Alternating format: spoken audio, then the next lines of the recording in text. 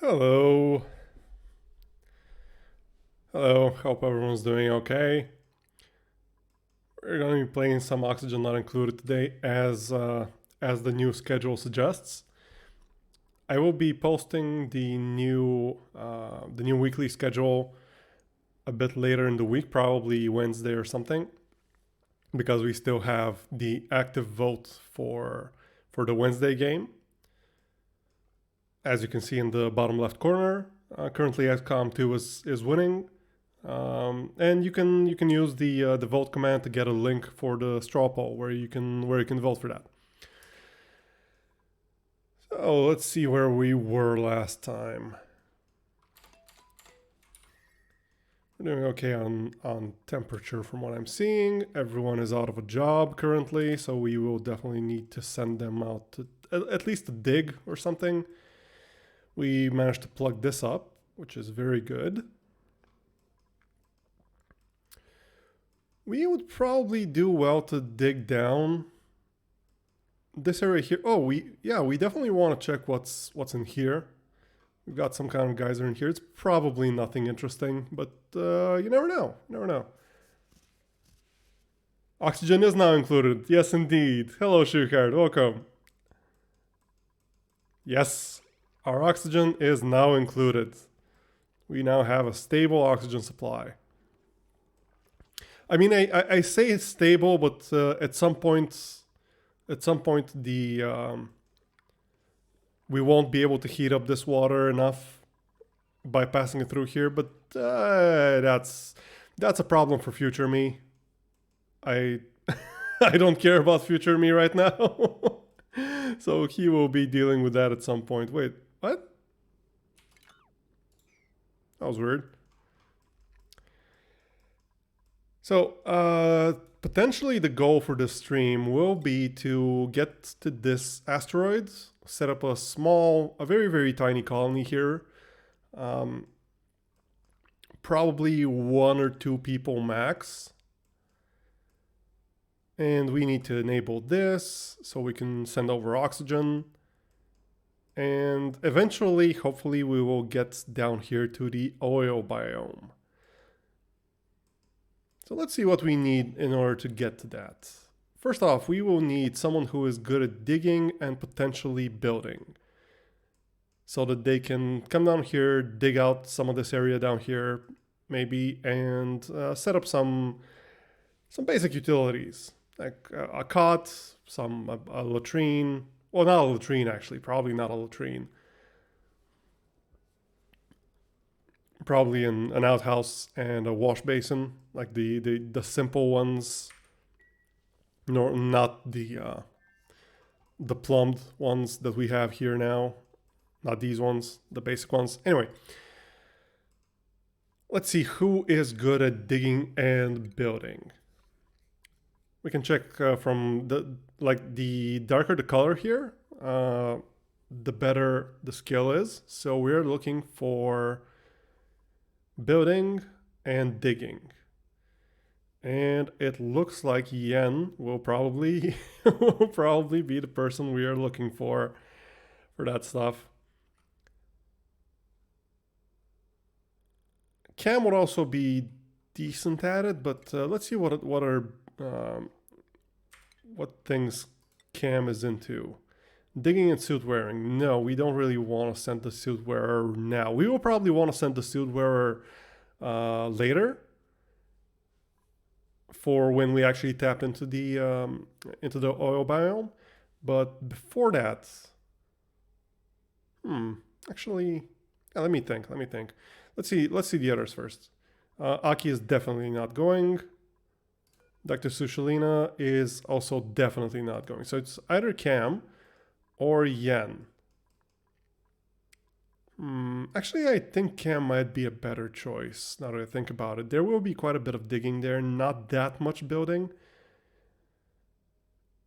And as long as Cam's there, we won't need to swap around any dupes. Cam can just stay there and go into the oil biome with an exosuit whenever we get to that. So yeah, I think we're gonna send Cam. So before we send Cam, let's just take stock of what we have here and what we will potentially need. So in the beginning, let's see. Do we have access to any pre-built toilets? Because there are occasionally pre-built outhouses and stuff, but I don't see any here. We got this, but I don't think we'll use it.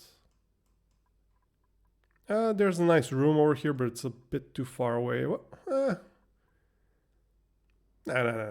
We'll just build a cot like here or something. So we will need to hurry along with the latrine. Not the latrine, the outhouse. And we'll need water for that. I think this water will be our best bet. For now, at least, until we can... This will take a little bit of planning. I will want to drop this water and this water down here, potentially. So first I will need to... Okay, this will be enough for now. This will be enough to get started. We can think about how we can get this water down here later. But for now, what we need to do is... Yeah, we can't actually... I wish you could like place down plans or something, even if you don't have the resources, just so you can like line out everything before you do it. But let's see, this goes here. So yeah, we'll put a ladder going down here. We will put a pitcher pump down here. And probably the toilet will be here.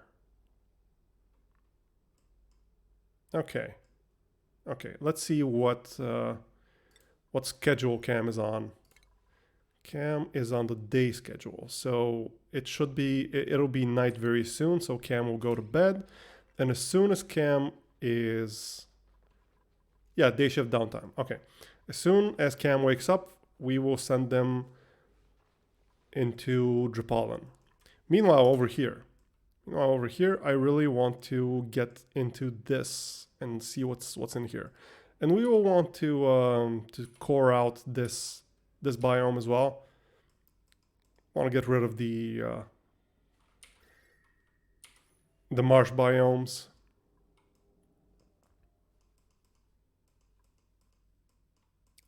So let's grab this, go down. There are no drums here. Nice. That's actually very good. That's actually really good. Probably don't want to make a larger opening here.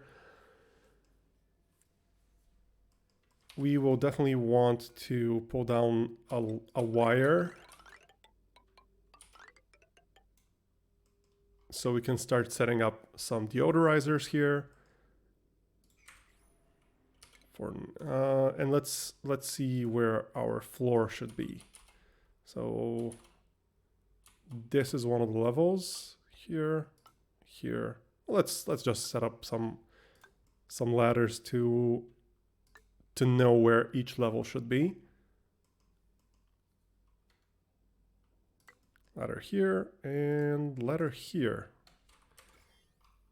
Okay.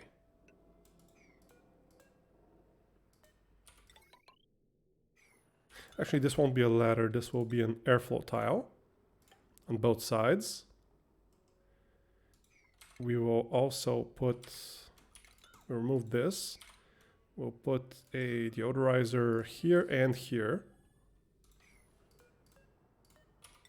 Some wiring. Deodorizers will go here as well.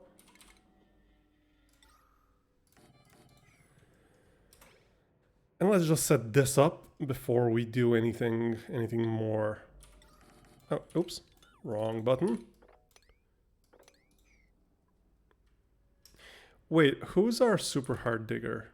Is it Cam? I think it's Cam. Yeah, it is Cam. Hello, Vito. Welcome. How are you doing? Hope you're doing well. Yes, Oni time. Um, Great. I'm a little bit tired, honestly, but it's nothing too bad. I'm taking steps to get everything under control. Just been streaming a bit too much lately, and so I'll be removing one of the 4 streams I do a week, starting this week. It'll just be Monday, Wednesday, and Saturday.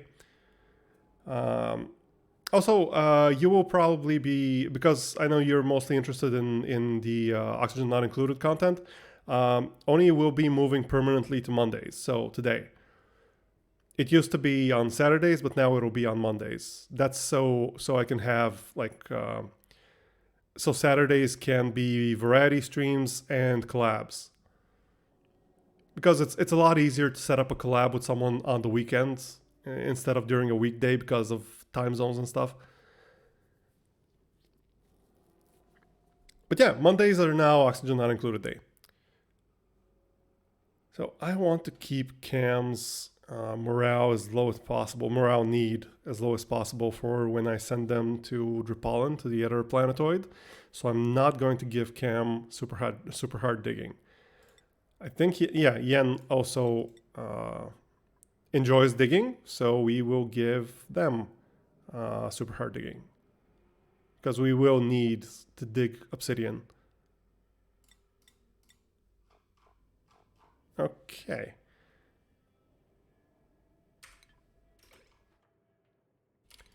Let's tap into this and see what's in here. Meanwhile, Cam should be... Wait, is Cam awake already? No, Cam shouldn't be... Ah, there. Okay, okay. So Cam will wash up, have dinner, go to bed, and as soon as they are done with sleeping, we will send them to Dripollen.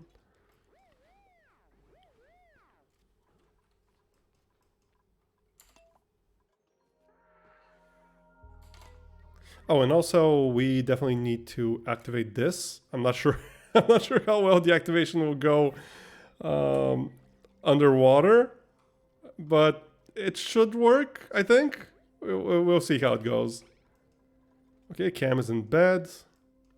We also really want to activate this. Dr. Sushalina is going to dive in, and oh, or not? Wait. Huh. Not sure why she picked that direction, but it's fine, it's fine. Oh, we have a new printables. We can actually really think about a new printable now for this colony, because we will be sending off one of our colonists to the other planetoid, so we will be down one person here. But we shouldn't like take just anyone though. We should take someone who is actually good. So excavation and agriculture, we don't need it. Medicine, we absolutely don't need it. Piloting, excavation, and machinery. We do want machinery. And excavation is always good. I'm not sure if we want piloting though.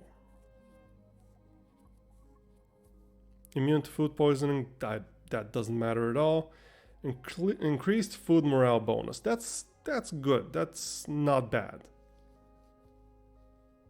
But decreased cuisine. We do want someone who can also cook. Even if they're not great at it, someone who can actually do it. So no, I guess we won't pick any one of these as well. We will go with the Joya seeds.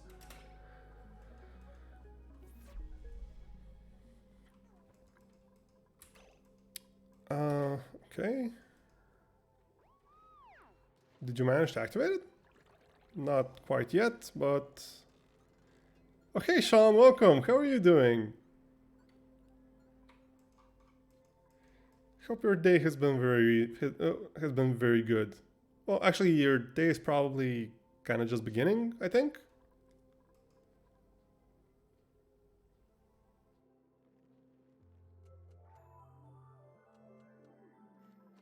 Okay, Cam is up, and we can send them to Dripollen.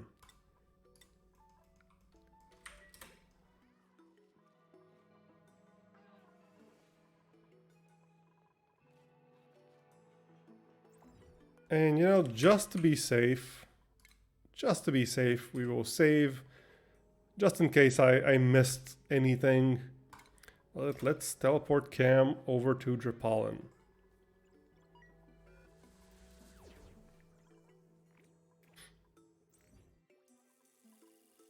There we go.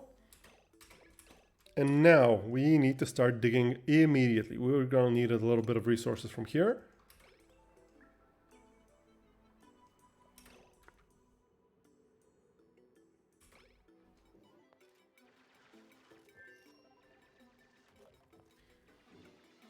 And as soon as we're done with that, we will start building a ladder down here.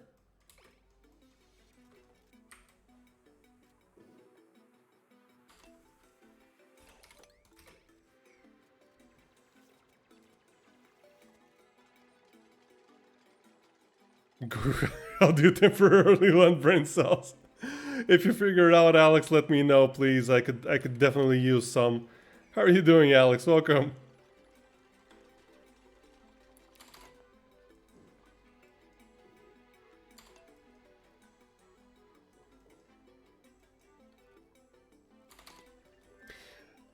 So I'd like to draw you guys' attention to the bottom left corner of the stream. This will be up until like probably Tuesday, maybe Wednesday noonish my time or something. It's a vote for what game I should play on Wednesdays next. Now that we've completed Star Control 2 / the Arquan Masters. Currently XCOM 2 is winning in the vote, but Knights of the Old Republic and Control are pretty close. So your vote definitely counts. And I mean, even if everyone wants to vote for XCOM 2, that still counts. That still lets me know that you guys are really interested in that. You can use the vote commands. It's this, and there you have a link to a straw poll where you can just vote for whatever you're most interested in. Here again, my Twitch like now, Harry. Oh, no worries, Sean.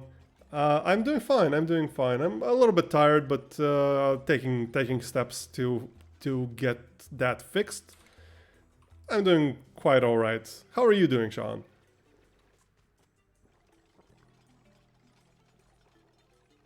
You know what I just realized? Holy crap! I just realized that a single segment of ladder, a 1 meter tall ladder, because tiles are 1 meter. 1 meter by 1 meter. A 1 meter tall ladder weighs 100 kilos. What the hell? Wait, what's here? Oh, bog bucket. Okay. Doing good? Nice. Very happy to hear that.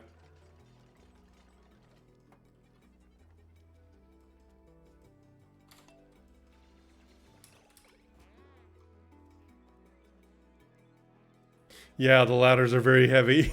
Like you can see there. Their mass is 100 kilos. I really like that they also look like they're wooden, but they're actually made of rock.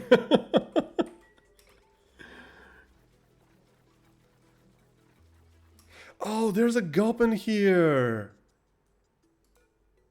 Oh, that's cool. But it is somewhat cold here, actually. Yeah.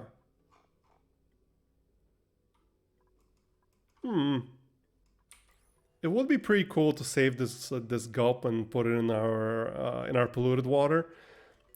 What gulps do is, like, gulps are a variation of pacu fish. Basically, almost every critter in the game has variations, and you can actually see like egg chances. You can see what odds there are of them laying different kinds of eggs. So this pacu has a 96% chance of laying a fry egg, which is just a pacu egg, like a regular pacu will come out of it, or it can lay a tropical fry egg or a gulp fry egg. A gulp fry egg will result in a gulp. A tropical fry egg will obviously result in a tropical pacu. And it depends on the temperature, specifically for the pacus. It depends on the temperatures. I think other, yeah, the other critters have other factors in there, but for the pacus, it's entirely up to temperature. So gulp chances increase between minus 30°C and 5°C. And the only real difference, at least as far as I know, I haven't really delved much into all the critters, especially not the pacu, but the big difference here is that the gulps are a bit more special in that they actually consume polluted water and they clean it. They turn it into clean water. They do it at a very, very slow pace, like it's very, very slow. But they do it. And if you just have a bunch of gulpfish, like if you just have a bunch of pacus in a cold, polluted water tank, they will eventually clean all that up. Does that mean that the dupes are about a meter tall? No. They're about like, see, they're almost 2 tiles tall. So they're like 1.5 something. You voted, Alex? Thank you. Thank you. I really appreciate that. It's really helping out because I'm really not sure what I should play. Wait, what? Why is it? Must be built on unoccupied space. What? What, is there another bog bucket here? Huh. Okay, nice. And let's put in the pitcher pump here. We actually don't need this. We need to be very, very quick with this. So we will just put a pneumatic door here.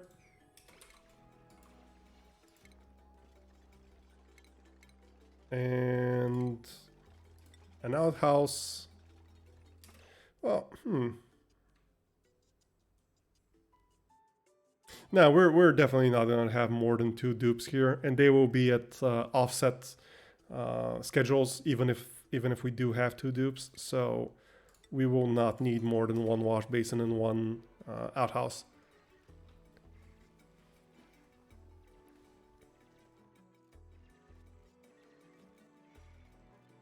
Okay, looks like XCOM is even more in the lead now. Very interesting.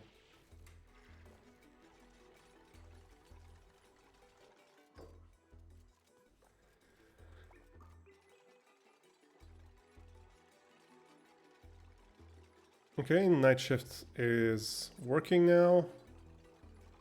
Just want to make sure this is built as quickly as possible. No. Also, we really want to remove Cam's priorities because they will be doing everything here, and they should prioritize tasks on their global priority, not on their personal priority. So this will be priority 7. This will also be priority 7. Insufficient resources. That's not true. Here it is. There we go. And now please supply this. Get some dirt. Nice. Okay. And now we can finally build a cot, which, let's see, would this work? I don't think any of this is considered, what's it called, industrial machinery. I really doubt it is, so it should be fine as a bedroom. Well, as a barracks, really, but still. Once the first game is done, you should go for it. Yeah. I will probably play all of these at some point. I might do another vote after we're done with XCOM 2 with the remaining 5 games. Maybe add 1 more to the list. I think it's a fun idea to put that kind of stuff to a vote. Okay, we are done with the basics here, like the absolute basics. So I would like to dump the remainder of this water in here. So what will we need to accomplish that?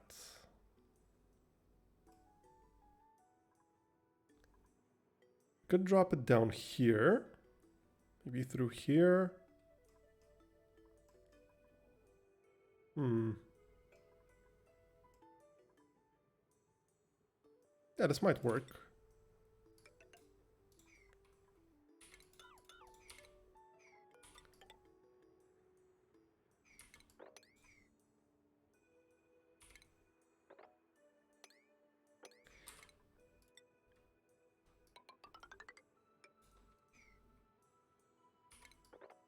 Yeah, let's mop this polluted water here, and then we will get what little water. Well, it's not that little. It's like there's at least one and something full tiles here.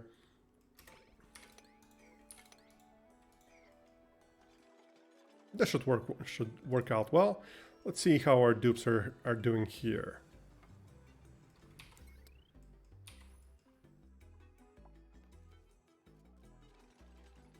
Oh, we accidentally tapped into this oxalite.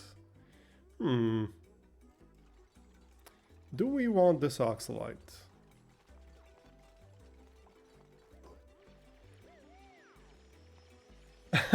Thank you for the setups, Alex. Okay, give me a second. Let me reduce the speed here, and you guys can watch as they're building here. Let me do the setups now.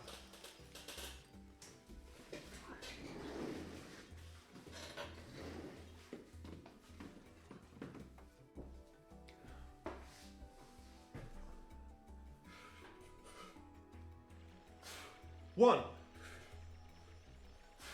two, three, four, five.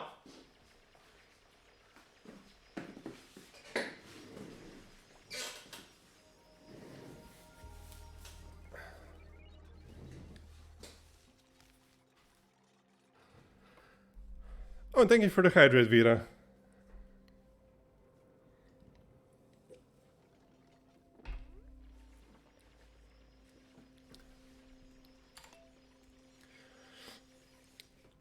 Yep. Perfect timing. I do appreciate the exercises, really. I should be exercising a lot more than I am.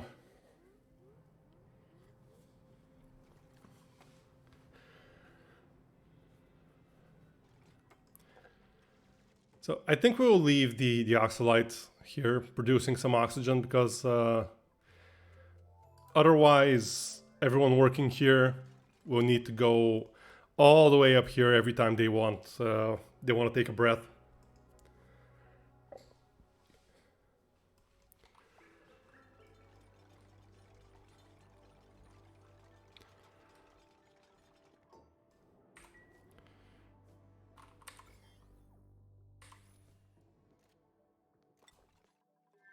Okay, how's Rapalin doing? Oh wait, gotta dig these two out as well.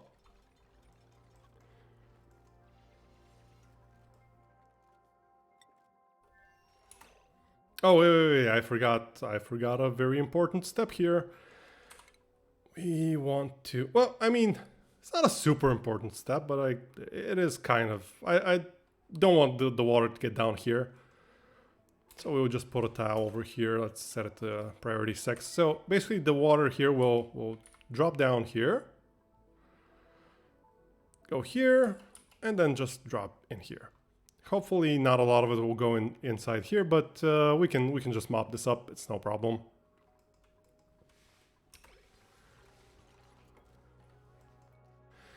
There's quite a few Paku around here.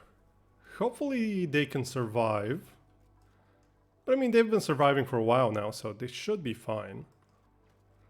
Because we can actually use them somewhat as food, because whenever they die, they will drop a Paku fillet.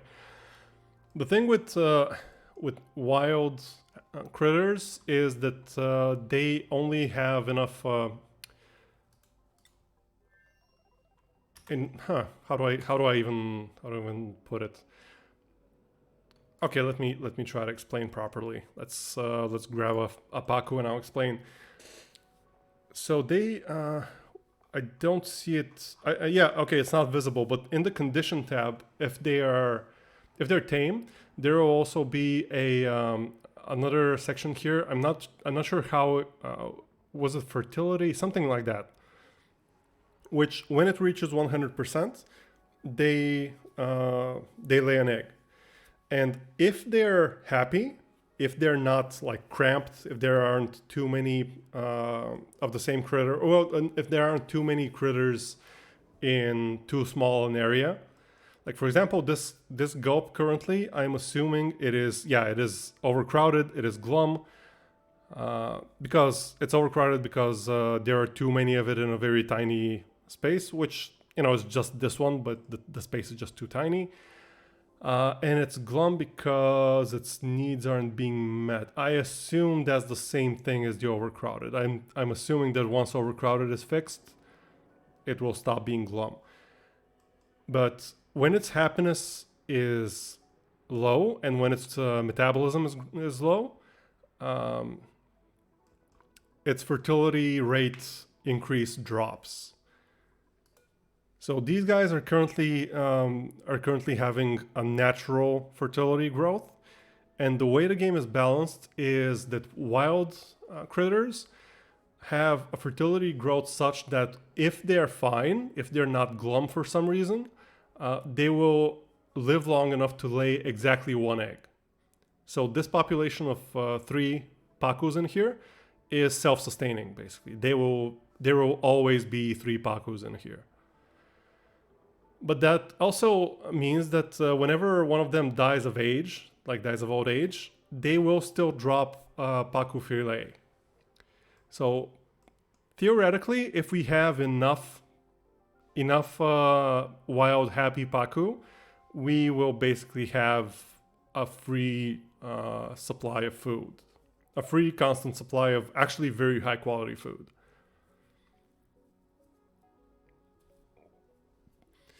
I don't really know the calculations though. I don't know how many of them we need for them to supply us with enough food consistently for one colonist.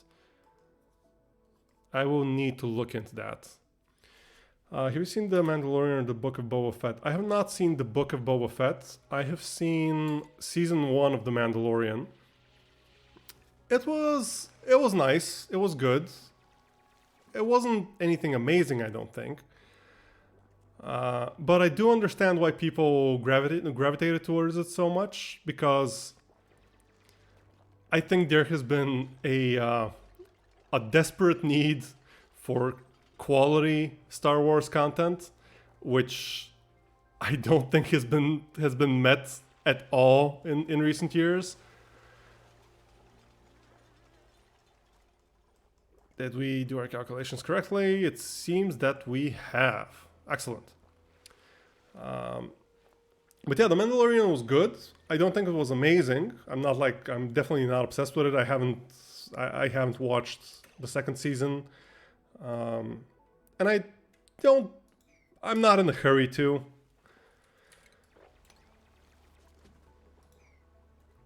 And that's actually why I haven't watched the Book of Boba Fett either. Honestly, I've never understood the appeal of Boba Fett. I'm sorry if that sounds like heresy for a Star Wars fan, but I just never got it. Like, he's a dude in a mask who doesn't say anything, and that's pretty much it. I'm sure the show is good. I just don't have any pre-existing interest in watching it. Okay, I think we're done here. Oh, hello, Candu. Welcome. How are you doing, Candu? Congrats on affiliates. Congrats on affiliate, my friend. I'm so happy for you.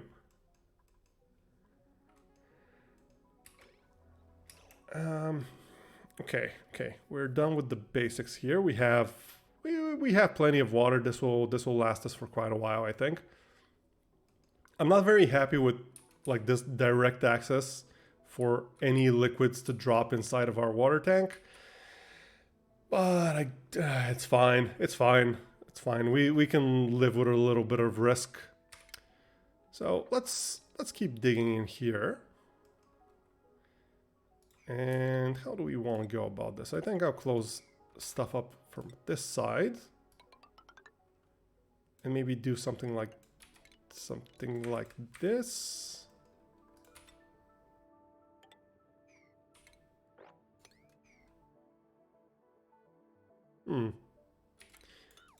Well, let's leave these. Let's leave these. Maybe we will want to harvest them.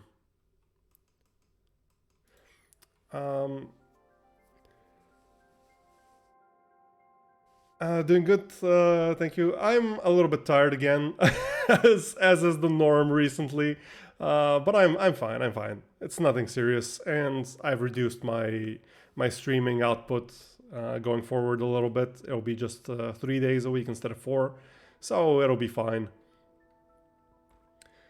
Too many wrestling matches. yeah, kind of. Wait, what am I doing? What am I doing? No. I should not be doing this. What am I doing? No, only from this side. Only from this side. You should never have 2 exits out of a toilet. Never have 2 exits. You can have 2 entrances, but never 2 exits. Meteor, but now that I'm watching episode 2, I kind of have an interest. I see. That's very good to hear. Actually, that is very good to hear. It means that they've actually done their job and they've written a good show. And who knows? Maybe I'll love the character after I watch it as well. I will probably watch it at some point. Some of the newer Star Wars content is good visually, but story-wise is a bit meh. Oh, don't get me started. Oh, don't get me started on the new Star Wars. I could rant about that forever. I will never not be upset at what they did.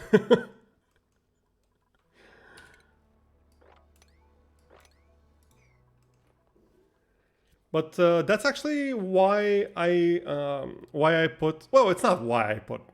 I'm talking out of my ass a little bit. But it's.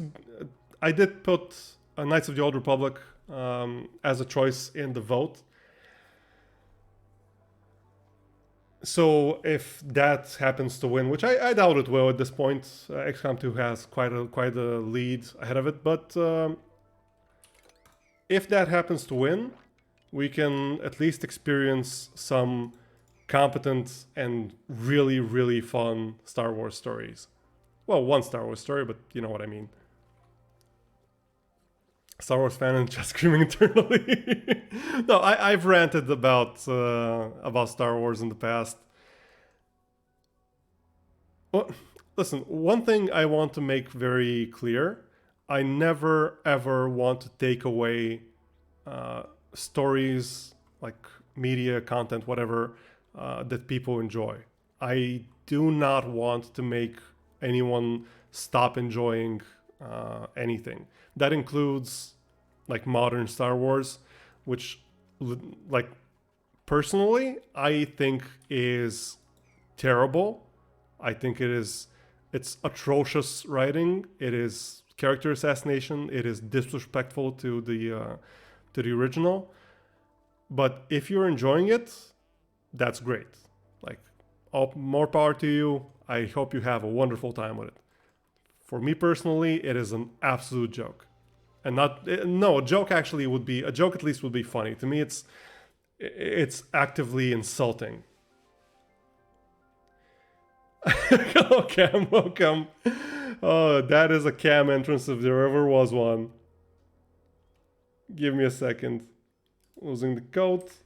Let me put on my timer. There you go. And bark. Ruff, ruff, ruff. There you go, Cam. How are you doing, Cam? I hope you're doing well. Disrespectful? Yeah, disrespectful is one word you can use for it, for sure. I prefer insulting. I think it's a lot more apt and a lot more like it details the situation a bit better. What are you angry about? To answer your question first, I'm okay. I'm a little bit tired, as is the case usually, but like recently, well, it's not too bad. Nothing serious. I'll be able to get some rest soon, I'm sure. As for what we're angry about Star Wars.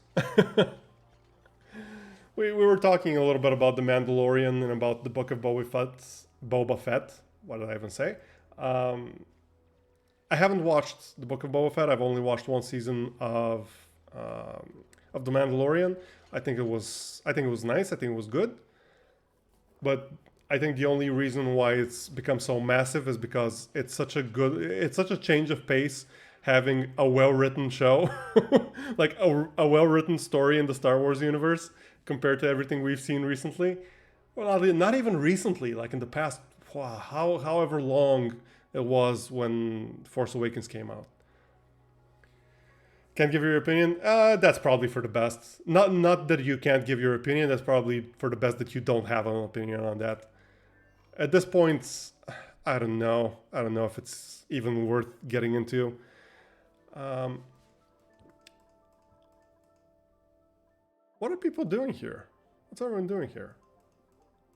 Oh yeah, I remember what I should do here. I need to make some storage. Where should I put the storage? Maybe up here, or no, up here, up here. Let's put it up here. How many tiles is this? 9 tiles. 9 tiles, so it's up here.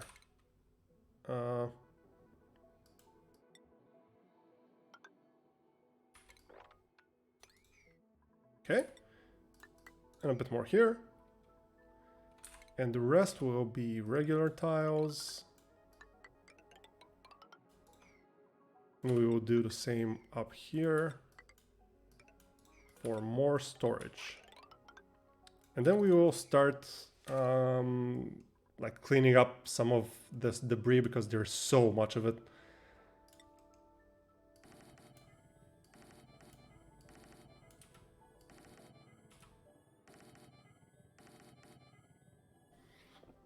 I'm leaving a bit of space in between them because I eventually want to put in some statues there for decor reasons. Okay, now you guys have tons of work to do. And this is actually a polluted water vent. Oh, that is actually not bad at all. 30 degrees is a little bit warm. It's a little bit warmer than I would like. But this is actually not bad at all. The thing is, it's going to be contaminated with food poisoning, but that's why we have this. That's why we have this entire system. We can just fill this whole place up with water from this vent, and it'll all get cleaned up and dumped into here, and we'll have tons and tons of new water. Oh, that's very nice.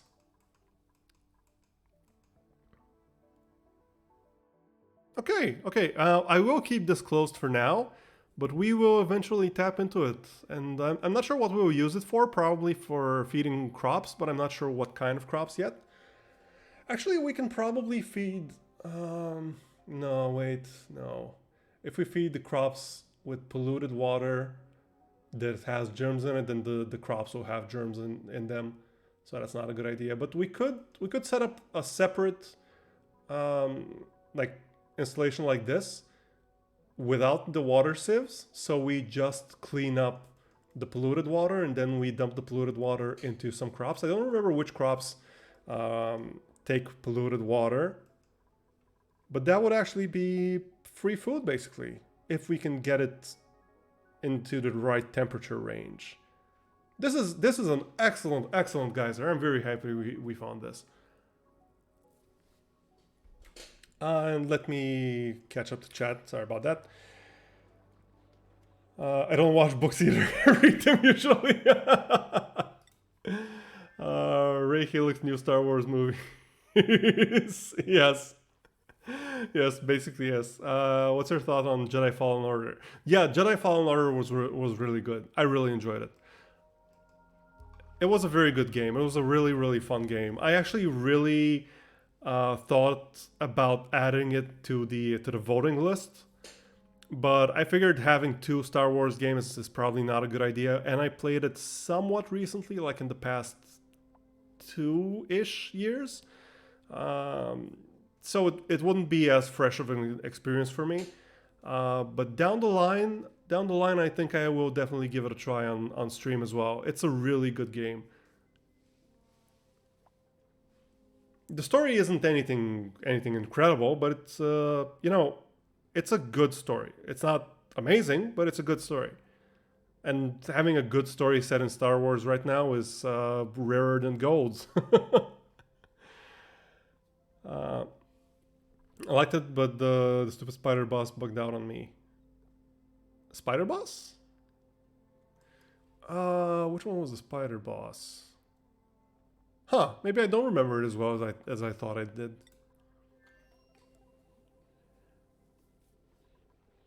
Oh yeah, yeah. Go eat something, Cam. Have a very nice meal.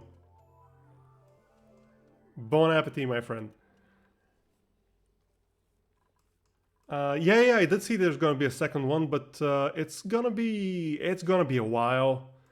I think it was set for release next year or something like that. I think, and we haven't seen anything of it yet. I don't think.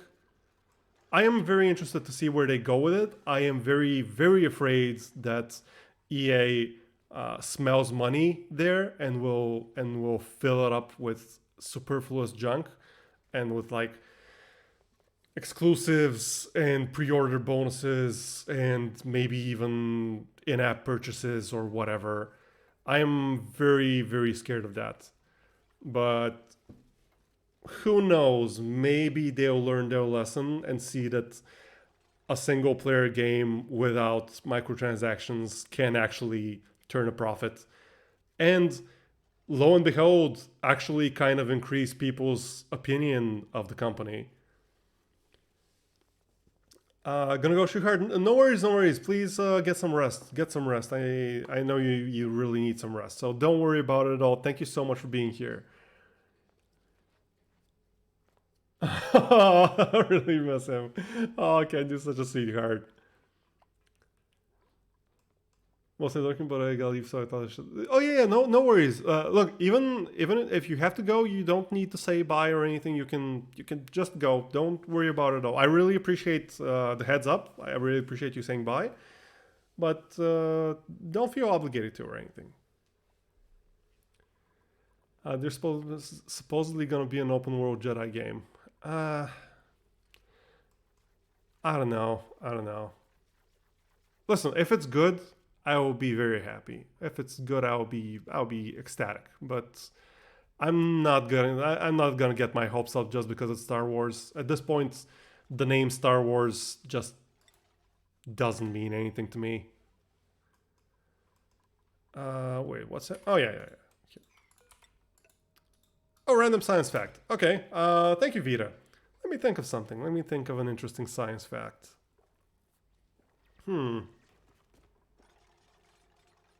Okay, I got one. Thankfully, this time it was a bit quicker. It didn't take me like 20 minutes like last time. Um, there are plans, like there are theoretical plans for a spaceship engine, kind of sort of engine, that would be able to like I mean in reality, like I mean real actual scientific plans for a spaceship engine that would be functionally, not literally but functionally, faster than the speed of light. The way that would work, and it's also it's kind of funny because it's based on, it's kind of based on Star Trek. I'm pretty sure Star Trek didn't come up with this idea, but they had it in there. Their drives are called warp drives, and the way they're explained is they basically warp space. What they do is they take the space that is in front of the ship and they compress it. They make it smaller, and that allows them to functionally be faster than light because they're going through that space at a lower than light speed, but that space is smaller, so they can actually get to wherever they're headed to in a reasonable amount of time. The problem with that, it's a pretty big problem, is that they need something called negative energy, which we don't know. We've never seen, and it probably doesn't exist. But if it does, if it's possible to get energy, to get a negative quantity of energy, then it's theoretically possible to build that kind of drive. Now, the math all checks out. The math is all there. The problem is that the energy required in the equation is a negative value, and we don't really know if that's possible. It's probably not, but who knows? Maybe it will be. Maybe there are ways of getting negative energy that we don't know about. The other problem, which is also quite a big problem, is that it would require how much energy was it? I think it would require energy equivalent to the mass of what was it? I don't remember, but it was something. It was something on a planetary scale, basically, like the size of the Earth or something like that. Like if all the mass of the Earth turned into energy, that's the amount of energy you would need to power that drive, that engine. So theoretically, kind of, sorta, kind of, sorta possible, maybe potentially theoretically, but practically no, practically not even close. At least with our current level of scientific understanding and our current energy output. All right, Sean, no worries, no worries. Thank you so much for stopping by. Hope you have a wonderful rest of your day. Who's idle? Cam's idle, of course. Well, we can't have Cam activate this because Cam is not a scientist. So what else do we want to do here before we bring in the scientist? I guess I would really like to have all of the polluted water down here with all the Pakus. So let's plug this up.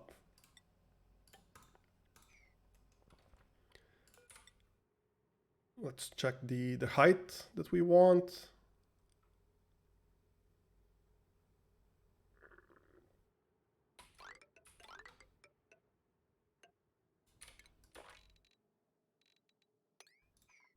Okay. We will definitely want to replace this polluted dirt here because so the way polluted dirt works here is it off gases similar to the oxalite, similar to this oxalite over here. It emits oxygen, like this oxalite emits oxygen, which means its mass gradually turns into oxygen. So these will eventually disappear as they turn into oxygen. There was actually an oxalite tile here, which is gone now. The same thing happens with polluted dirt, except they emit polluted oxygen. They emit it very slowly, and there is a lot of dirt, so it will take quite a while. But we don't want any surprises. We don't want these tiles here, these polluted dirt tiles here, to disappear. So we're going to replace them with regular tiles. And what we're going to do is we're going to go down here and we're going to dig all of this out, so we can make a reservoir here for all of our polluted water that we will get from up here. This game is a constant grind. Yeah, it basically is. Timer is up, code is back on.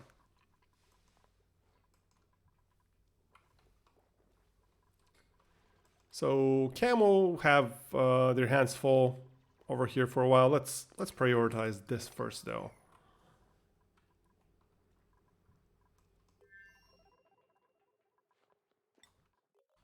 What are we doing here? Oh, actually these guys will be pretty busy for quite a while. I guess we should give them the job to core everything out in here as well. So let's go down here. Okay, this is a little bit unfortunate, but that's how it lines up, so.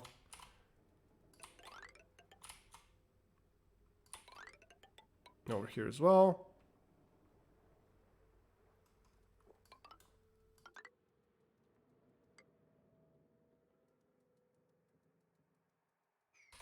And let's start digging out. We will keep this closed up as much as we can. I'm pretty sure this tile here, like this tile here, is the one keeping the water vent closed off. So we will, but I'm not sure if it's this one or this one. I think it's this one. Anyway, so we will keep all of these around, which means that we will have to have an alternate route up here if we want to continue digging this area out. So let's put one of these here so they can reach this. Oops. Wrong button. Let's dig this.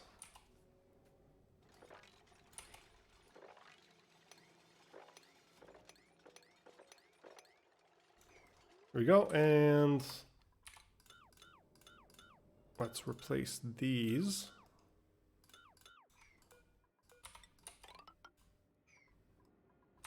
With airflow tiles.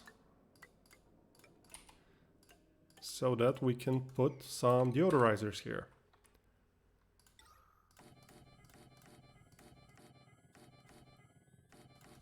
And let's supply them with power.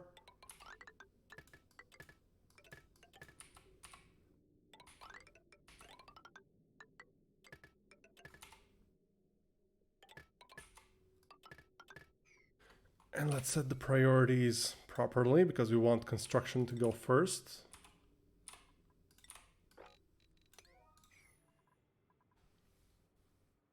Hello, Moni. Welcome. How are you doing, Moni?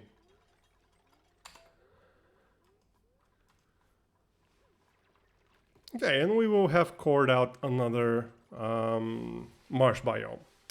Bufflet Prince Egg. Where? Oh.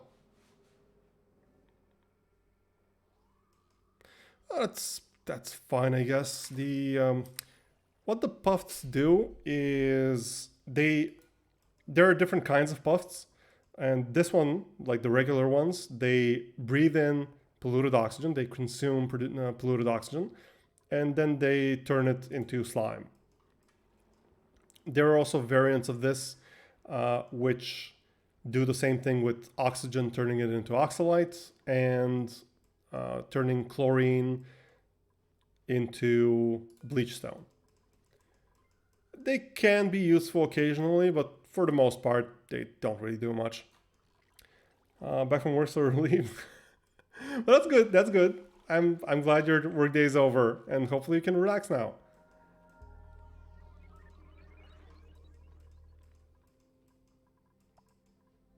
Okay, we should also after this part we will dig up and use, actually no, first we need to send our researcher. Who was our researcher? Oh yeah, Dr. Sushilina, of course.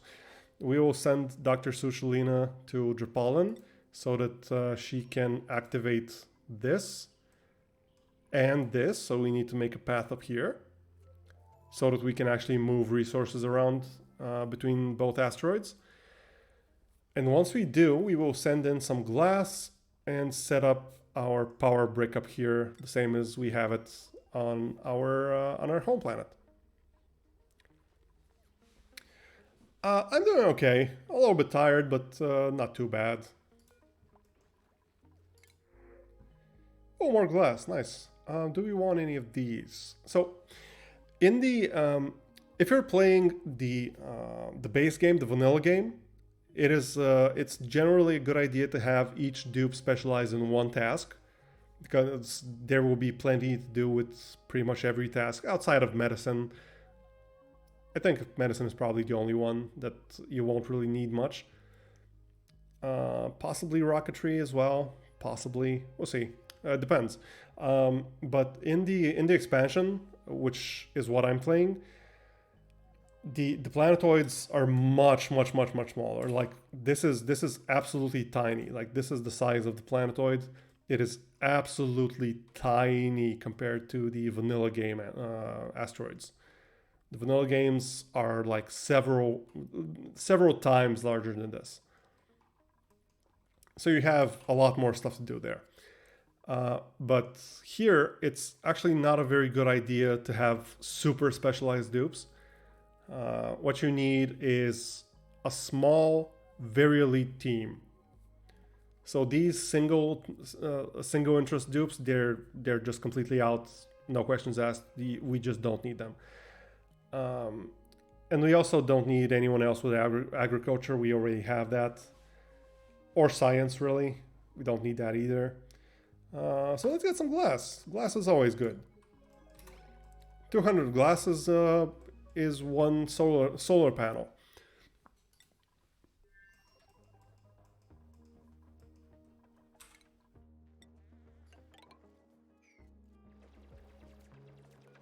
The other thing to look out for in this biome is mud, like be it polluted mud or just regular mud. Like here's clean mud, and polluted mud. Here's polluted mud, because mud has sand physics basically. If you dig out underneath it, it will drop, and there's a lot of this stuff around. So you can very easily flood places that you don't want to flood if you're not careful about removing the muds in due time. That's why I want to set up this floor here so we can get rid of all this mud. So if we eventually dig up the area underneath, it's not a big deal.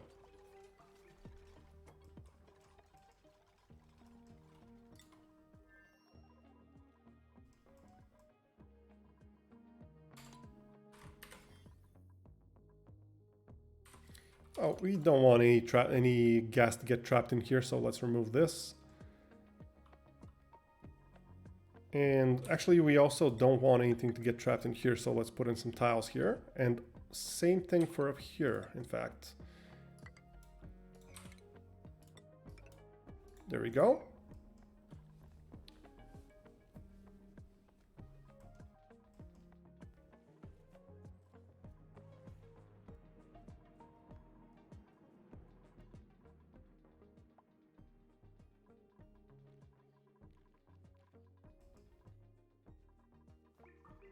Okay, I think we're doing well. Camp has hypothermia. Yeah, that's to be expected. It's not dangerous. It'll just slow down their work speed, I think. What does it do actually? Oh, it reduces their skills, some of their skills. It doesn't reduce digging, so it doesn't really matter much.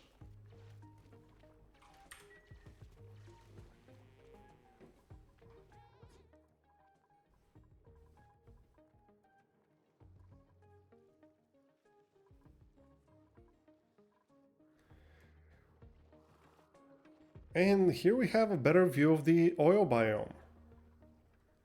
So as you can see, it is very hot. It is like 70, 80 degrees. There are several oil reservoirs here, which we can later use to get infinite oil. The way they work is you pump in clean water into them, and that makes the oil come out. So technically it's infinite oil, but you have to dump in infinite water inside it to get the infinite oil. So it basically transforms water into oil, mechanically speaking. And you might notice this thing here, this spore kid. The spore kid is kind of annoying because You see how this oil is full of zombie spores. So I haven't actually had any of my dupes catch the zombie virus. It's not as bad as it sounds. Really not as bad as it sounds. Oh, hello, Asaki. Welcome. Thank you for the lurk. Thank you for stopping by. I hope you're doing well, Asaki. But yeah, the zombie virus isn't as bad as it sounds, but it's still pretty bad. I think it's by far the worst of all the viruses. Its temperature range is ridiculous. Like you have to cool it down below 100 degrees or like around 300 to kill it. It's if it's in anything other than like if it's anything solid or liquid that is not coal, diamond, carbon dioxide, natural gas, sour gas, crude oil, petroleum, naphtha, and methane, it will die. But yeah, that's rough. That's very rough. But why doesn't it say anything about the actual disease? I'm not actually sure exactly what the zombie disease does. I'm quite sure it doesn't kill your dupes or like make you lose control of them or anything. I'm pretty sure it just reduces their stats a ton, but I'm not exactly sure what it does. But yeah, we will want to be very careful with this. Like this whole area, we will probably just close it off and forget about it.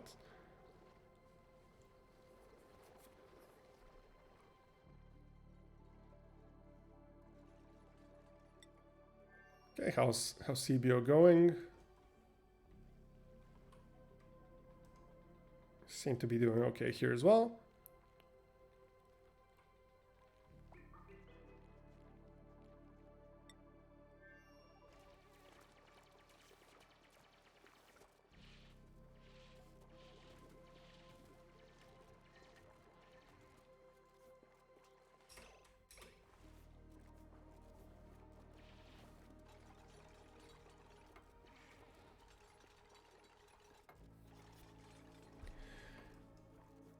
Okay, stuff is going well. So far, at least.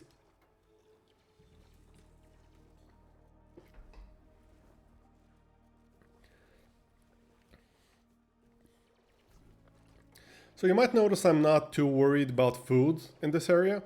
And that's because this ration box actually starts out with like 17, I think, nutrient bars, which is basically 17 cycles worth of food for one dupe.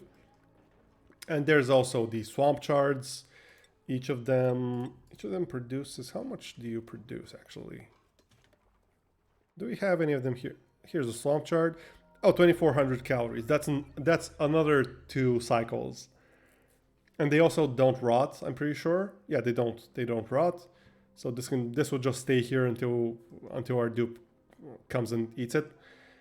So we've actually got a pretty big supply of food here for now. Like look at all these swamp chards. Here. There's a lot of them.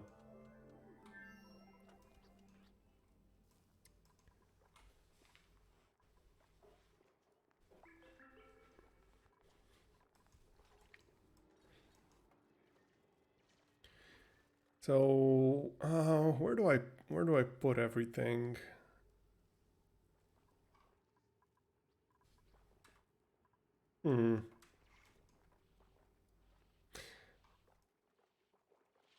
I think I will push this to the side a little bit, like maybe here or something. Oh, well, we'll see exactly how much.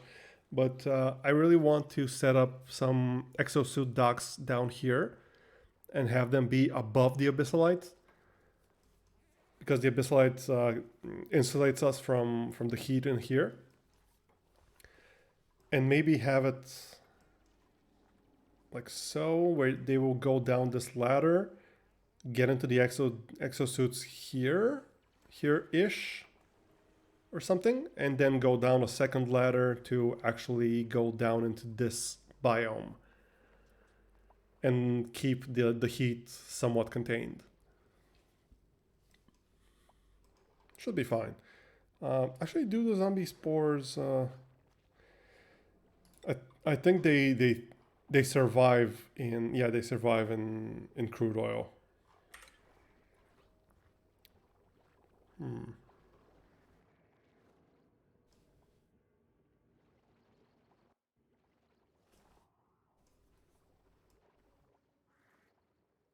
It's kind of interesting that there are like 3 oil reservoirs right next to each other here. I wonder if there are any more to the side. There should be one more, I think. Not sure. Who's idle? You idle? Yeah, okay, you're idle. Okay, let's plan this out a little bit. We can... Let's dig this up. Put a tile here so none of the polluted water gets in here.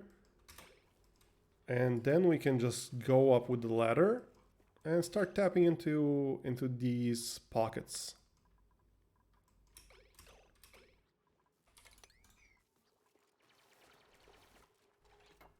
There we go. And let's just dig up.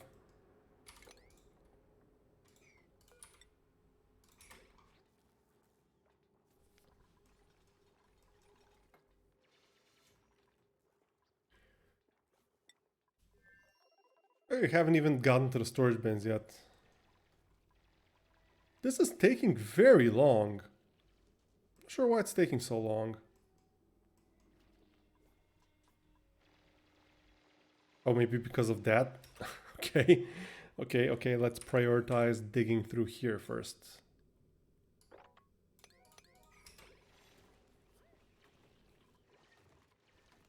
So there's a quicker path through here.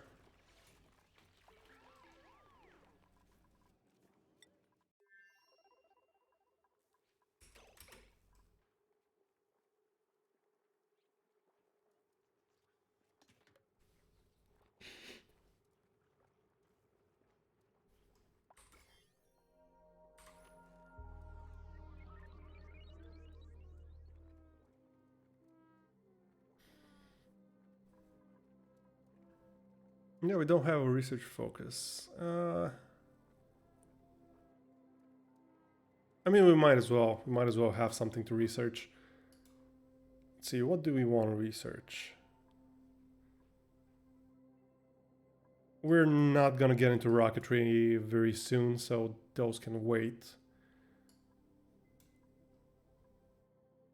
Auto sweepers, conveyors, these would be good, but again, not something we really need so far. Well, it can't hurt to have these, I guess. An apothecary and a hand sanitizer, just in case. And then we'll go into these, maybe. Yeah, okay.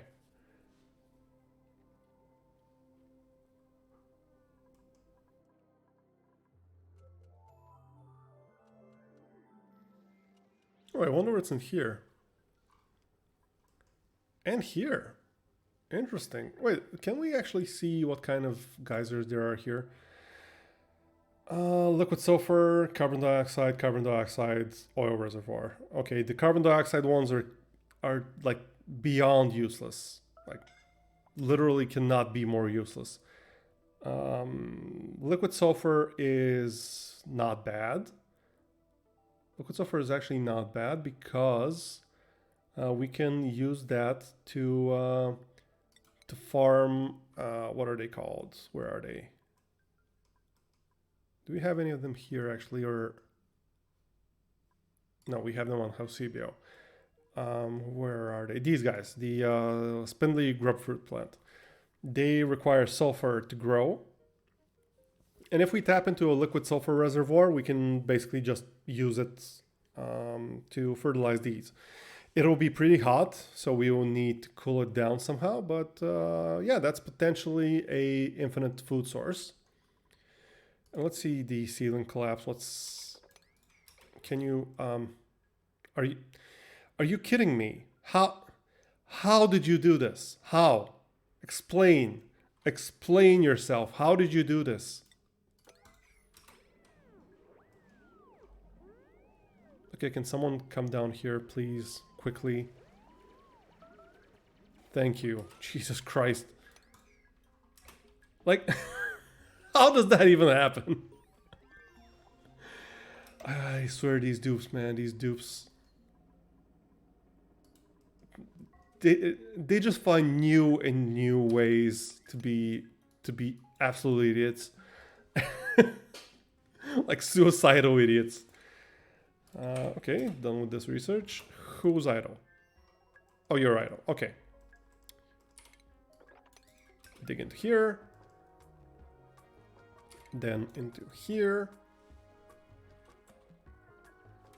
Oh, this is also water. Okay, okay, let's free this as well. Wait, what are you?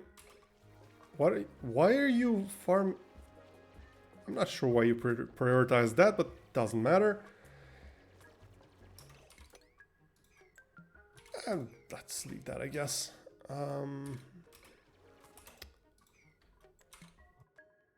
And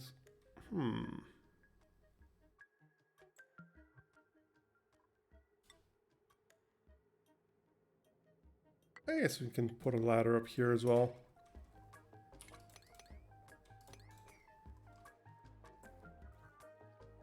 Okay, plug slugs, go away. We do not like plug slugs here. Plug slugs are not our friends. I'm not even sure where you came from.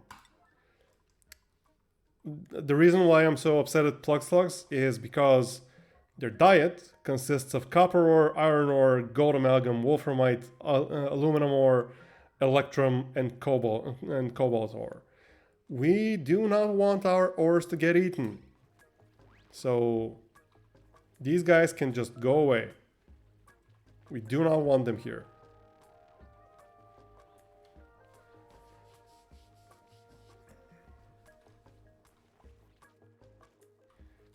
The thing that you can get from plug slugs, like in the beginning, they were when they first added them in the beta for the expansion, they were actually kind of broken because what they do is when they go to sleep, they will hang from the ceiling, and you will be able to use wires because they will actually produce free electricity for you.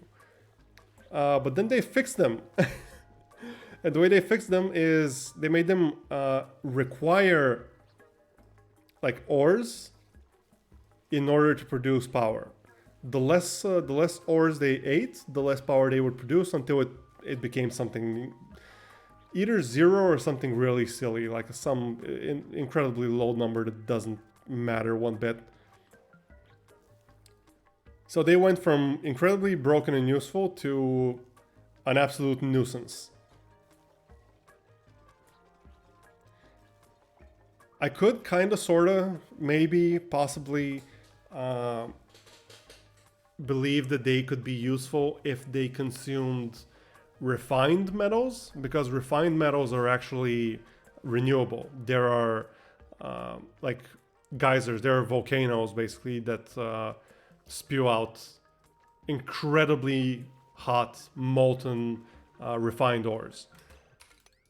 And if that was the case, sure, you can set up you can set up like a structure that would get all of the refined ores from the volcano, cool it down, and then you feed it to a room full of plug slugs. During the night, they go up to the ceiling. You have a wire there, and you basically transform refined metals into power. But they eat ore, and ore is not renewable. Well, I think it's technically renewable from like, not here, from like these locations, from these question mark locations. Some of them are like small, very, very tiny asteroids which you can't land on, which you can't actually, they're not a map. They're not something you can go to. But you can send rockets there to get materials, and those materials regenerate, basically. I think they regenerate infinitely. I'm not sure. And that's potentially one way you can get infinite amounts of ores. But that is... that's a huge pain. You'd have to automate rocketry, and that's pretty advanced stuff. Okay, let's plug this up. Let's dig through here. Oh, let's dig through here and then plug this up.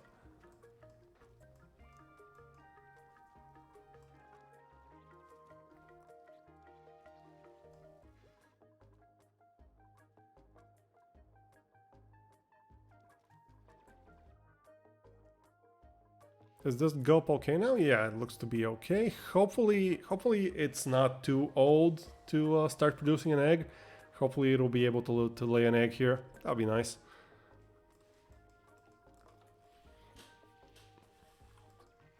Huh, we're getting this graphical glitch again. The polluted oxygen is orange.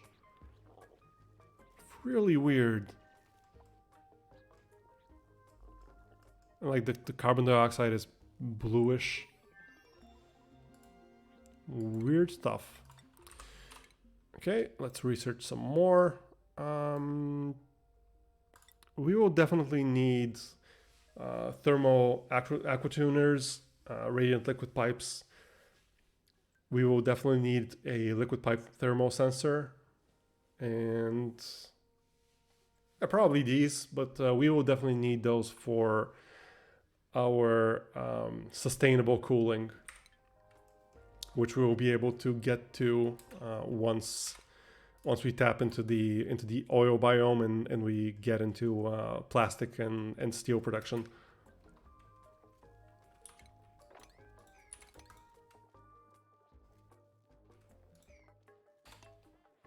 Oh, new printables, let's see. Strength, nope. Husbandry, science, creativity. We don't need husbandry though. Cuisine, nope. I guess we can get some coal. Probably won't hurt. Cam idle again. Let's dig this out so that this can flow over here. And let's go up.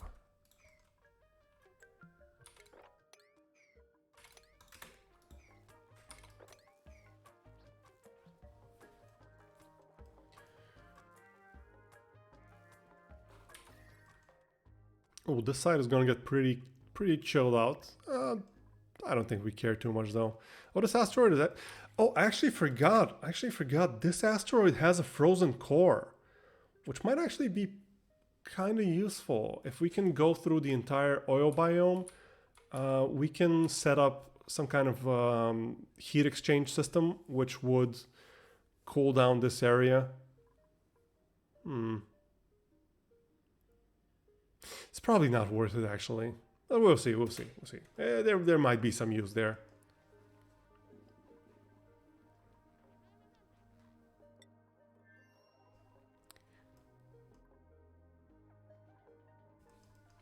Let's check on our oxygen supply here.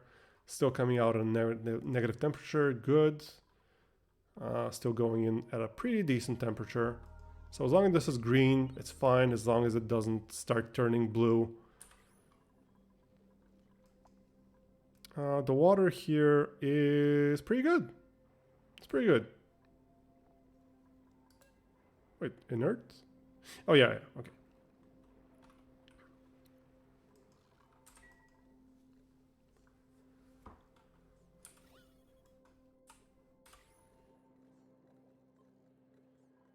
Yeah, and the gas reservoir is now full. So all the excess hydrogen just gets sent up here, along with all of this excess oxygen that we're producing. We're throwing away so much oxygen right now, but that's fine. That's fine. That's it's sustainable. It's sustainable. How's the temperature here? Seems to be okay.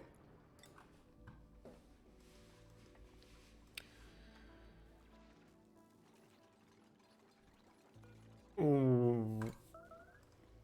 You need to go away.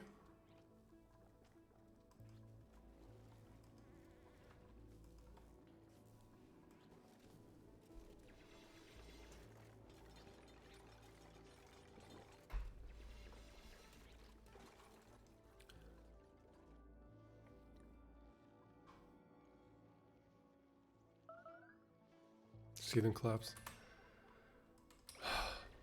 Okay, you have a way out at least.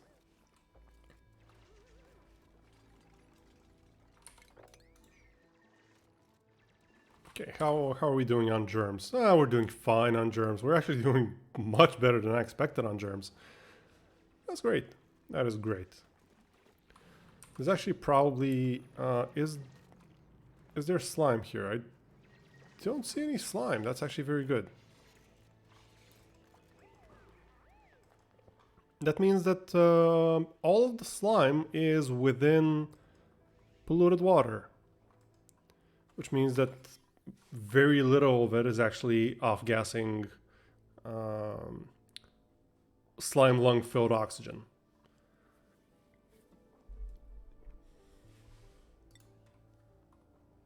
Who's idle? Cam's idle again? Yep. Keep going up.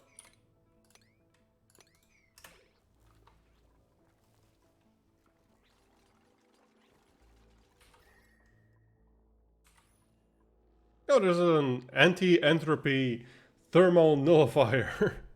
I'm not sure why it's anti-entropy, because entropy is like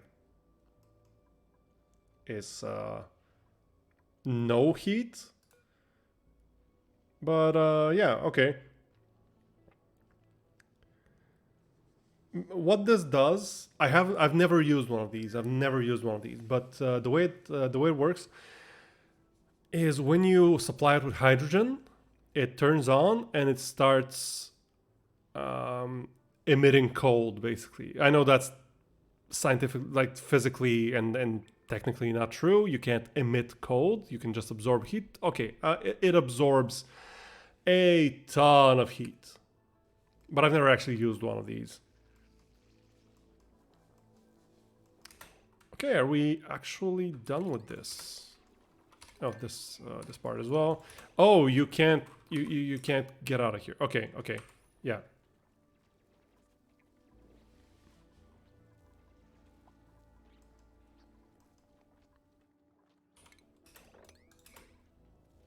Take this out. Take this out. This is actually somewhat full. Okay.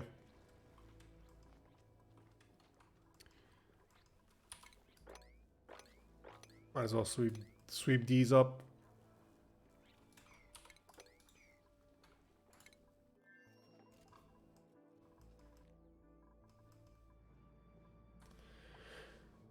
Almost done with this area as well. This little piece of slime here, let's dig it out as well.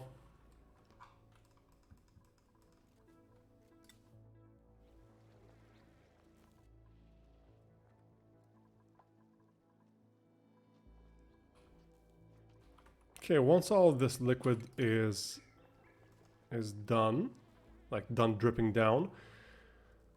Oh yeah, we need to actually tap into here as well. So what we will do is make some tiles here, and then dig out through this side, so it all comes down here.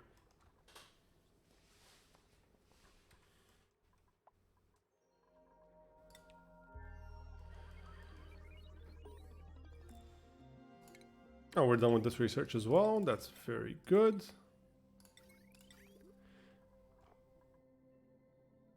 Uranium ore. You can actually make a thermal aquatuner out of uranium ore? That's... okay, well, that's impressive. I think that's pretty impressive, honestly. But what the thermal aquatuner does is you pipe in... let's pause so they don't actually build it. You pipe in a liquid through here. It cools it by exactly 15 degrees, and then it pipes it out. But as it does so, like that sounds super useful and super cool, and it is. But the way it actually achieves that is by pulling the heat out of it and into the surrounding area. So you need to cool the aquatuner itself.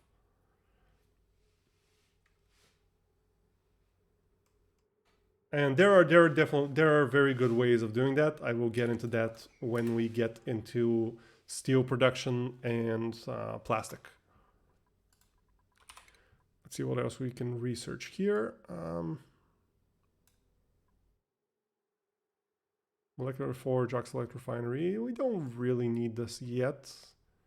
I mean, we don't really need most of this yet, but might as well research it now rather than later.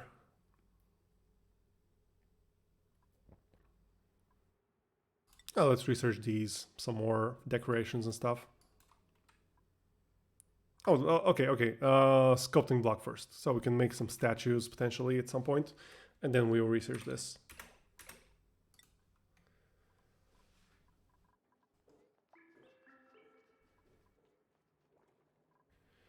Getting this out of here will be a bit tougher, but we have a good amount of water in here. We don't need constant supply through pitcher pump, so we will just plug this up somewhere around here, dig out here, it'll drop in, like we'll open this up, and it should be fine.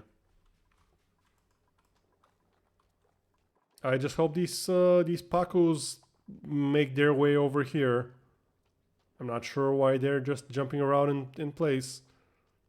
Usually the way Pacus work is they head towards the nearest cliff. I'm not sure why they're not doing that right now.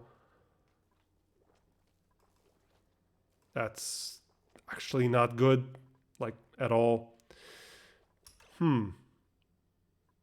Okay, let me think about this.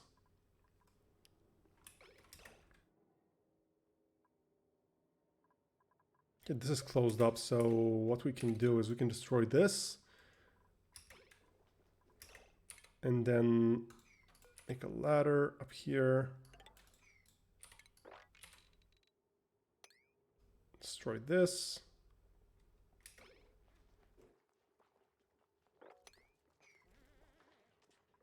As well as this.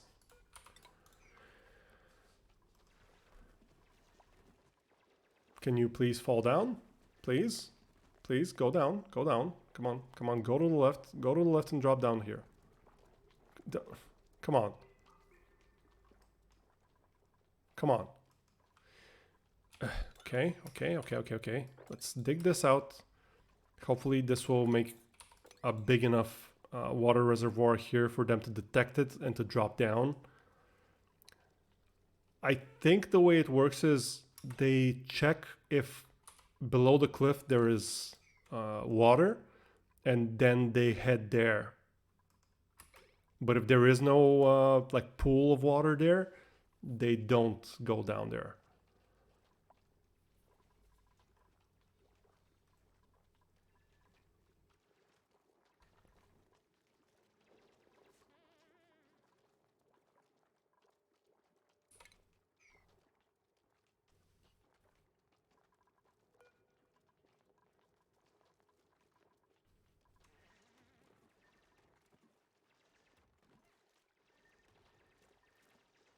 So will this make this pool of water big enough for them to detect it?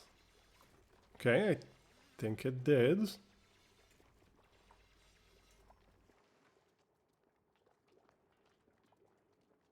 Okay, it did. That's good. That's good. So let's open this up. Oh no.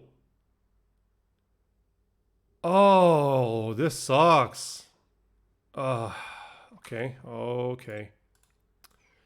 Where do I plug this up?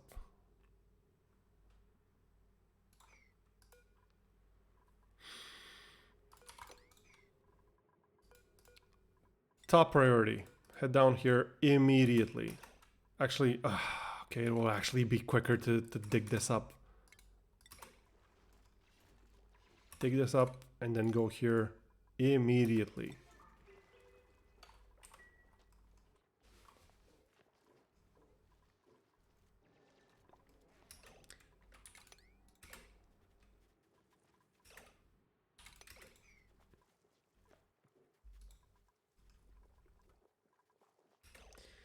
And we really need to plug this up.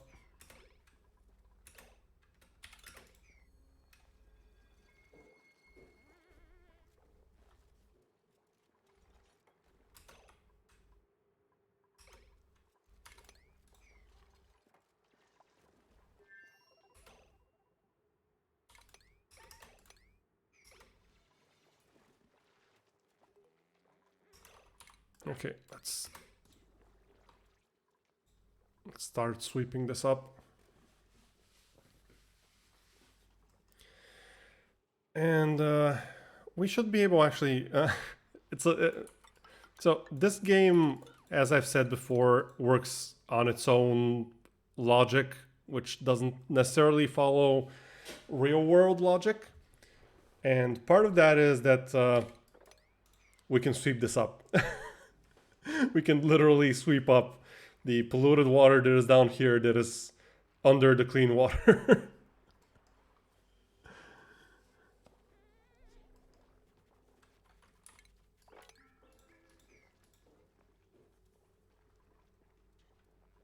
Ooh, this is getting to be quite a lot. Oh, and this is too big now. Great. How's your morale? How is your morale, Cam? 8. Okay.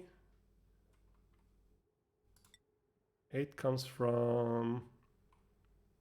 Oh, okay. We're fine.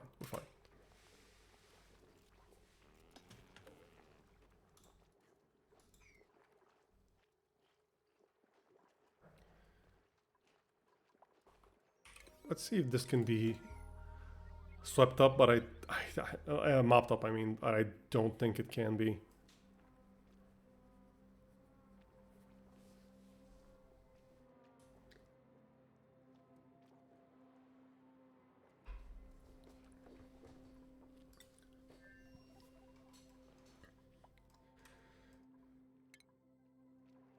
Yeah, I know, you have hypothermia.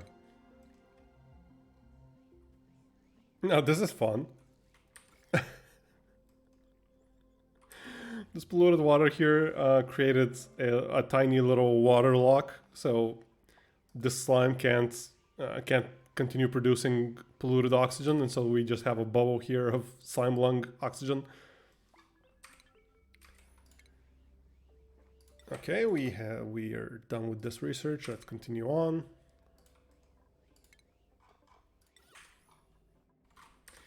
How are we doing here? We're fine. We're fine. I don't think any of the polluted oxygen is coming out. Is like coming out of here, so we're quite fine.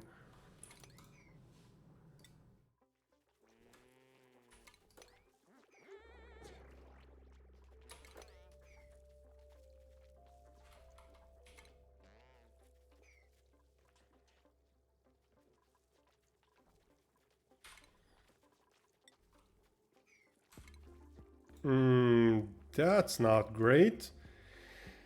That's not great at all, actually, because damn it. Okay, let me think. Let me think. I'm quite sure that if I build a tile there, it'll lock these guys in place inside the tile. Okay, let's break this and let's build up some tiles here so we can just remove this entire layer.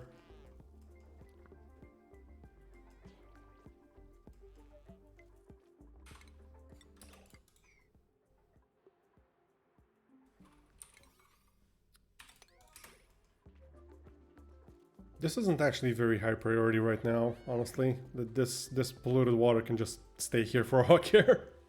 The gulp might even go into it and like eat some of it up, but fine.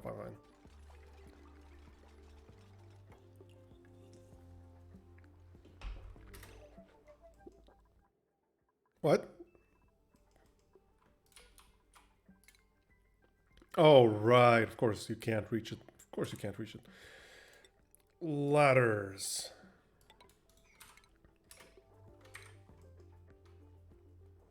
Hello, Never. Welcome. Ora! There you go. How are you doing, Never?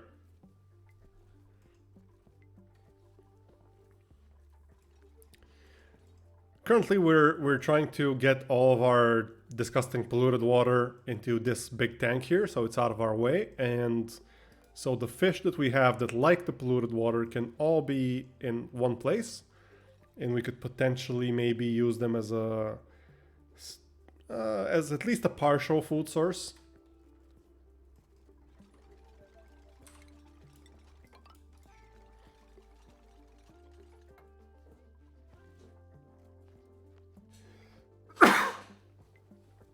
Sorry about that.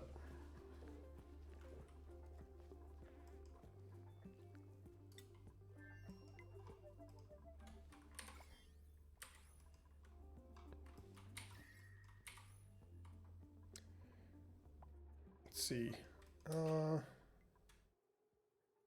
yeah, let's have them finish building. Actually, no. Let's start filling the stuff up. So we want to put everything here except for critter eggs, no bleach stone, no oxalite,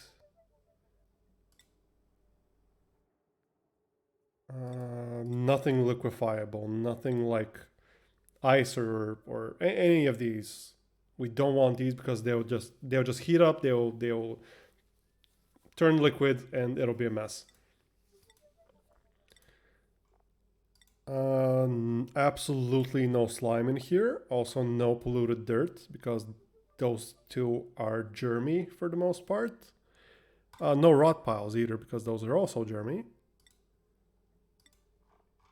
And I think that's all. Yeah, I think we want everything else. So now we have that set. Copy settings to everything, and our dupes will start collecting all of these debris over here and start cleaning up our map.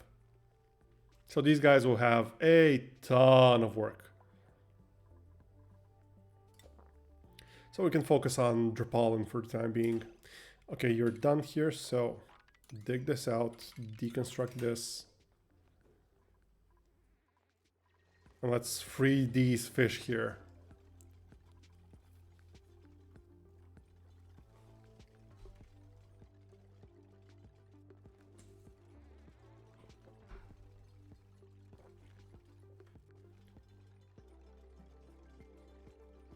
Wait, chat broke?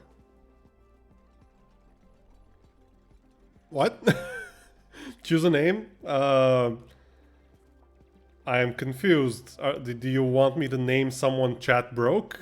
Or did chat break? Because it's working fine on my end and it seems to be, it's also showing up on stream. Also, the choose a name thing right now. There's no one to name. We don't have any new dupes, and all the dupes that we do have are already named. You're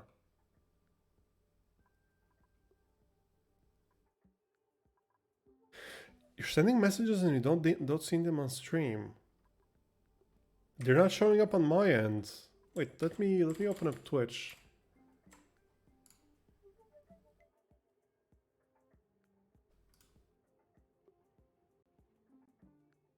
Only this shows up. That is very weird. I'm seeing everything that you like. I've got Twitch opened up right now,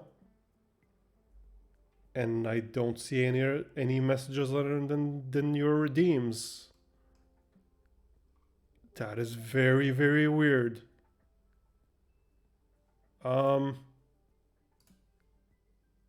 Chat bro, yeah, I just saw that you also wrote it in Discord. Can anyone else try to write anything? And if you can't, if the messages don't show up, just oh, okay, Vita's messages show up.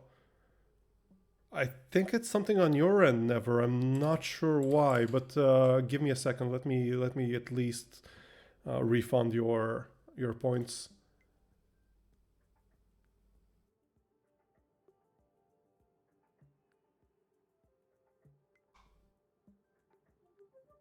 Let me just see where it is. There we go.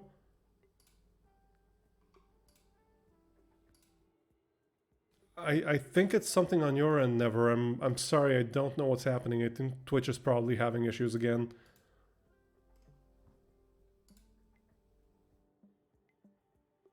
Let me check real quick to see if you're not timed out or something, but I don't see why you would be. Nope, 0 timeout, 0 bans, nothing.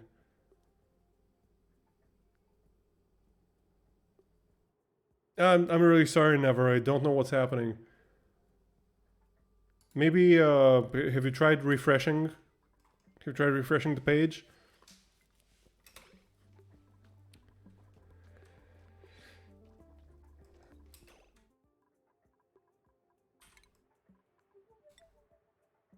How do we get these guys to come over here now?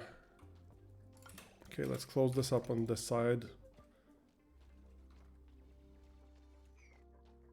Hopefully they will detect this as a pool of water and get over here eventually.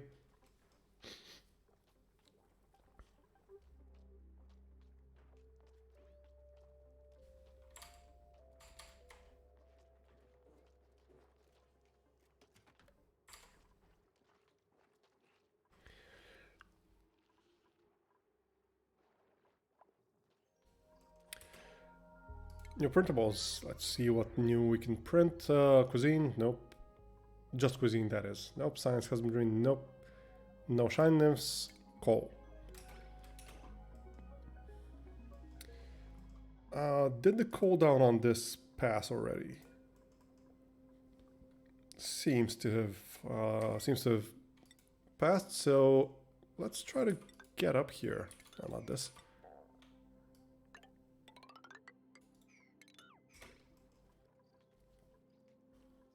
Look, there's a nice pool of polluted water here for you. Please head over here. Come on. Okay, I think they detected it. Yeah. They're moving with a purpose.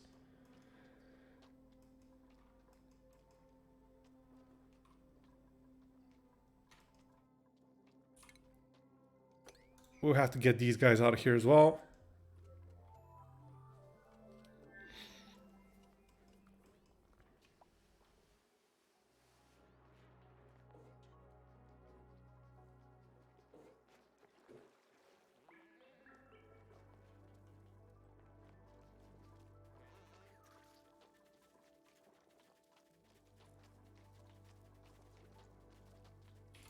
Okay, you can stop doing that now. They'll head over here. We want to move this egg down here.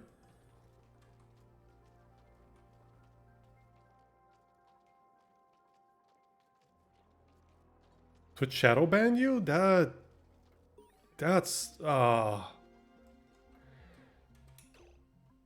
that sucks. Like legit.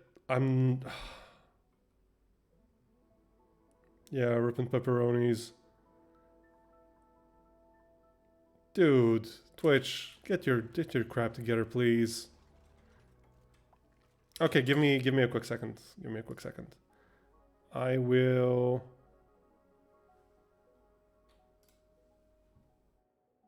refund this again, and give me just a quick second. I will set up a temporary redeem that just costs 1 point, so you can actually like talk in chat.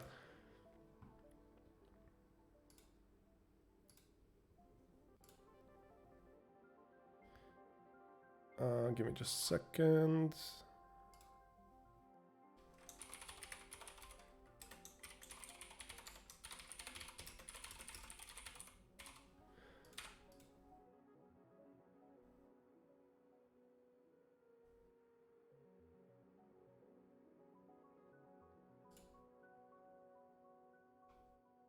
Okay, it's set up never. You should be able to at least use that redeem for 1 point to be able to actually send messages.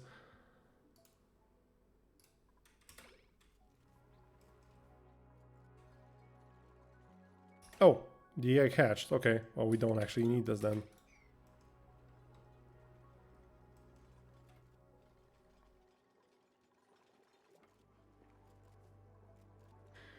Okay, so these guys are detecting the pool here, and they were detecting it from up here. Very interesting.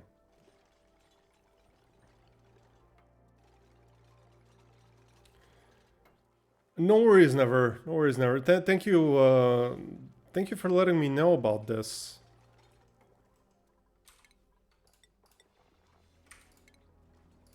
Oh yeah, Avita, sorry about that. Basically, I'm not like I don't know if this is really shadow banning or if it's some kind of weird glitch, but shadow banning basically means that uh, it's kind of as it sounds. Like you get banned from participating in something, but in a covert way, like in a way that you don't know that you're banned. So you would be sending messages for example, Twitter shadow bans occasionally people that they disagree with. One of the things I really hate about Twitter, um, what they'll do is they will let you tweet, and like you can see your tweet, you can link to it and everything, but it doesn't actually show up for anyone else. And that's kind of their way of eliminating you from their platform without officially eliminating you.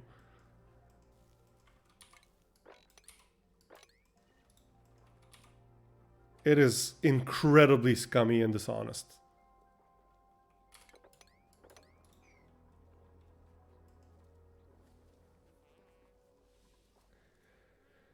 I wouldn't show up on PC either. I don't know what's happening. Never really hope it's something that sorts itself out quickly.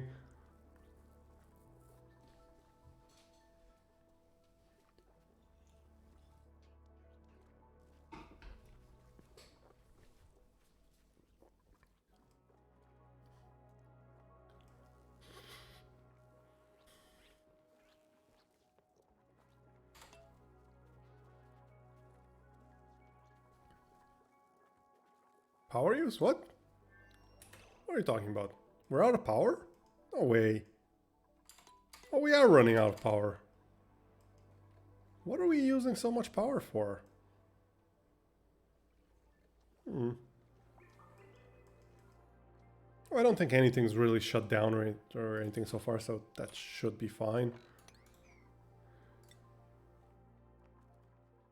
Okay, I think all of our fish are down here, so this is going to be pretty high priority, so they can actually go down here and finally get into this pool of water.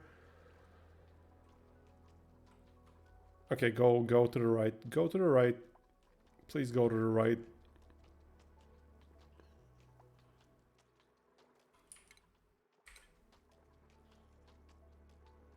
Come on. Come on. Come on. You can do it. You can do it.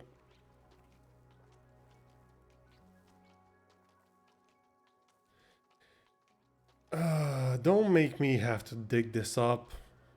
You're really gonna make me have to dig this up, aren't you? Fine. We're absolutely not digging up these bog buckets though, because they give us free food.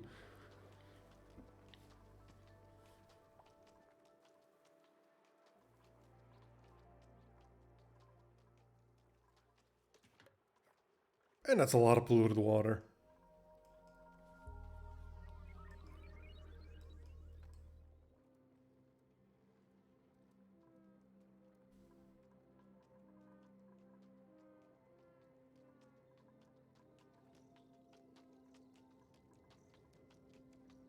Can you, like, come on. Come on. Come on. Okay, okay, okay. One of them fell. Now I just gotta wait for the others, I guess. You know what? No, no, no, no. We're not digging this up. They will go down there whether they like it or not. Oh, hello, Mina. Hello, hello. Welcome, welcome. How are you doing, Mina? Okay. What do we do here? So we're done with this. We've got this opened up. Who is our... yeah, our scientist is Dr. Sushalina. She is on the night shift, so let's wait for her to go to bed, and then when she wakes up, we will send her to the other asteroid. Meanwhile, what can we do in the meanwhile? Oh yeah, we can get this water out of here. That would probably be pretty good. Let's dig this out.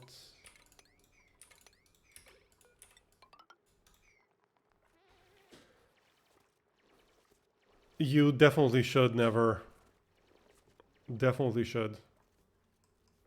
Sounds like a massive pain.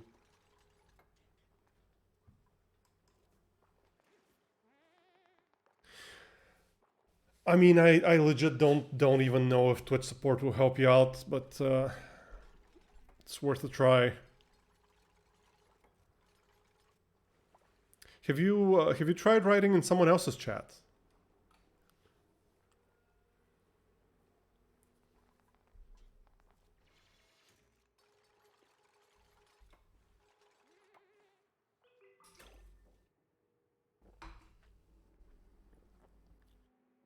Nobody else is live. Maybe you can try writing in your own chat, like in the stream managers or something.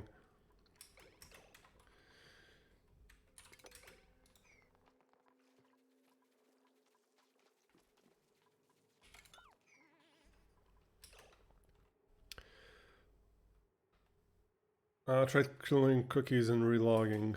Yeah.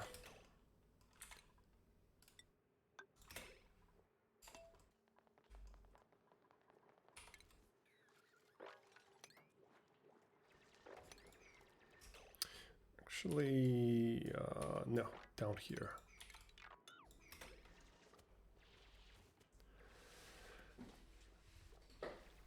Yeah, try it out. Let me know what happens there.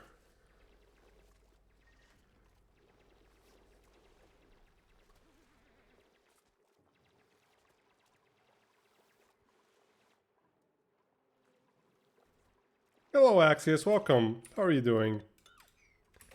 Hope you're doing well.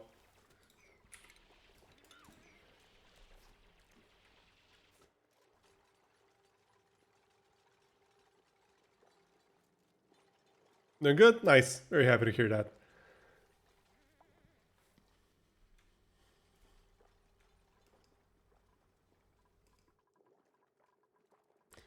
Why is there a fish still here? What are you doing up here? And why are you still not down here?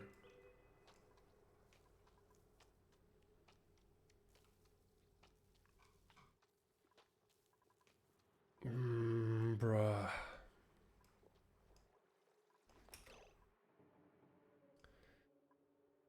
Okay. We will dig this out. Jeez.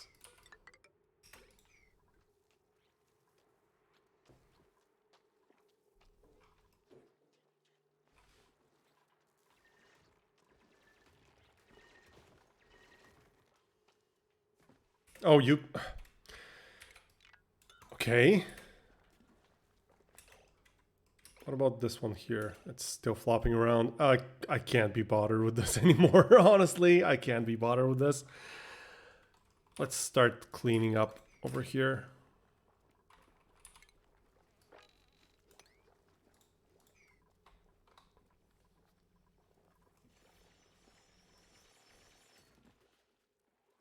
And as long as we're here, we may as well... probably not from this direction, though. Probably from up... Oops. From up here.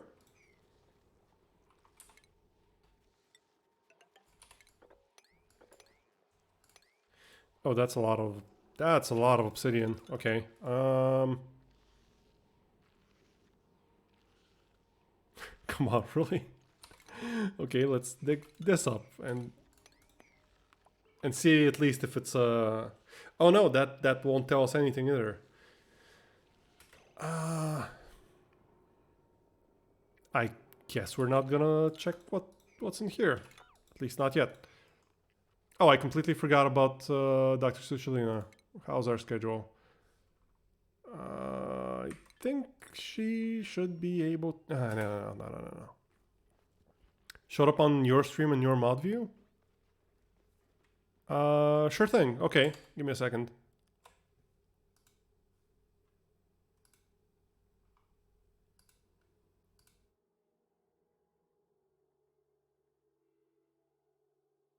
Okay, timed out. I'm not sure how to untime you out now. Oh, jeez. Give me a second. Give me a second. Let me try to figure this out. Oh, I really should have thought about this before.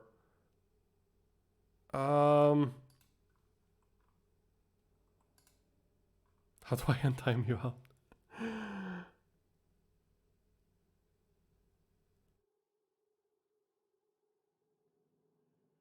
Uh, Moderation set? No, not this. Mod view? There was something like a mod view, I think. How do I do mod view? Sorry about this, everyone. We're trying to. The Never's having some problems, and I really want to sort this out.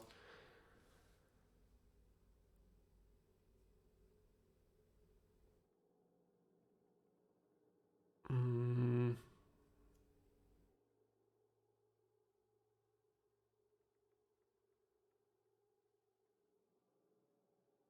Okay, there we go. Untimed out. Can you try writing something now, Never?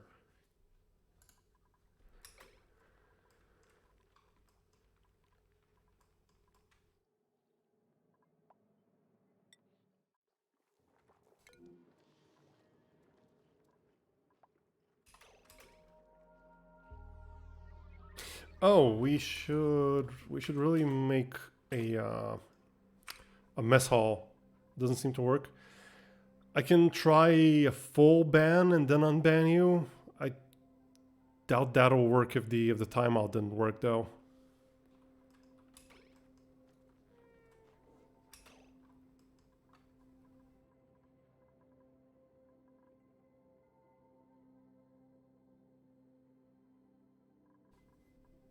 Ah, this really sucks. And I kind of have yeah, okay, that's a good idea. I hmm. I wonder if it's you who's shadow banned or if this is something against me. Like I wonder if there are other people who can't write in my chats.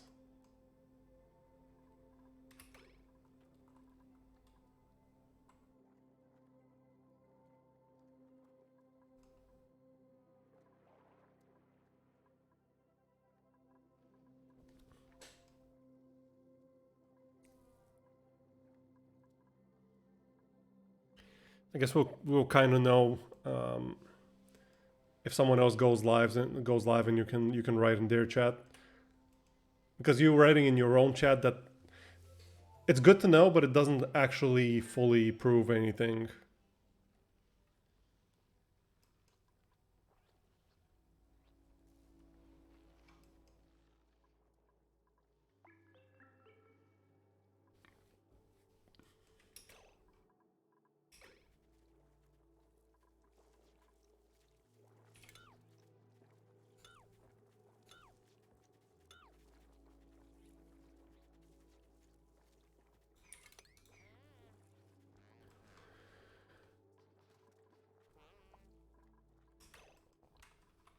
Okay, sweep this up as well.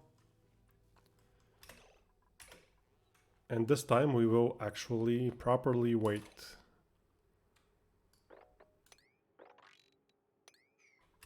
Let's give Cam something to do while we wait. And now we'll come here and wait for Dr. Sushulina to go to bed and then wake up. And once she does, we will send her over to activate the teleporters.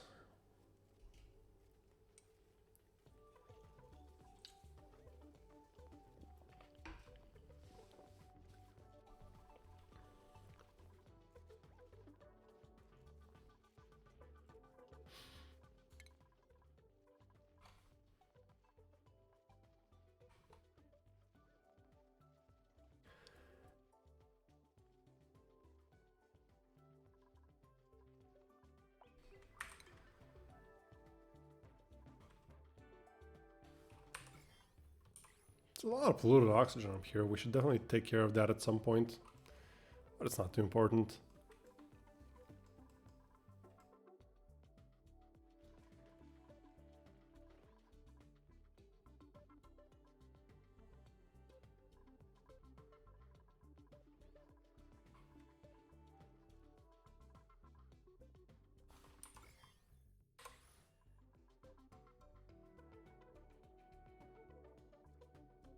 Oh, this is actually warmer than this. So yeah, I can imagine. I'm really sorry, never.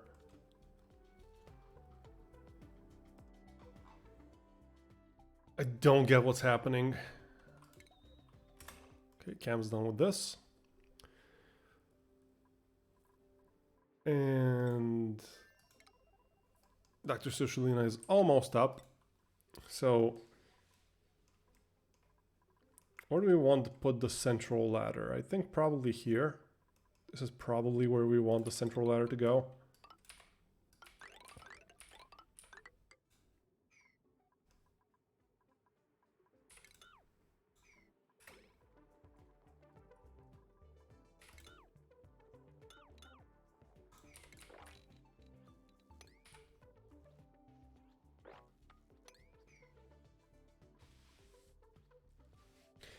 Very unlucky, but also very interesting. I mean, I suppose it is interesting, but honestly just seems incredibly frustrating.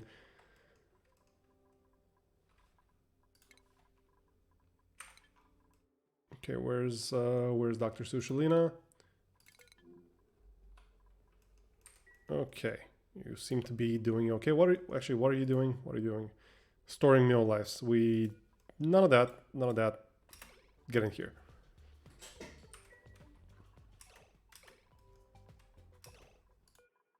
Teleport. And let's activate these two. There she is.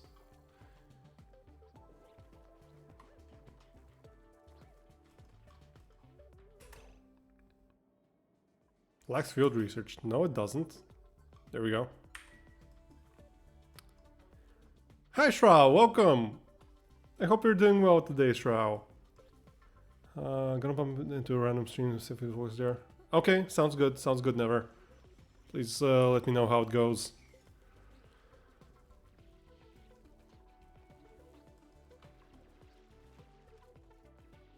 Kevin better? I'm sorry to hear that. It didn't work? Oh no, that's actually legit worrying. I would definitely try to contact Twitch support.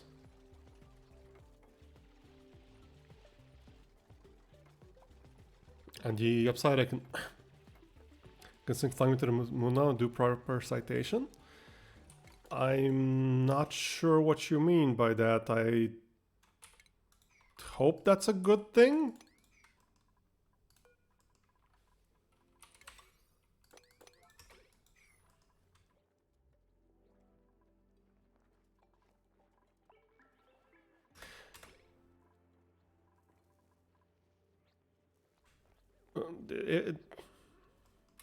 Also done with one more essay. That's good. That's good. That's very good. Top priority here. No, don't build. Deconstruct. No. Okay. Then I can leave my... Oh, Shroud, come on. It'll be okay, man. It'll be okay, buddy. Try to relax a little bit. I'm sorry stuff hasn't been going your way.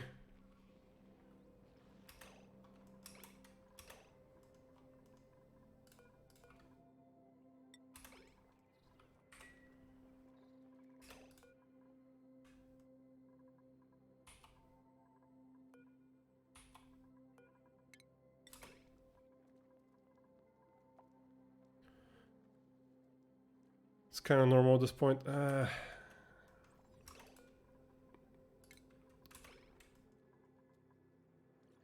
I'm not sure what to tell you. I really hope things look up soon.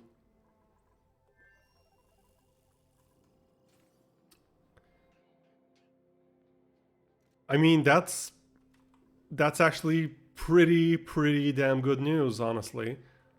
Like try to focus on that. Try to focus on the positives.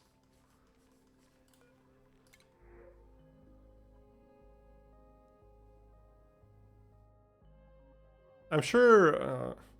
I'm sure she wouldn't be happy hearing you talk like this. Of course it is. You have nightmares of this day? Oh, this game. Yeah. This game is not for everyone. It can be. It can be very intimidating and intense. But yeah, I should remind people. You already tried the vote command, but to explain, basically we finished Star Control 2 slash Dear Quan Masters on last Wednesday's stream. So I am holding a vote to see which game I should play starting from this Wednesday. So if you see a game in that selection that you like, go ahead and vote for it. Why is everyone starving to death? That's the game kind of freaks out occasionally. They're not. They have 40,000 calories here. They have another 35,000 calories here. They have plenty of food. Middle Earth? Yeah, well, no one's voted for that yet, but you can be the first. 40,000 is not enough for a space wrestler. Well, good thing I'm not in the game. Good thing I am not one of the dupes then.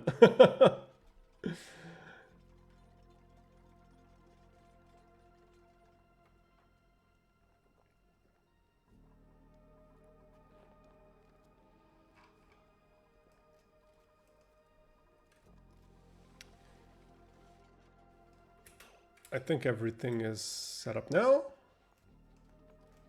40 kids in the first Space Marine. Yes, that is very true, Never. Oh, good call, good call. Wait, did I not set... Wait, give me a second. I think I messed up a little bit.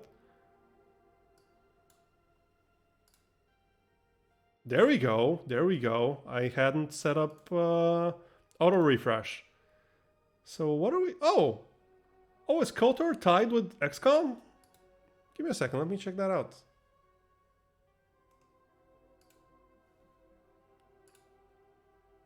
Oh, it's not. Okay. XCOM is still ahead, but just by a little bit. But just by one vote. This is actually very cool. I didn't expect such a split. Must use VPN to boost XCOM. Hey, no cheating. No cheating.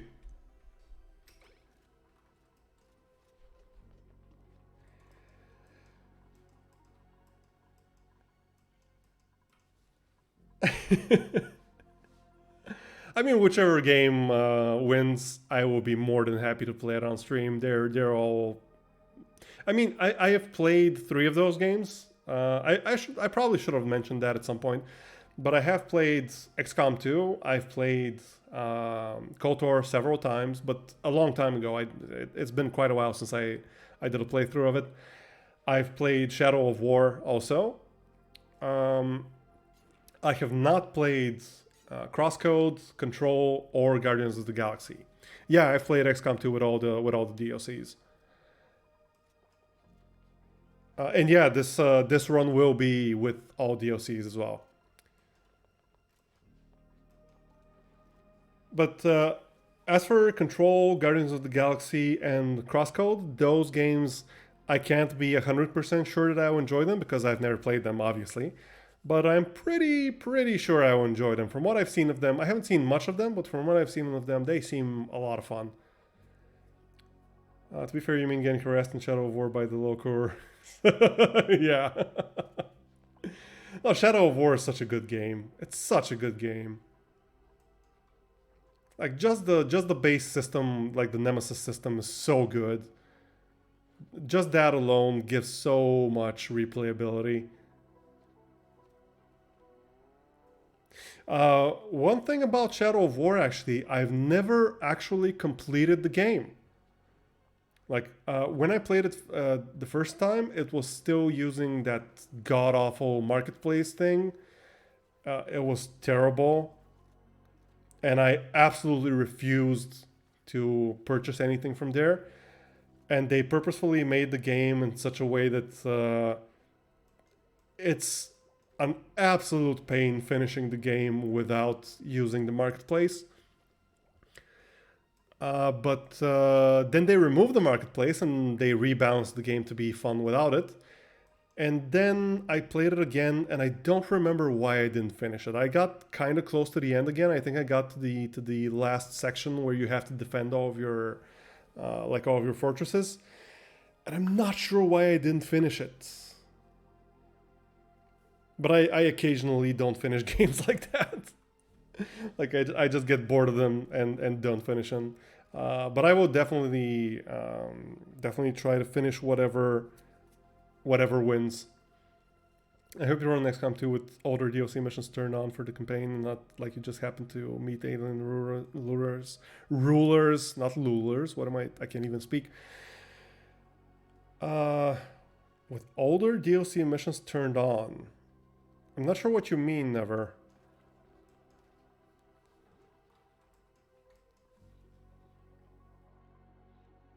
Not like you just happen to meet alien rulers. I'm not sure what you mean.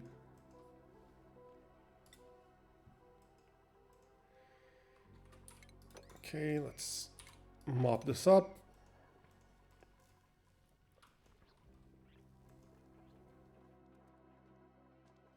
And I think we can start sending over some glass over here.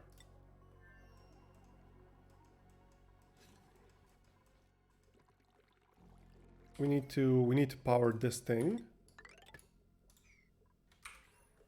And then we can put glass into it. What is it? Manufactured material? Yeah, glass. And set it to a higher priority than our storage chests here.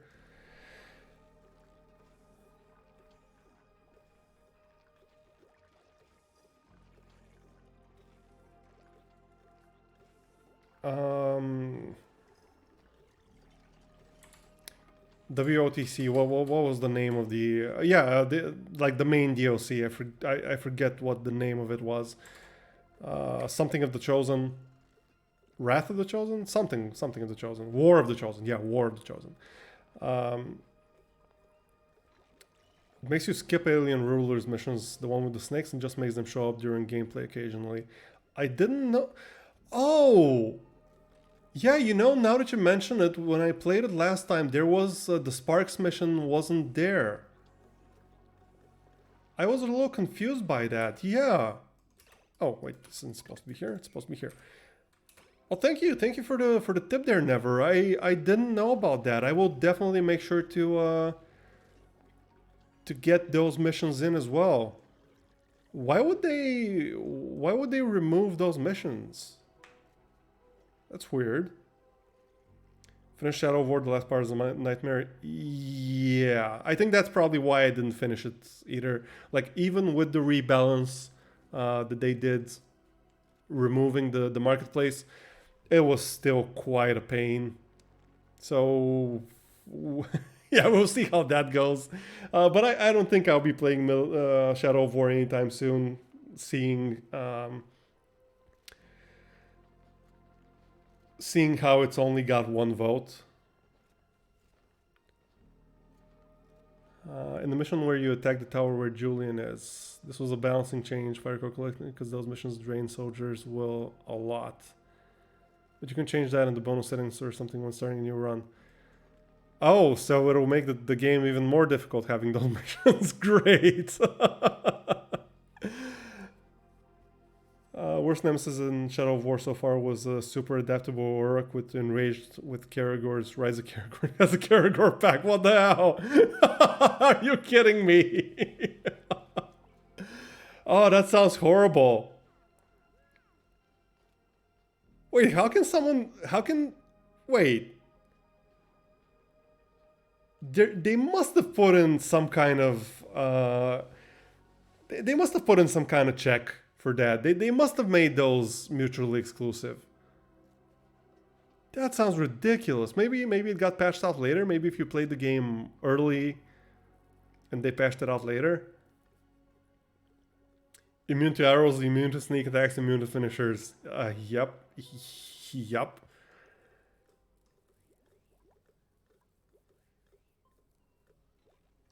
But as for XCOM 2's difficulty, so whenever I've played XCOM in the past, I've always saved scummed a lot because I I have this thing about losing progress in games, and like losing my soldiers will be very painful for me. Um, so I'm not actually sure how well that'll go. I will definitely try to not save scum. I will try to not save scum at all if possible, but it might be necessary occasionally.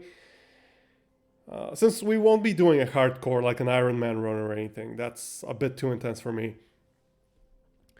But yeah, XCOM 2 is the one game out of the group of six that I'm a little bit scared of for that exact reason. But we'll see. We'll see how it goes. We will see how that goes. It's one of the rarer combos. I see. That's still really weird though. In first game, I met one orc like 8 times. I'm really surprised he survived that so many. Jesus, 8 times? That's kind of ridiculous, not gonna lie. Are we sending glass? We have not sent any glass quite yet. Can someone please get some glass and put it up there? What if we increase the priority here?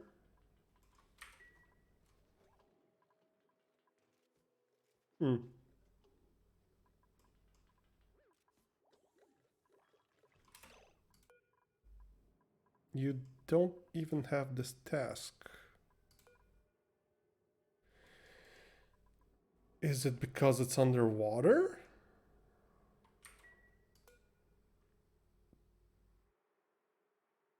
Skill required operate. What? But we don't need anyone to operate this. This is already on. Oh, allow manual use. Right. Forgot about that.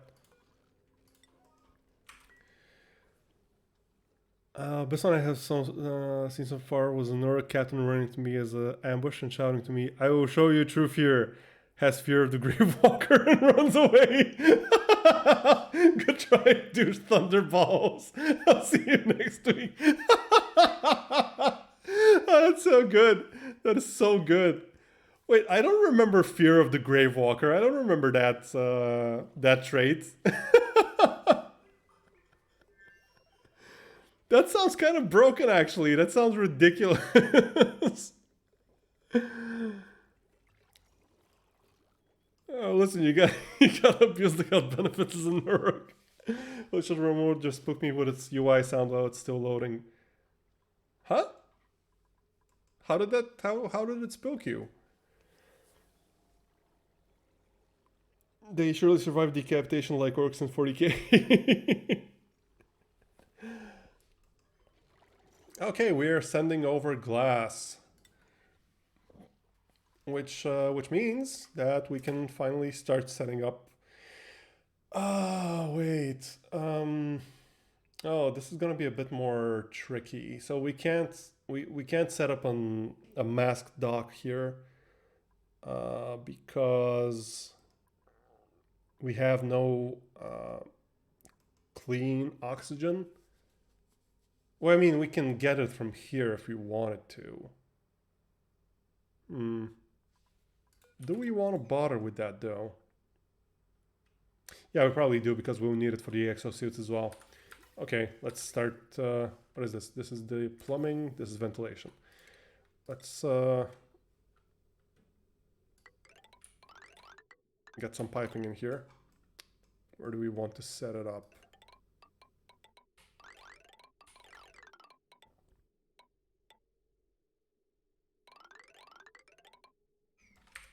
Let's deconstruct this. Let's make these tiles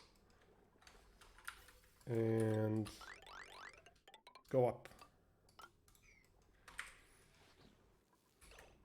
We will also need. Will we need power? No, we won't need power for the oxygen ducts. They just need oxygen. This is fine. Fear of Gravewalker is one of the funniest things you can get on an orc, since they will always be scared of you no matter what. So you almost never fight that orc. They just need.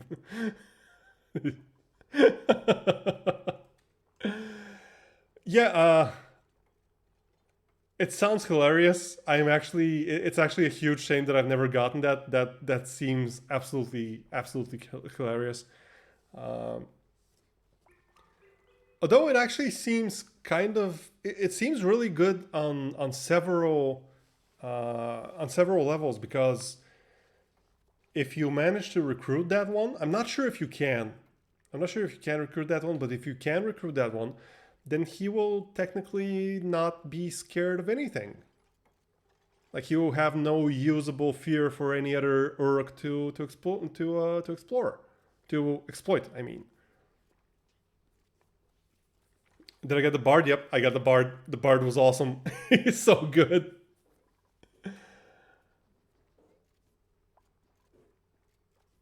Oh man, all this talk of Shadow of War is making me want to play it again. Yeah, poets are super rare. I think I only ever got one out of both playthroughs. I think I played, yeah, I played through the game twice, almost through, like without the final part. And I only got one bard, but it was so good. Do we want to send some masks over, or do we want to build them here? I probably want to build them here. Crafting station. Let's put it here. Oh, it needs power. Fine.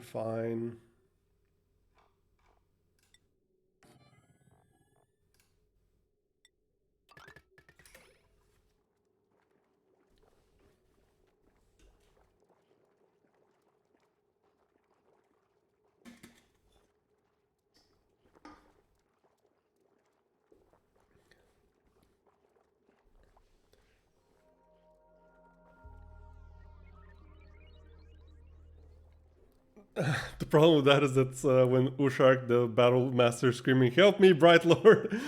we step in to help to immediately proc Fear the Gravewalker and run away.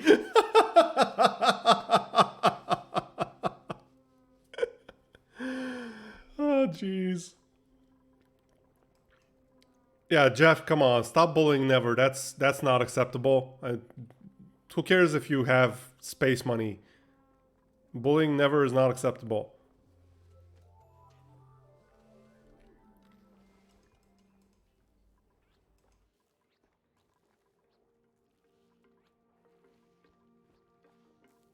Where do we want to come out of here? Actually, we might want to come out of here, because this is ice, liquefiable, not great to be around, unless we go up.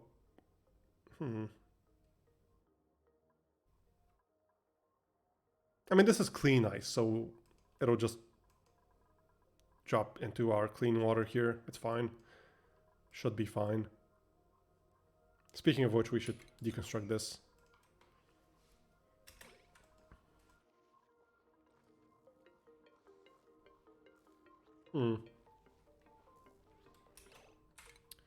Let's plan this out. Let's try to plan this out.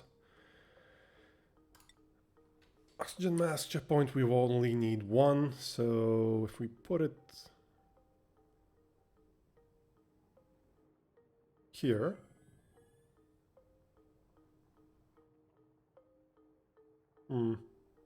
No, we can't put it here. We can't put it here. We have to put it here.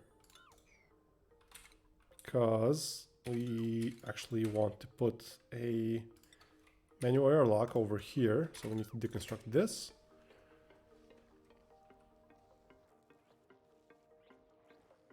And that should be fine, I think. We'll get a little bit of, potentially a little bit of ice and snow, but they'll just fall down here. It'll be fine. Gonna get some shut. I have paid my education-based dues and played a few games with my girlfriend, and got to catch your stream.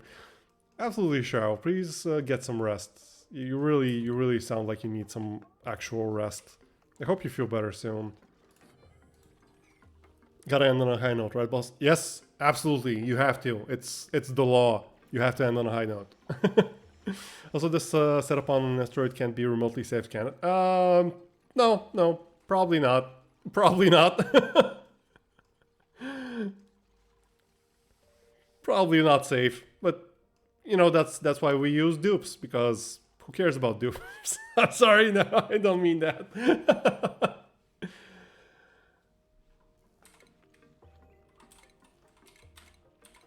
Okay, we want to put a oxygen mass dock here.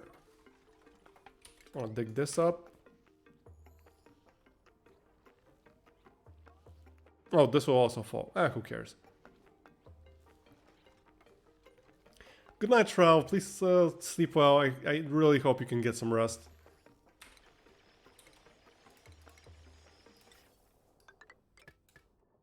There we go.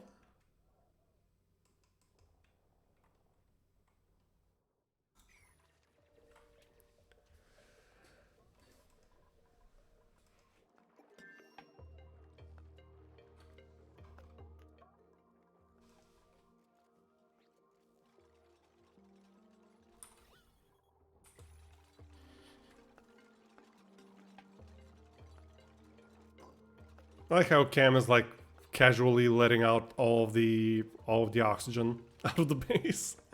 But we have so much polluted dirt, we don't have to worry about oxygen for a very long time here.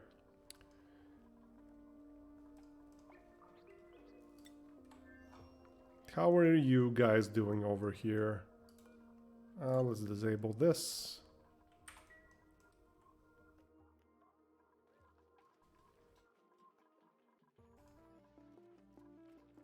Oh, you actually managed to clean up some of this.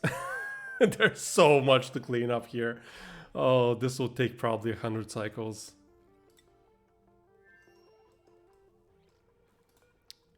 Yeah, we want to deliver a suit, but first we need to actually make a suit. Make one of these. Always repair if we have one, and... Remember accidentally infecting my parents' laptop with one of those? Police blocked this computer because of corn virus. Honestly, it was the craziest 2 hours. I'm like trying to fix that, and I did it without them learning of it. Oof. Oof.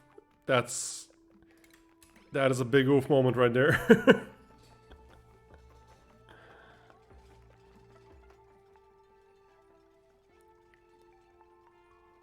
I don't think I know the exact virus you're talking about. But I can imagine what it does.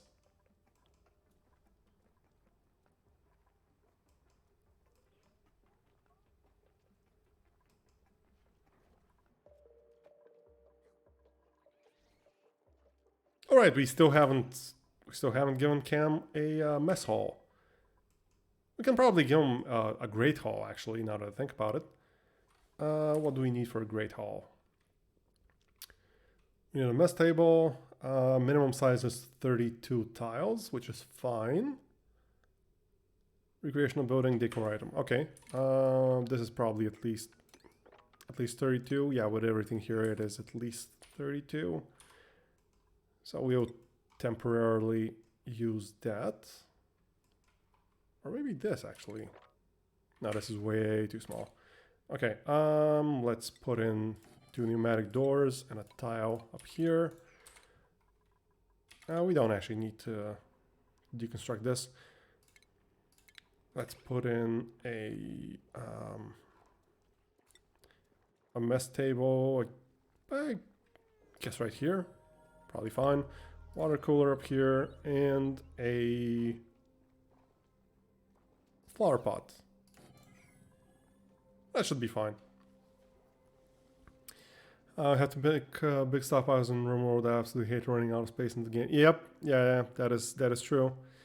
I always make like a gigantic storage area at some point.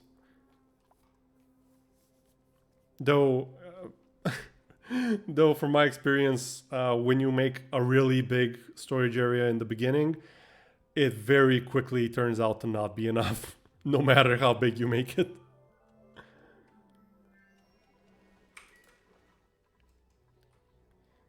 Let's see, new dupes. Nope, nope, and nope. Uh, we don't need this. Oh wait, we haven't built a what's it called?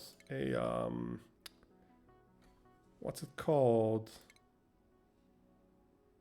Is it? Oh, it's probably in the base. Yeah, mini pod. A mini pod. We have not built a mini pod here. I can put it here.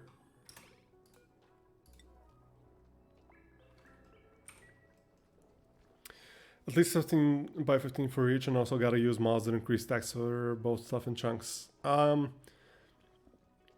Yeah, I don't really like using those kinds of mods. I definitely can't blame you for using those because it is quite a pain dealing with inventory space. But I don't know. I don't like mods that make the game easier, I guess. It depends. It depends. I guess I'm a little bit afraid that if I use that mod once, I will be unable to play the game without it anymore.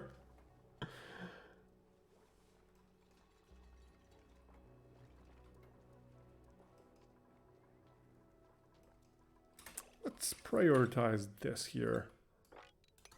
We really want Cam to have a decent place to eat.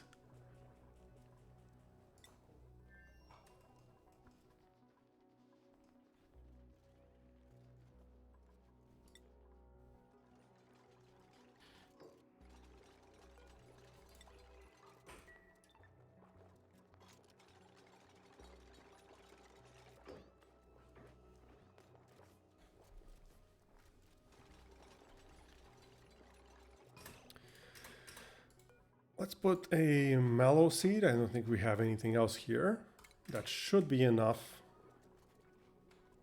to satisfy the decoration need for this.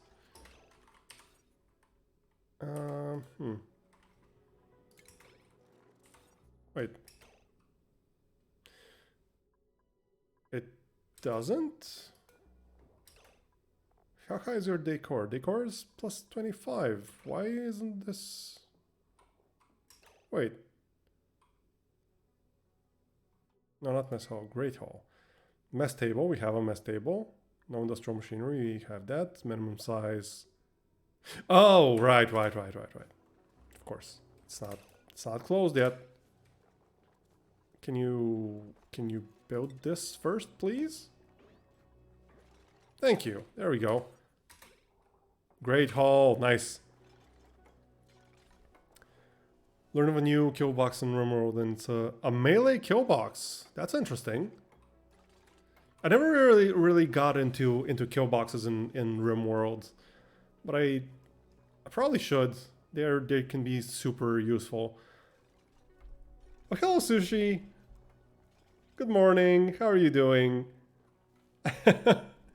Starting your morning off right, huh? Ruff, ruff, ruff. There you go, Sushi. Oh, hi, Shuhard. Welcome back. It's been very nice. It's been really nice. It's been very relaxing. We're having some slow and steady progress.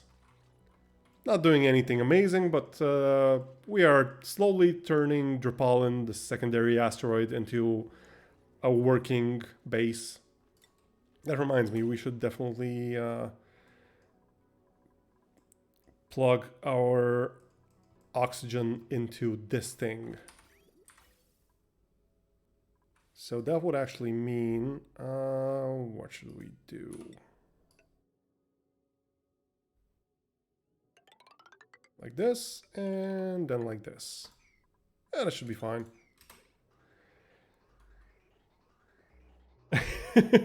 You're awake now. Nice. Nice, very happy to hear that. And welcome back, Moni, as well. Oi, mate, you what? The heckies?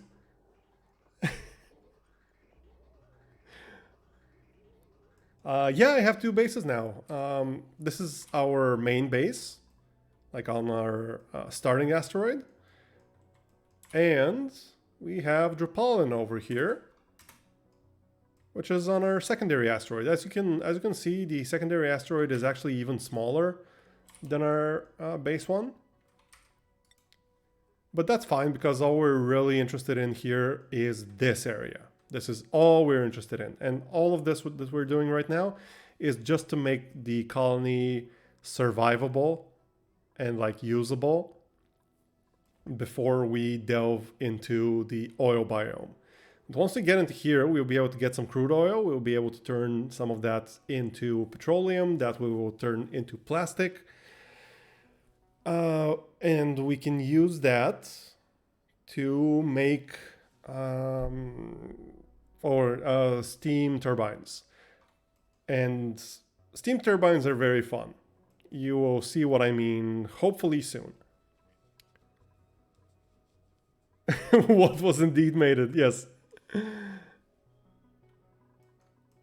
Heckies, yes, heckies. Yeah, Never has been bullied very hard by old Jeffy, and that sucks so bad. I don't know why it's happening, and it sucks. And I really hope it resolves itself quickly. I set up this the shadow ban speech redeem, so Never can actually talk to people.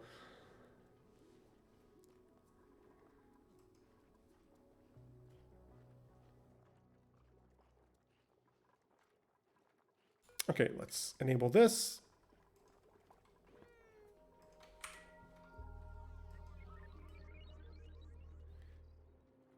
And I feel like I will need to make this deeper. Probably sink it down here so we can open up this area a little bit in order to make the exosuit docks. But that can wait a little bit until we have an oxygen mask, and then we go up here and make our power production. We'll use this biome here for cooling. Bezos took my ability to speak normally and my dignity. Does he have enough stuff? I guess once someone reaches that amount of liquid assets, they start requiring personal assets by any means necessary.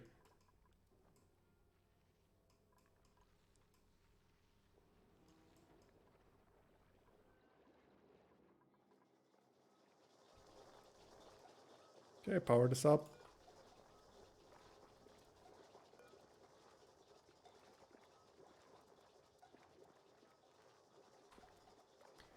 Sounds like something you'd find in VTMB. I've also noticed I'm getting a shitload of channel points. Like I had 6.2k earlier and I'm at 6.5k already. Well, like small blessings, I guess.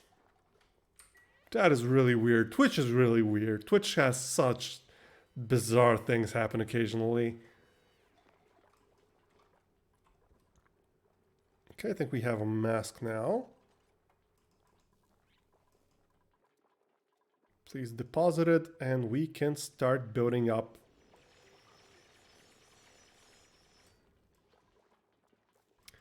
And actually, let's see how to establish this. So I think I want a separate entrance for this because I don't actually want this area where our batteries and stuff will be to be exposed to space. Oh, hello, Eskimo?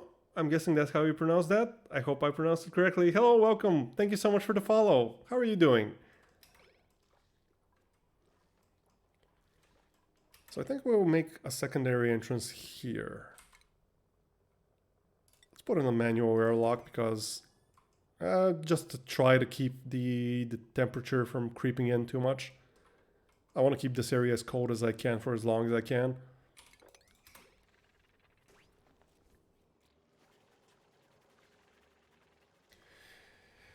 But in here, we will set up a few batteries and a few power converters. Were they power transformers, not converters? Power converters are from Star Wars.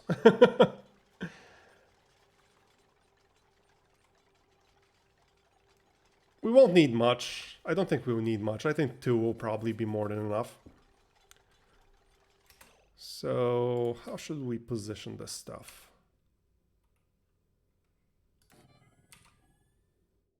Maybe something like this. That should be fine.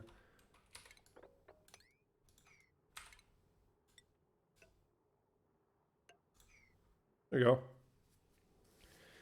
Watch streak.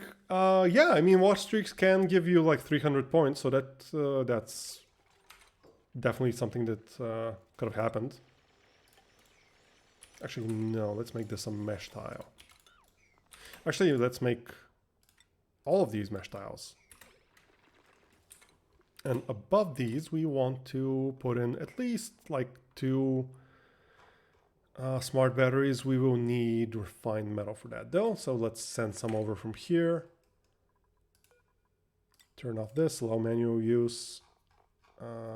Can we set the amount? We can't. Okay, well, let's send some copper. Or do we send some depleted uranium? I don't think we have enough depleted uranium though. How much depleted uranium do we have? No, that's not enough for even 1 battery. That's a shame. Okay, refined metals, copper. And we will just send 1 load of refined copper. Hopefully not a huge one. We just need 400 or so. Who's gonna pick it up? Are you carrying it?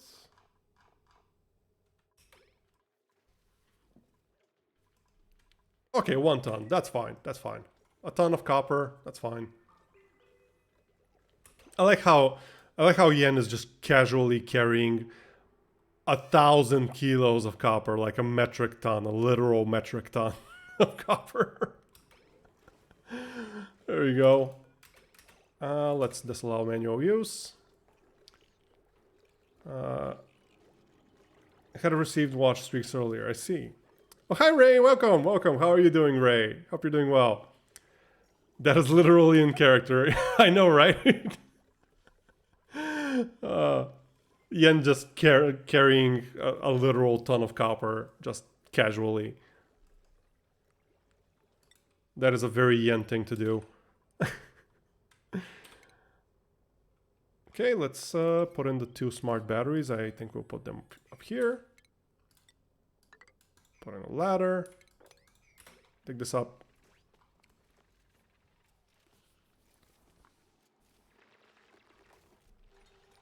And let's build up here.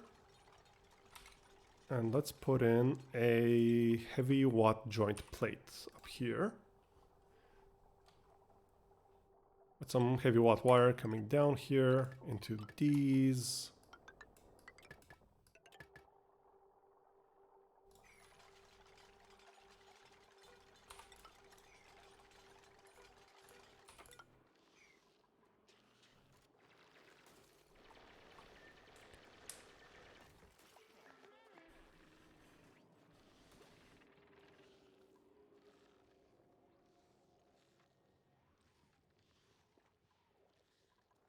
This Wizwort over here might actually be very useful.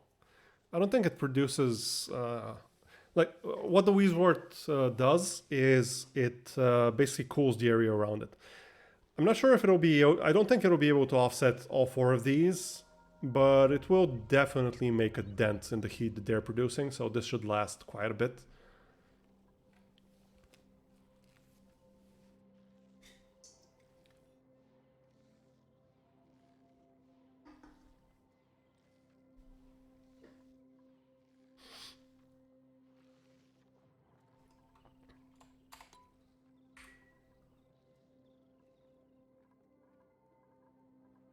Wait.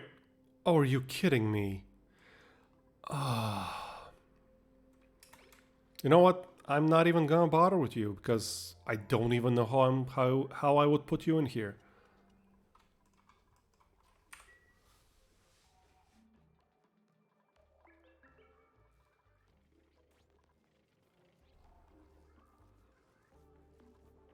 Oh right, I completely forgot that Weezwarts were they're radioactive now. I completely forgot about that. Well, that is a lot of radiation. That is quite a lot of radiation. Did they? I think they. I think they really increased the amount of radiation that they produce. Cam, you okay with the radiation there? Absorption rate's 14. Keeps going up. Well, he shouldn't have too much work left here, so.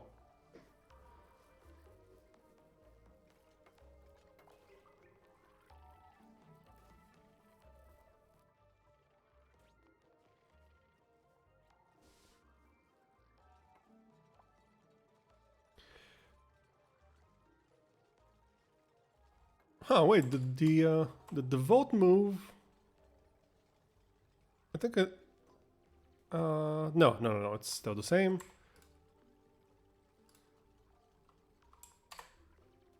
But it is a pretty tight race.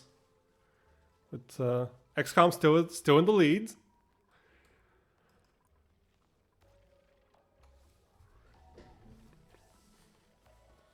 A quick reminder to everyone, if you haven't voted, not that you have to, of course, but since we finished Star Control 2 slash the Quan Masters last Wednesday, there is a vote currently going on for what I should play starting from this Wednesday.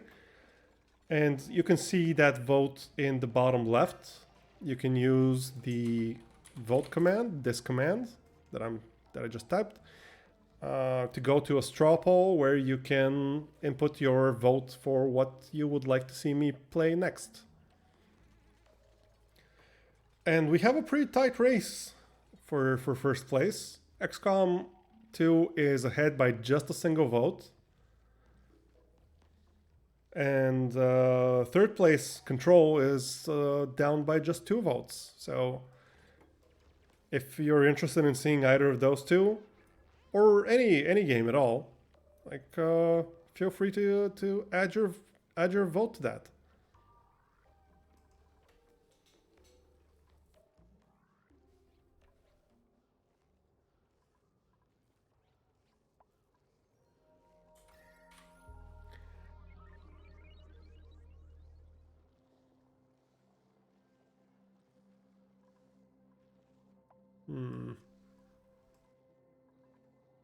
This is taking a while because we only have Cam here. Only a single colonist is here, so. Oh, okay. I completely forgot about this. I really hope I didn't mess up our oxygen production. Looks like I didn't. But let's disconnect this just in case and get all of this moving.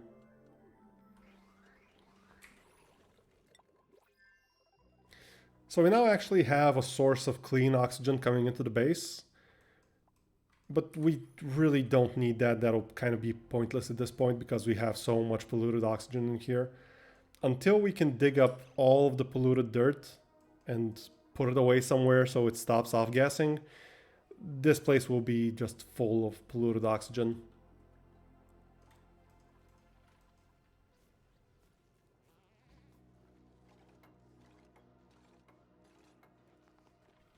Oh, I forgot about the automation wire.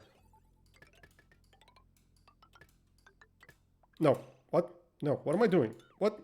Wait, what am I doing? There shouldn't be any automation here. There's no automation here, is there? No, of course not. Why would there even be what am I doing?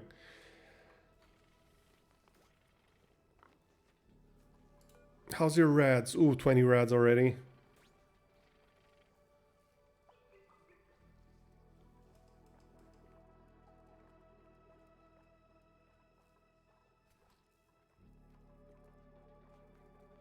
Oh, their work is almost done here, so hopefully shouldn't absorb too much more radiation.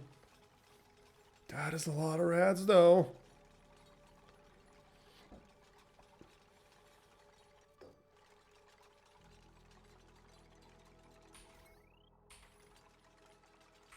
Oh wait, I also need to take these wires out of here. Wait, how do we make it? Yeah, let's do it like this. There we go.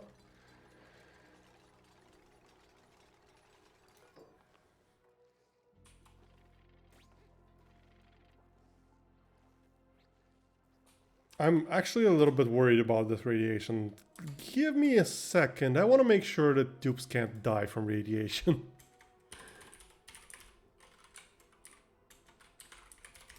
I wanted to look this up first. Let's see.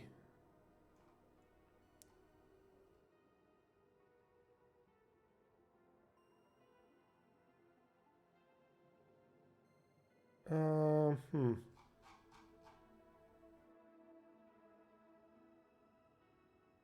Duplicants will become, if exposed to too much radiation, duplicants will become sick with radiation sickness. Let's see what radiation sickness does.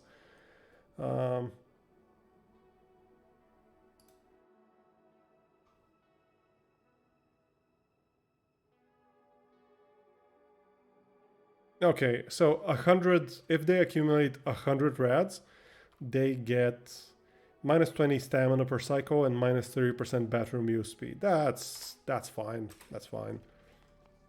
And I don't think Cam will get to that point.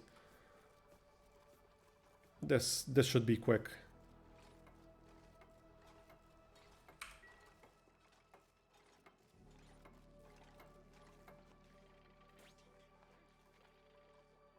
No principles. Let's see. Anything interesting? Agriculture, machinery, medicine. Nope. Science. Nope.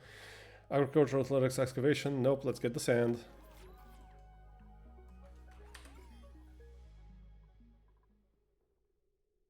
How are we doing on germs? Everything seems to be fine as well, especially here. Very good. Very good. Very good.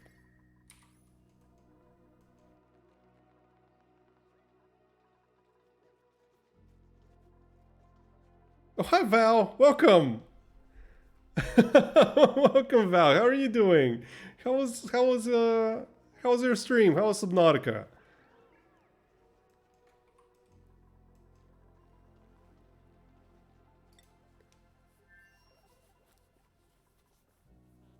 Yes, it is you. Welcome, welcome, Val. Hope you're doing well. Hope you had fun with Subnautica.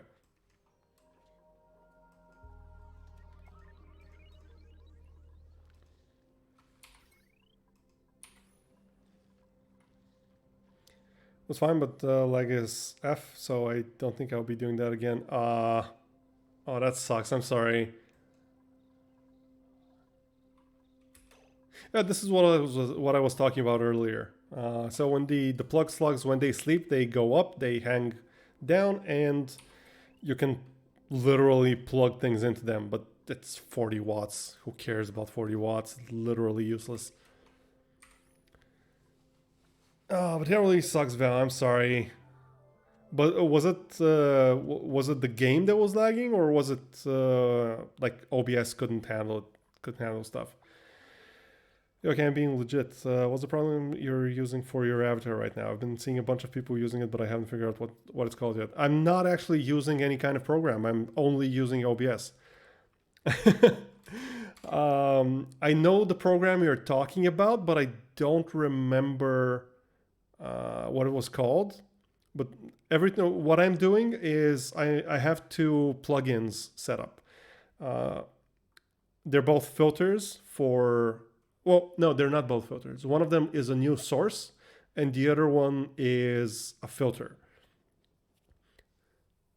Basically, what they do is if my audio reaches a certain threshold, it changes the picture to the smiling one, and that's what the the new source does, and the filter expands, like literally increases the size of my model by 2% based on my current audio level. So I'm only using OBS.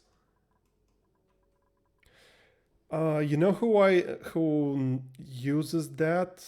I'm pretty sure Arsa Mahachan uses that program you're thinking of. You can ask them. I'm not sure who else uses it.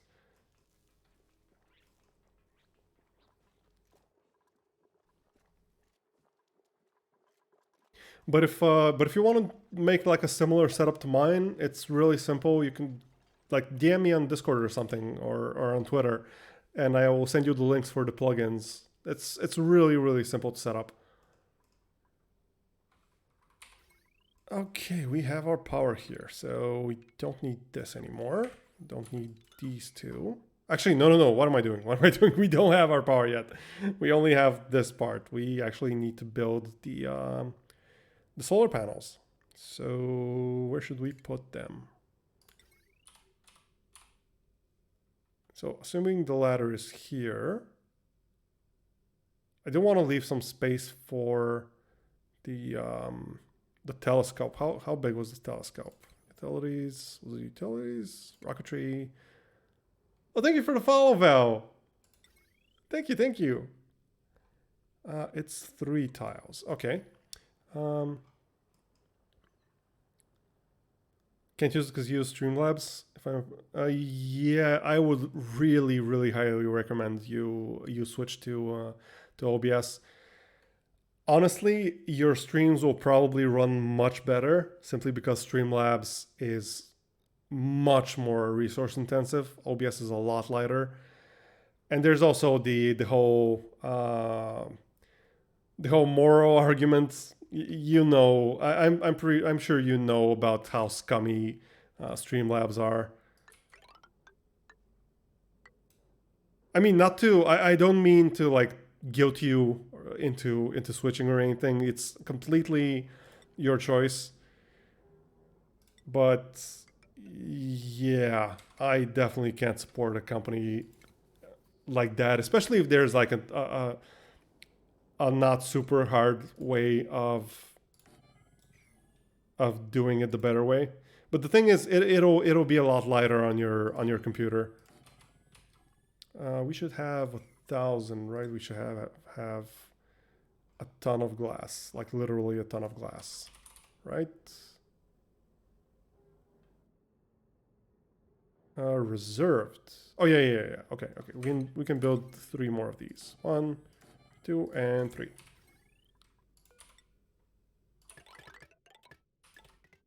Oh, all right.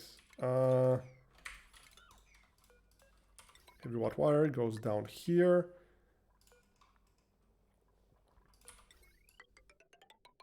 So up here, which will require a ladder up here. That should be enough. Ladder here and heavy watt wire. Oh, right. Okay.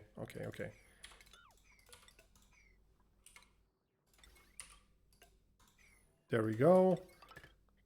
Wait, what am I? Oh, Jesus Christ, why am I such an idiot? Oh, why am I so freaking dumb? I can just run this on top instead of below, and I don't need it. Just anyway.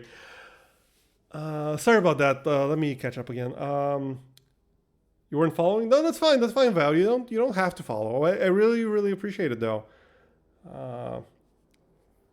My wife is a sadistic super AI, and I'm some morals are merely a suggestion. Person of culture. Personally, I always consider the Geneva thing to be more of a suggestion than a convention. Oh, you two will get along famously. Yeah, you two will get along very well. The Geneva Convention is literally just guidelines that can't be enforced. Depending on your outlook, you can use it as a to-do list. Listen, Shuhar. I appreciate that your streams are where say so streamers go to be on say so. You don't have to carry that around with you. I'm just kidding. I'm just kidding. You can have as much fun with that as you want. I mean, literally, they're just guidelines.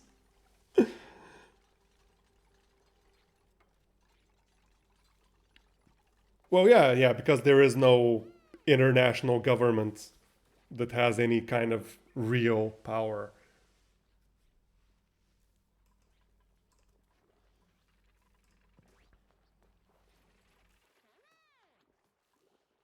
You definitely have to do list in the world. That is very true. That is very true.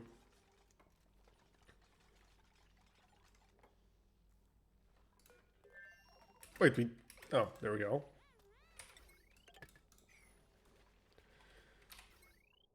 And once we have this set up, we will finally be able to have some power here. And do we need anything else here before we head down into the oil biome? I don't think we do.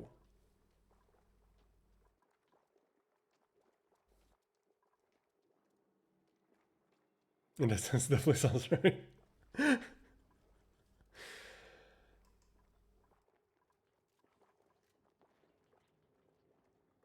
Raider names my cat. It seems like they want to become blind and have only one peg leg. Jesus.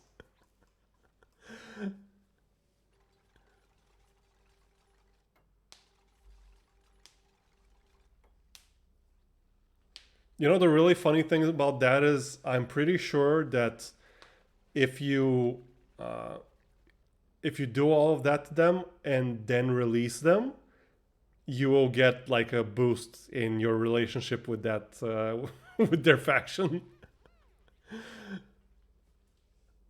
Although I think you gain, I think you get a hit in relationship if you take their organs. Not sure.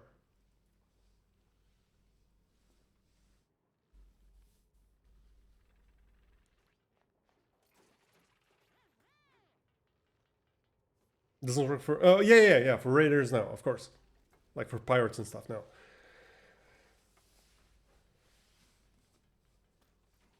But for tribals or heck, even the empire probably.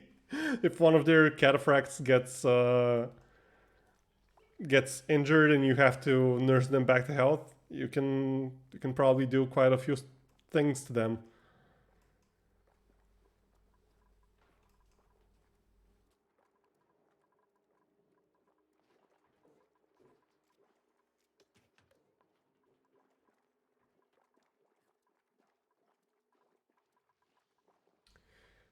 To be honest, this gives me an idea, but that is just so shit and stuff. I mean, we're already talking about the Geneva Conventions being a guy being to-do list in RimWorld, so it would require a lot of comedy carrying it. I mean, have at it if you want.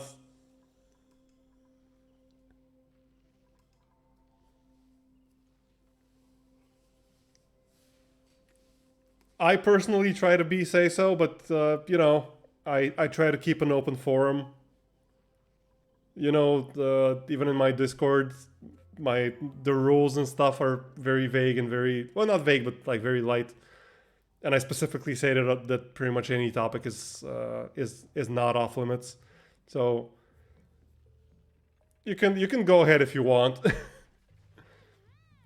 If you make a prisoner addicted to Luciferium and release them, they will come back in another raid carrying.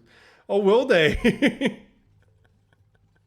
I've never really dealt with drugs much in RimWorld. I've used them to sell, but never really used them had my colonists or prisoners or whatever use them. But I suppose if you really wanted to experiment with the cruelty, you could probably do a lot of really, really bad stuff.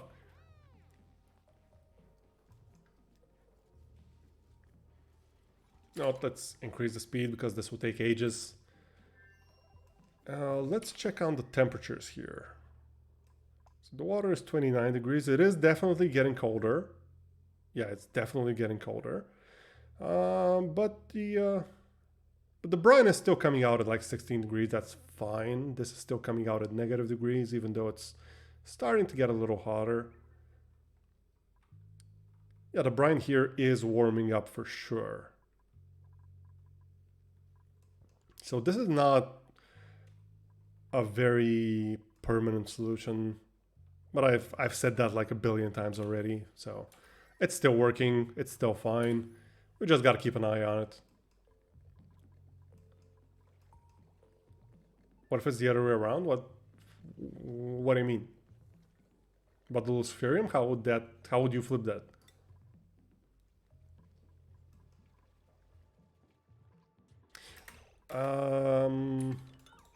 You know what? No.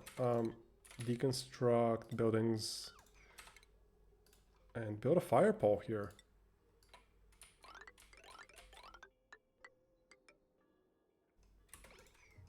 And let's increase the priority here because that will drastically increase the speed at which you can go up and down and fix this. Build this, I mean. Rimworld, but you actually have to respect the main points of the Dreamland Convention as a challenge. That would be a pretty fun challenge run if you ask me. And I mean, you can kind of make a colony where your colonists would like that. Like if you make organ harvesting abhorrent, if you make wait, why do you live? Why are you alive? You must not be alive. You should not be alive. Go away. And like if you make slavery abhorrent and you make drugs abhorrent and stuff like that, you can make a colony like that. It sounds like fun. I know what I'm gonna do after either of my games ends. yeah. That could be a lot of fun. No, absolutely not. Absolutely not, Shuhart. You can absolutely have at it as much as you want. Yeah, we're talking about RimWorld.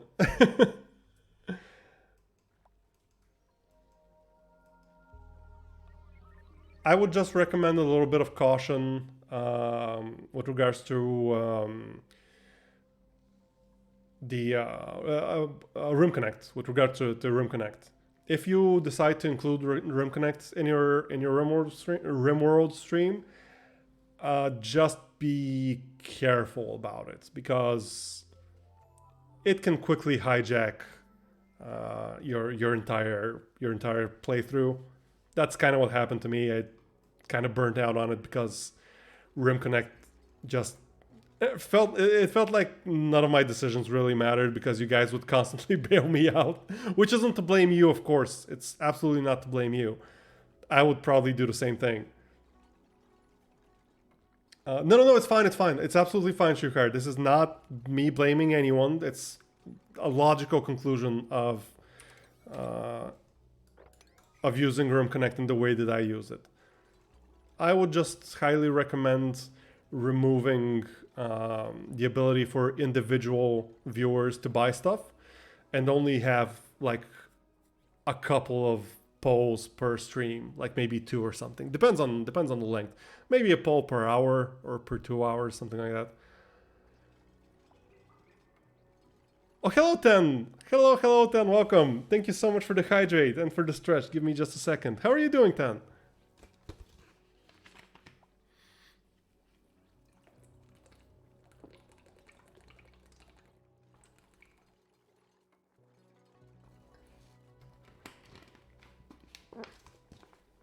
There we go. Hijack. Hijack? What am I? Jesus, my brain is not working. Hydrate complete. Let me stretch now. There we go.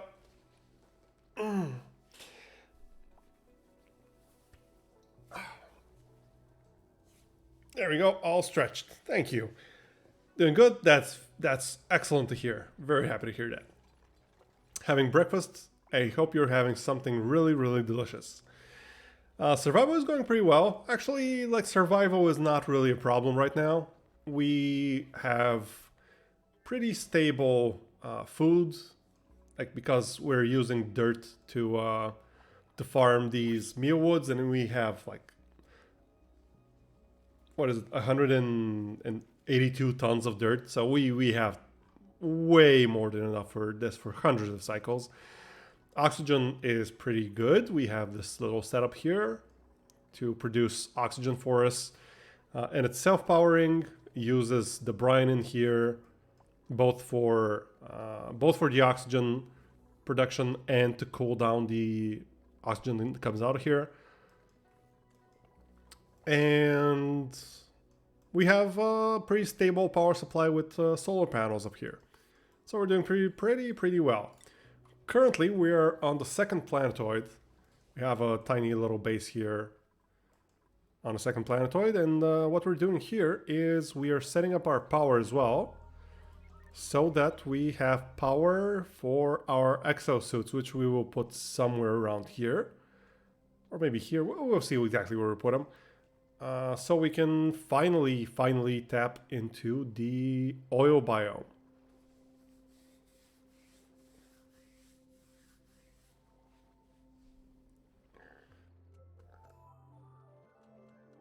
And I think tapping into the oil biome will be a pretty good spot to end the stream.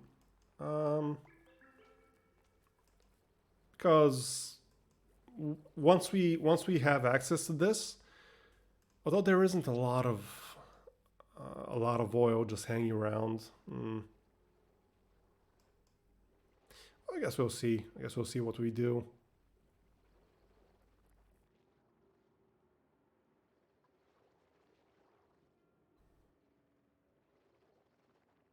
Hello, Esmo. Thank you for joining the chat.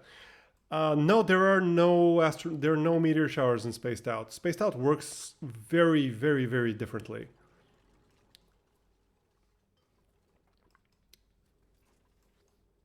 Like you wouldn't really be able to do anything if there were constant meteor showers on every asteroid. I think some of the asteroids still have meteor showers, but not all of them. I think maybe only one does. I'm not sure. I haven't gotten to that one.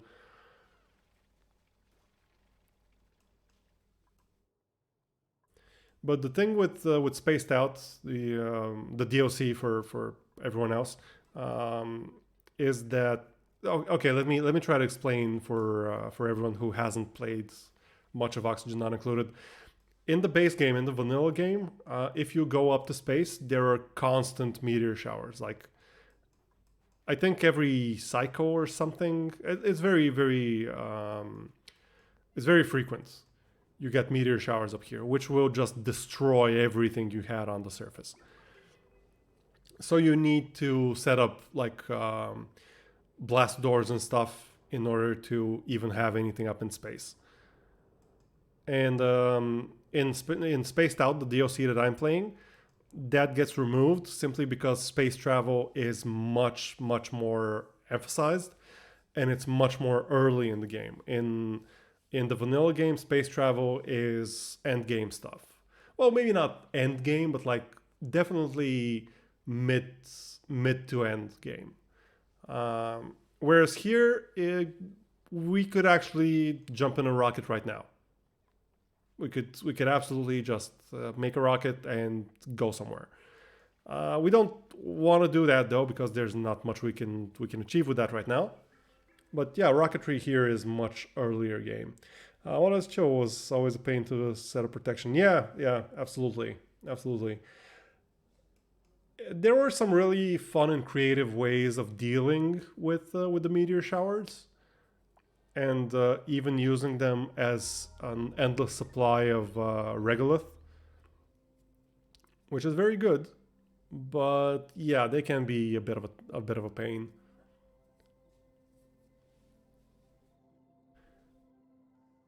It's hard to say that Spaced Out is more fun than the vanilla game, but they're different experiences for sure. Let's see how much wattage we'll get on this asteroid at the max.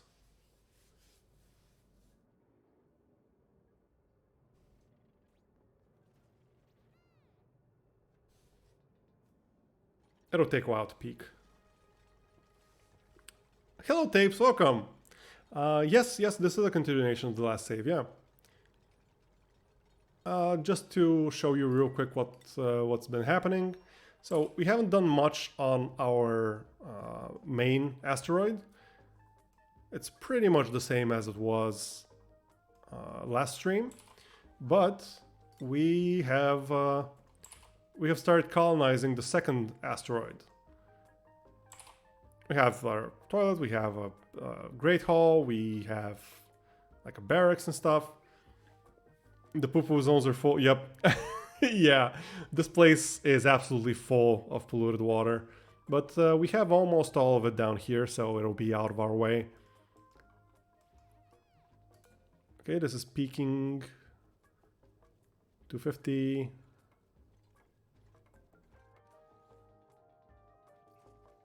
Yeah, this is a lot better. 260 almost. I think it'll probably peak at 260. Oh, is it going down? Yeah, okay. Okay, so this peaked at 260. Whereas on our main asteroids, it peaks at like 150, which is just a joke. But it's still something. Like, it's still free power, and we can always make more glass and make more solar panels, so it's fine.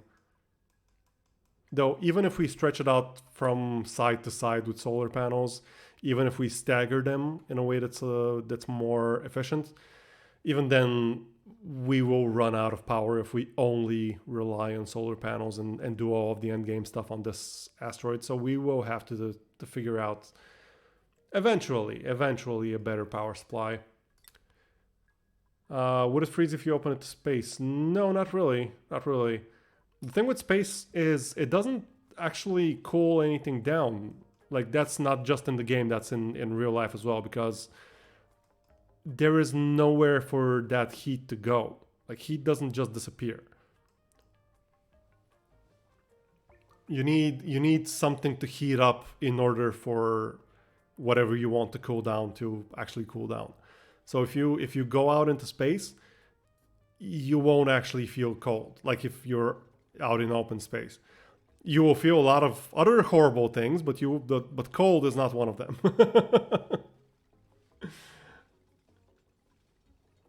Oh, I thought it would make a ice spear feel like those falling from planes.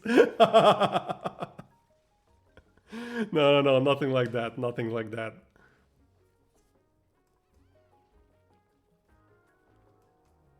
You feel cozied up by the vacuum space. Well, the thing is, yeah, you will kind of feel temperature-wise, you will feel perfectly comfortable. Because all of your heat... Well, no, actually, no, you will actually heat up. You'll actually heat up because the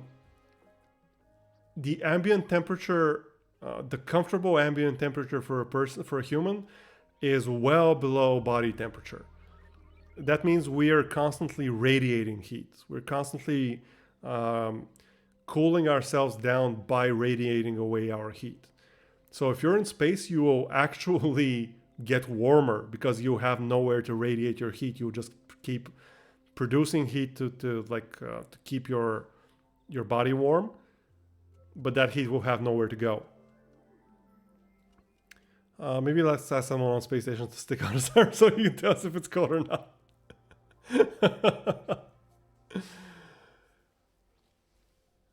It's kind of a misnomer that if you get exposed to space, you will like immediately freeze or explode or die or whatever. You will die, and it will be very painful, and it will be horrible, but it won't be immediate. Like, it will take... how long was it? I think at least like maybe a minute or something. It's a surprisingly long amount of time. Although, like even if you do all of that and stuff, you will have major internal damage. Oh, hello, Bliss. Welcome. Oh, love you too, Bliss. Thank you so much for lurking. I hope you're doing well, Bliss.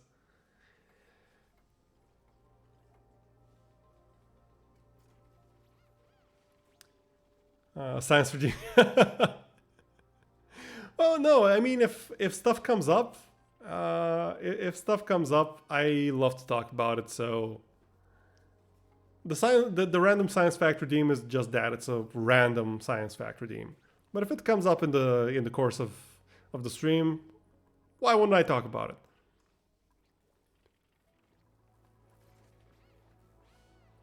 Yeah, poor Never. Uh, I don't really get what's happening, but Never apparently just can't chat right now anywhere, and that's why I set up the shadow ban speech redeem so Never can actually talk to us. Science fact to listen to while I'm waiting for institutions in the U4. Nice. That's peachy. Yep. I am assuming you were talking about space exposure, Oni. Finally had time away from work to say hi. I really appreciate that, Bliss. Thank you so much.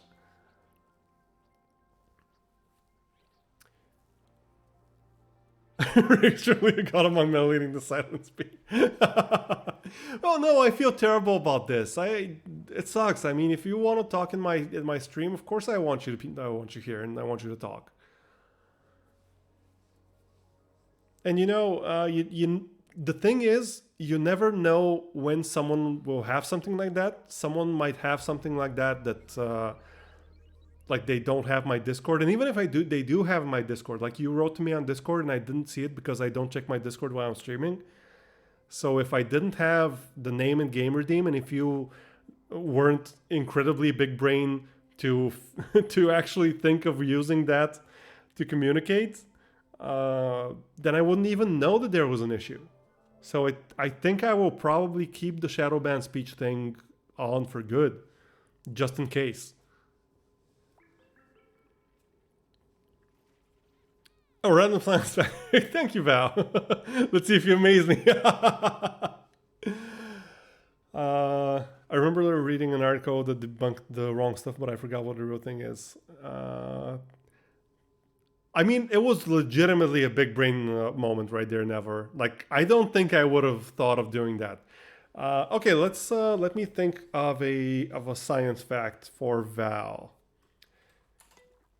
Oh, we're done with building here. Okay, give me just a second to give Cam something to do while I think of a science fact redeem. You know what? Let's dig. Let's have Cam clean up this area a little bit. Okay. Science fact. Let me think of something interesting.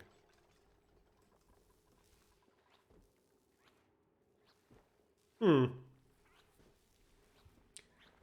trying to think of something else interesting about space that I haven't talked about before. I've talked about quite a few things regarding space.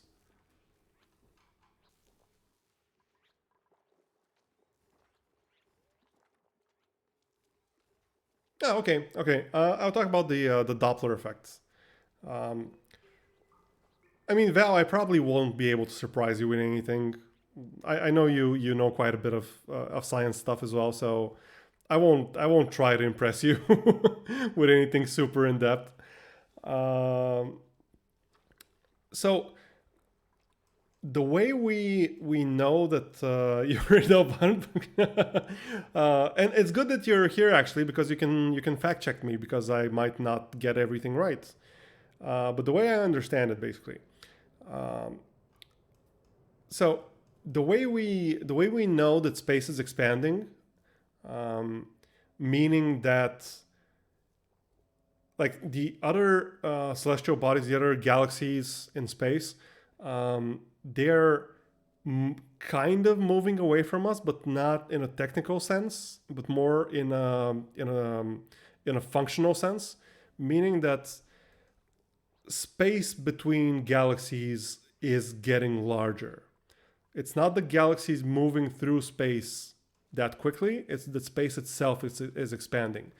And that expanding space produces something called the Doppler effect, which makes the light that comes from those galaxies appear redshifted. Redshifted means basically that it is expanding. Wait, it's not the Doppler. Wait, am I messing up the name? Wait, what was it?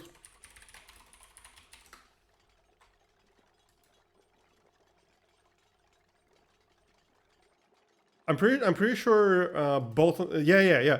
I was gonna go to the sound. I was gonna go to the sound as well. Isn't it also?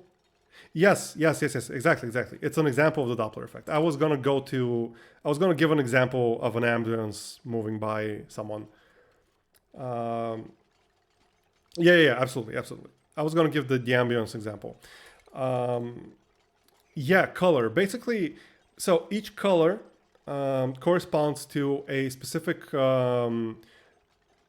length of a frequency wave. Red light has a larger wave than blue light, and as space expands between the galaxies, so do the wavelengths. And when the wavelength becomes larger, it becomes more, as it's called, redshifted. Meaning that, for example, green colors can appear yellow and stuff like that, and red colors can red will go into the infrared, and ultraviolet will become violet, will become visible.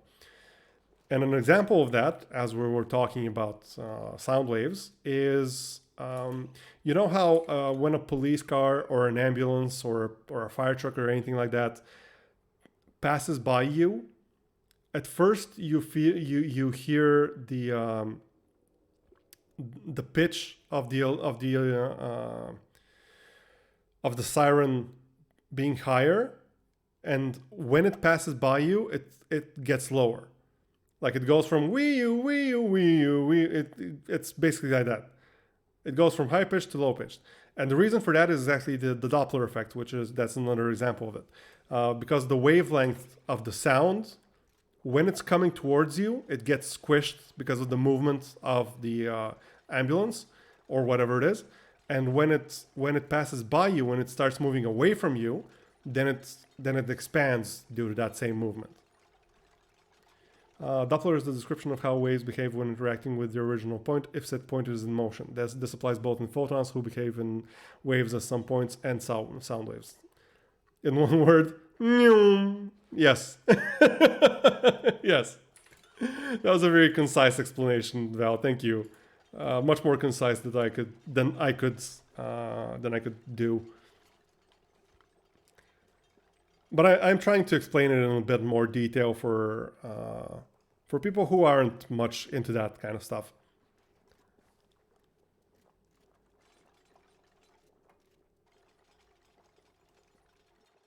But yeah, my science fact redeems are usually some rather entry level things. They're not something super in depth.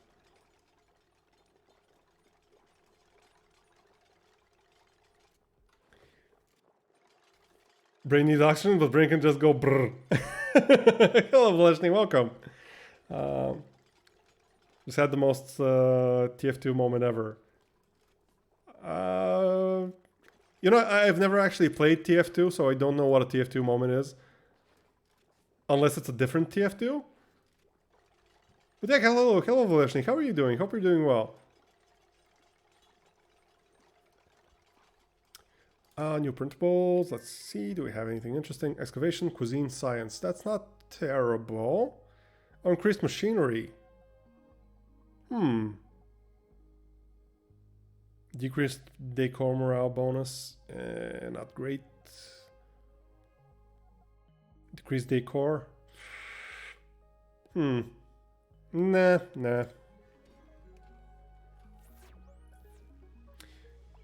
How much for a science fact from a specific part of science? Well, let me know what part you're interested in first, so I know that, so I know if I have anything interesting to say on that, because there are fields of science where I'm not especially good. I'm not very knowledgeable about chemistry, for example. So let me know which part of science you're interested in, and if I know anything interesting, then absolutely you can do a random science fact redeem, and I can try to talk about something interesting in that field. Just heading out in 6 hours for the trip. 12 hours, 1,400 kilometers. Holy crap, that is a lot. Wait. That is how? Like you would have to be traveling at like an average of what, 100 and what, 120 or something kilometers per hour? That would have to be your average speed? That is a lot, man. This bullshit from Half-Life Resonance Cascade is a real thing. Don't think so. I'm not exactly sure. I haven't played Half-Life in like probably 2 decades, like since it came out. So I don't really remember if they give any details about that. What resonance, what cascade, what, I don't know. So walked up to a pyro as a heavy. All of us are a red team. A red NG runs in and does a taunt to show off his cool weapon. I hit my left taunt bind. He gets offended and punches me. I, with the reflexes of effing Neo, hit my kill bind just in time for me to kill myself in the game to make the NG look like he killed me.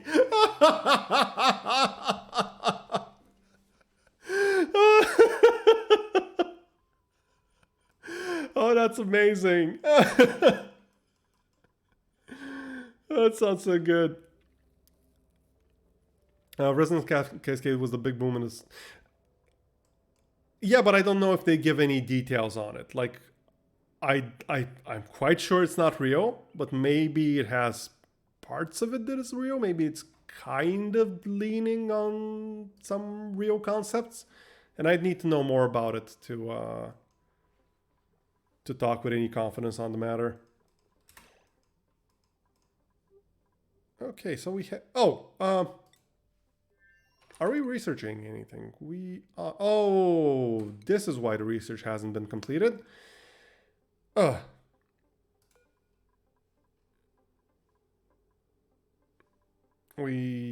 okay. We don't really need this. We don't need this. What can we research? I guess we can research this stuff. Actually, no. We're not going to research this stuff. We are going to make a telescope, which didn't really plan this out very well. So, no, actually, should be even higher. It should be like this.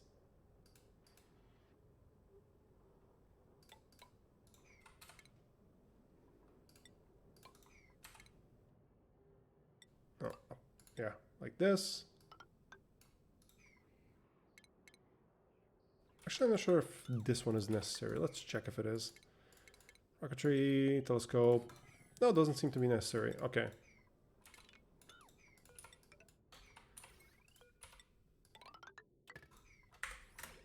There we go.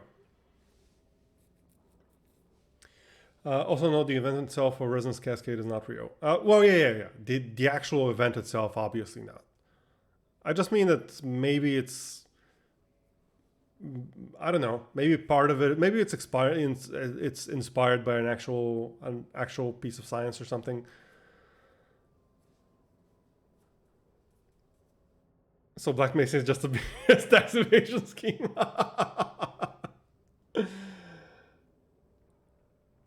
Slowly getting to that 6.9k points. Yes, thank you for shouting out True Card, Leslie.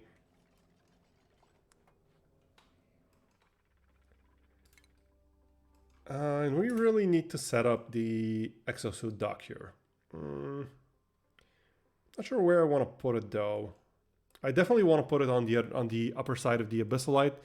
I wanted to put it here, but we have way too much polluted water here, so I guess we'll need to maybe put it here, facing this side, and then go down. So let's see how that would work. We'd only need one of these. Well, let's leave enough room for two potentially. Put it here, Atmosuit dock here. Ladder here, and yeah, okay. I think that's pretty good. Actually, let's put it here. Yeah. Dig this out. That should be fine.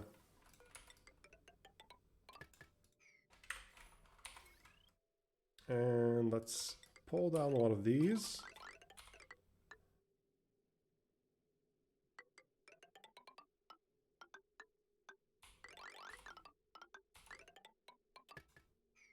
There we go. And we will need to build a is this a station? I think it's a station. An exosuit forge somewhere around here. How much power does this need? 480 watts. I guess we'll put it here then. Okay, okay. That's good. Wait, let me catch up on chat. You guys are suddenly very, very talkative. Of course, I appreciate that very much, but I missed a lot of what you're saying. Are you guys saying that video games are 100% scientifically accurate? No, no way, no. There's no way. Imagine they just decided to close off business, so they made a home invasion. So portals for proto games are not real? That is blasphemy, Lechny. Black Mesa is 100% a tax evasion scheme, but I'll say this. Well, Half-Life, the original game, is great. Black Mesa is so much better, oh my god. I've never played the like Black Mesa, like the remaster or whatever you want to call it. But I definitely should at some point. Welcome back, Mina. I hope you're doing well, Mina. And welcome back, Sushi, as well. Now we're thinking of portals, yes.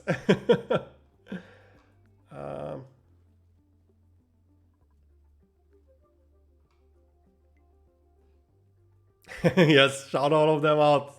Do it. Thank you, Voleshny. Thank you very much for shouting everyone out.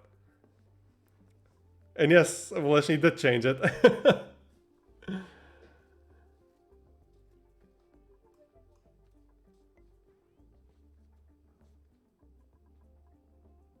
Hello, White Rose. Going to search for 4 stupid kids in League of Legends. Wish me luck. Good luck. I'm not sure what that means, but good luck.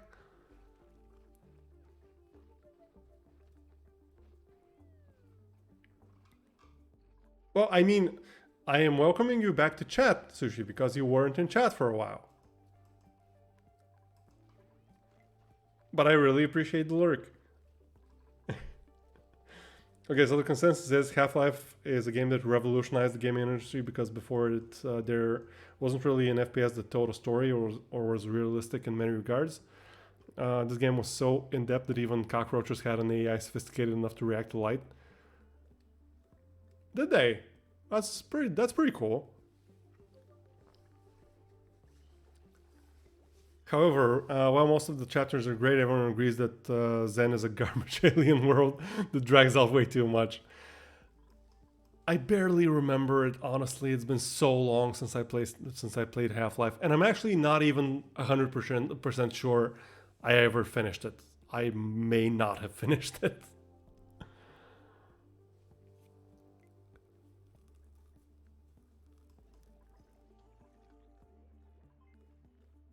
They also moved to food sources. What? Oh! They moved. Oh, really? That is actually really cool. Which is why Black Mesa scrapped the original Zen and made their own. It's fantastic. Finish it so you can become a part of science team next to Dr. Jesus Christ.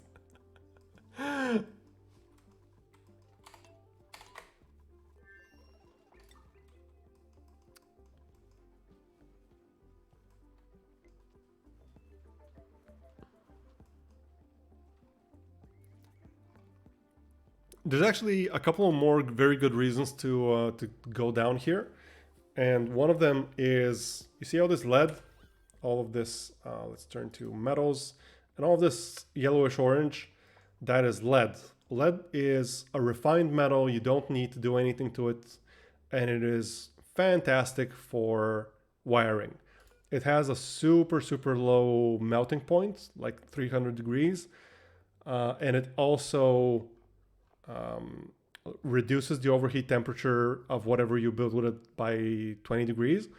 But wiring doesn't have an overheat temperature. And when would your wiring ever reach 300 degrees? So it's perfect for that.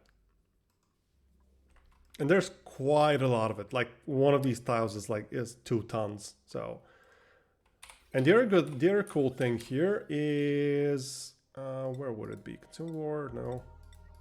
No. It's none of these categories. It's diamonds. We have diamonds here. Diamonds they can be used interchangeably with glass for most things, and there are tons of diamonds here. They're also really good heat conductors.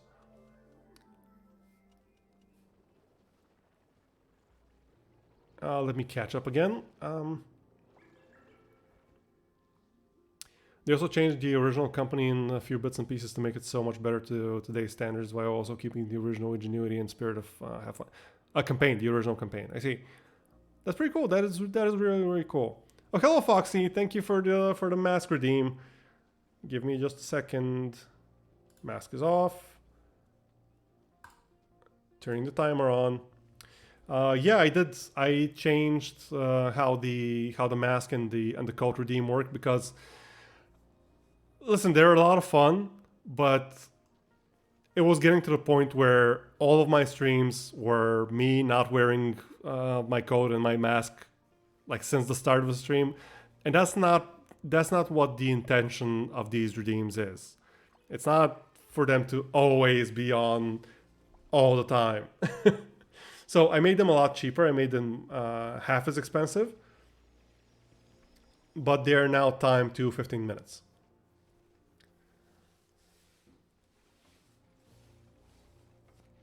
Well, no, I'm not. No, not fully naked, Val. Not fully naked. Oh wait. Oh, I missed Voleshny's redeem. Oh, yep. Okay. Sorry about that, Voleshny. I missed that. Listen, I have pants. I have pants. I will prove it to you. I will prove it to you. Look, I have pants. I have pants on, and there is no redeem to take off my pants. They will always stay on. This is just, I'm a wrestler, okay? This is how I wrestle.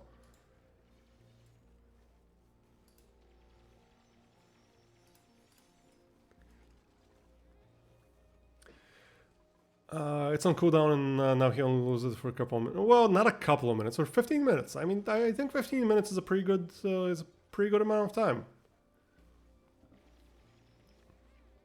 They're a lot of fun, but once Ray took off his shirt and then Resonance Cascade happened because everyone was distracted. It's not sad. I mean, listen, I really like my model. I really like everything about my model. and it's a lot of fun to be able to have some interaction with it, but that wasn't really interaction with it. That was just me always being without the mask and without the coat. I will think about it. I might increase the time. I might increase the time that they're active for, but we'll see.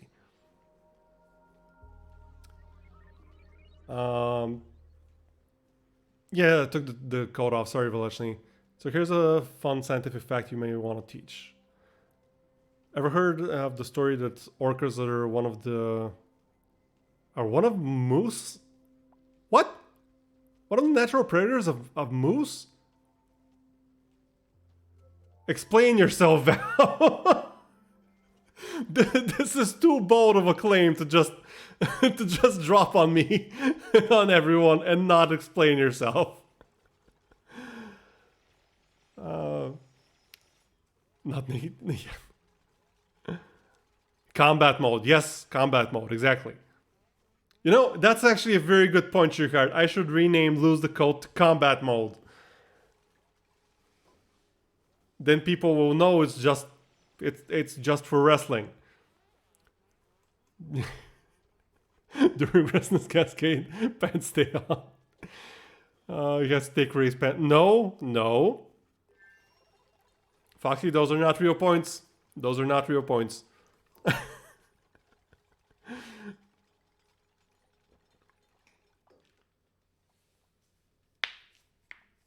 Go fully commando. Nope, that will not happen. That will never ever happen. We need to make a suit here. Let's make a suit out of copper. I mean, let's make 2, just in case. Someone please get on that, because Cam is currently not doing anything. Well, let's start cleaning this place up a little bit.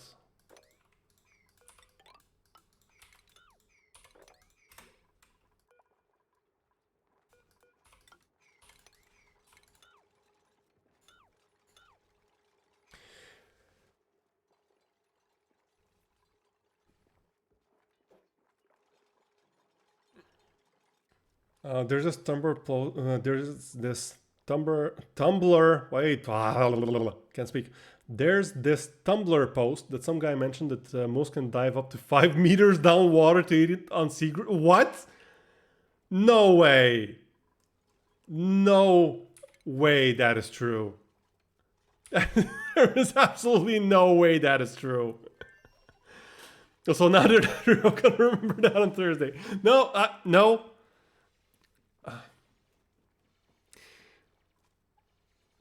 It's an affiliate thing, Shuhart. Don't worry about it. Don't worry about it. When you reach affiliate, things will look a little bit different. Don't worry about it. And on the same Tumblr post, someone mentioned that orcas eat moose when they do this. Oh, jeez. Bless me as DM crit. Oh, I'm going to return your points tapes. I'm really sorry. We don't have anyone to name right now. We currently have Cam, Aki, Yen, and Dr. Sushalina, and all of them are named after friends and viewers.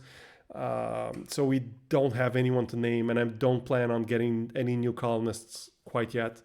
So I'm really sorry about that, but I will return your points. Give me just a quick second.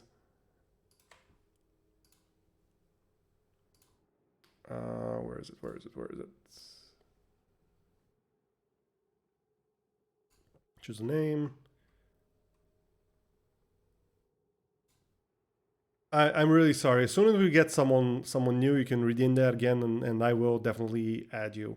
But there's just literally no one to name right now.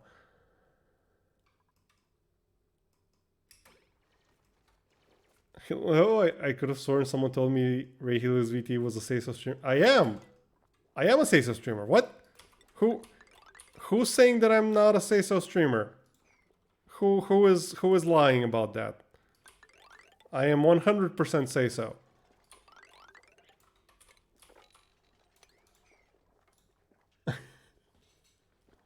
They grow so fast. What? So it kind of spread in animal enthusiastic circles. Every now and then you hear the said, "Oh, really? Not true? I can't believe it. That's such a shock that orcas don't eat moose who dive 5 meters into water to graze on seagrass. Inconceivable that that's not true."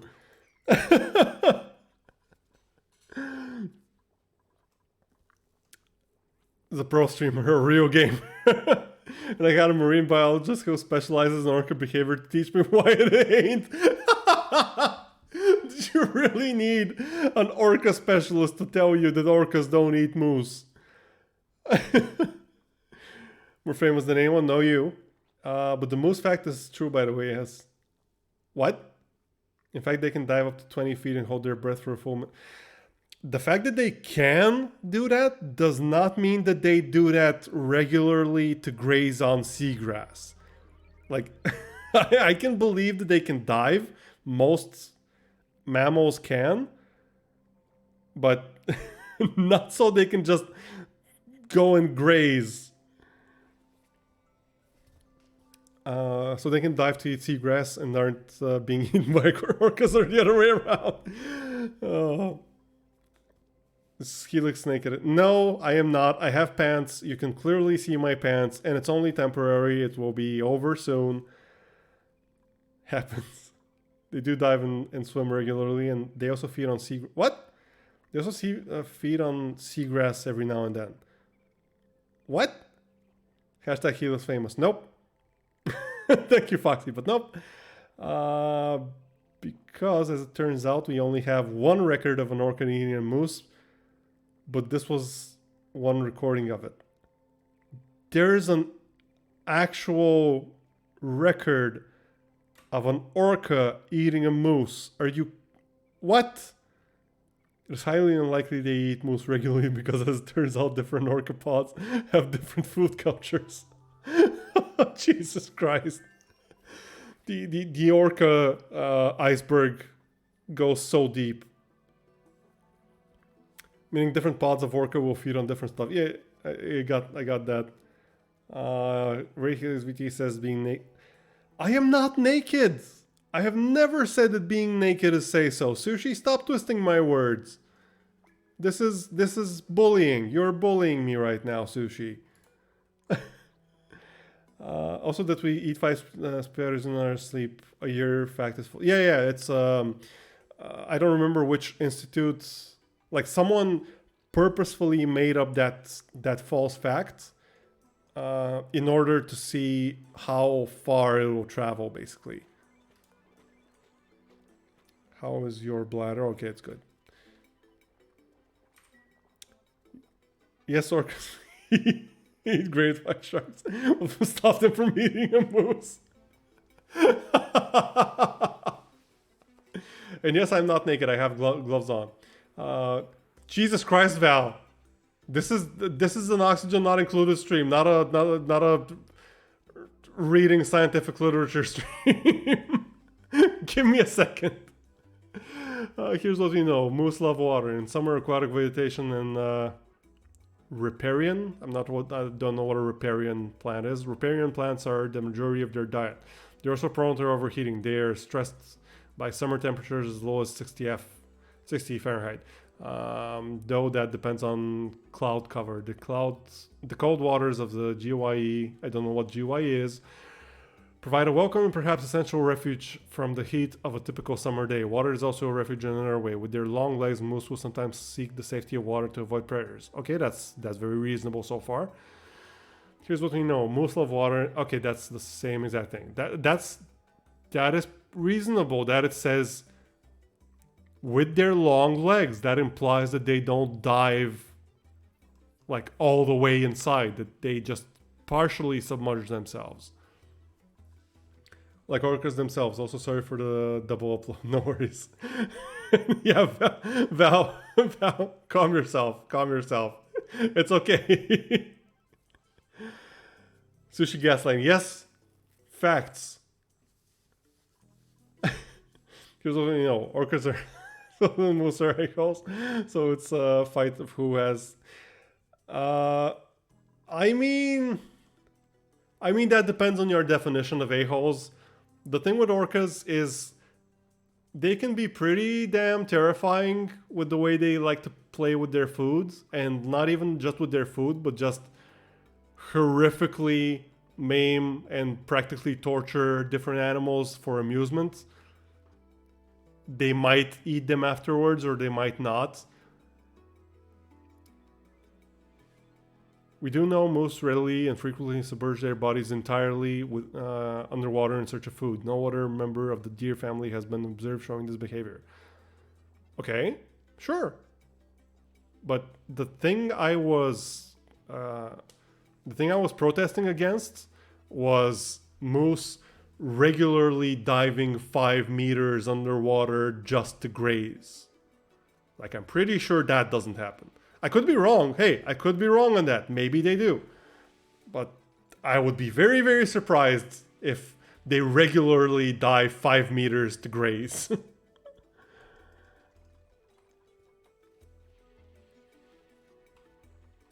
Aquatic plants are a majority. Is it a majority of their diet? Like, untrue. Spreading false, fake news there, Foxy. But thank you. And they readily and frequently submerge their bodies entirely underwater. I'm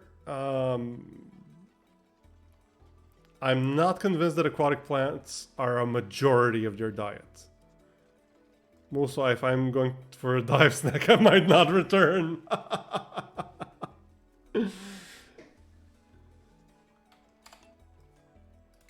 Let's see the printables. Cuisine, science, husbandry, nope. Husbandry, nope. Medicine, machinery, nope. Let's get a Dreklet. Everything here is built. I am assuming these are done. Or not. Wait, we don't have... Okay, we need a bit more copper. Let's make some more.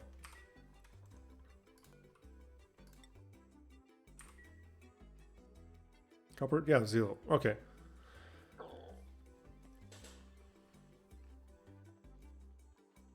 Look at the numbers and it shows your frame. Nope.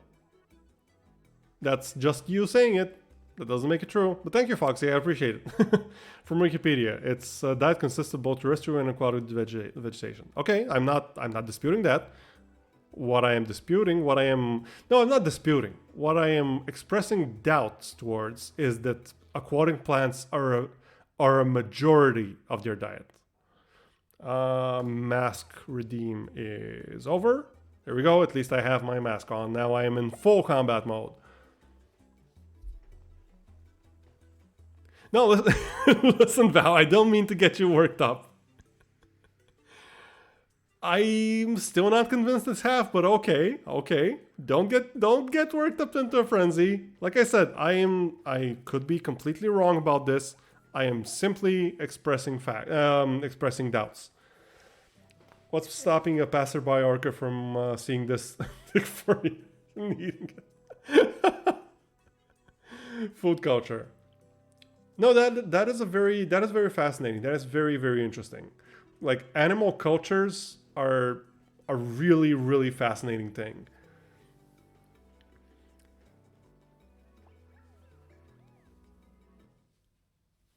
Uh, 6,969 points. Nice, never, nice.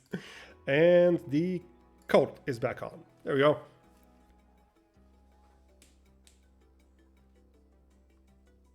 Yeah, no, that's super. That is definitely super interesting about the different food cultures. Absolutely. Oh, thank you for the hydrogen and the stretch, Never. Give me just a second.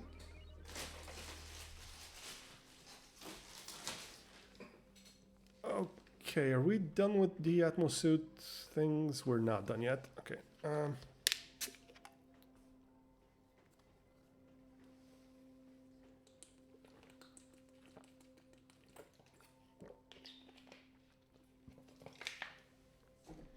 Hydrate complete. Let me stretch. There we go.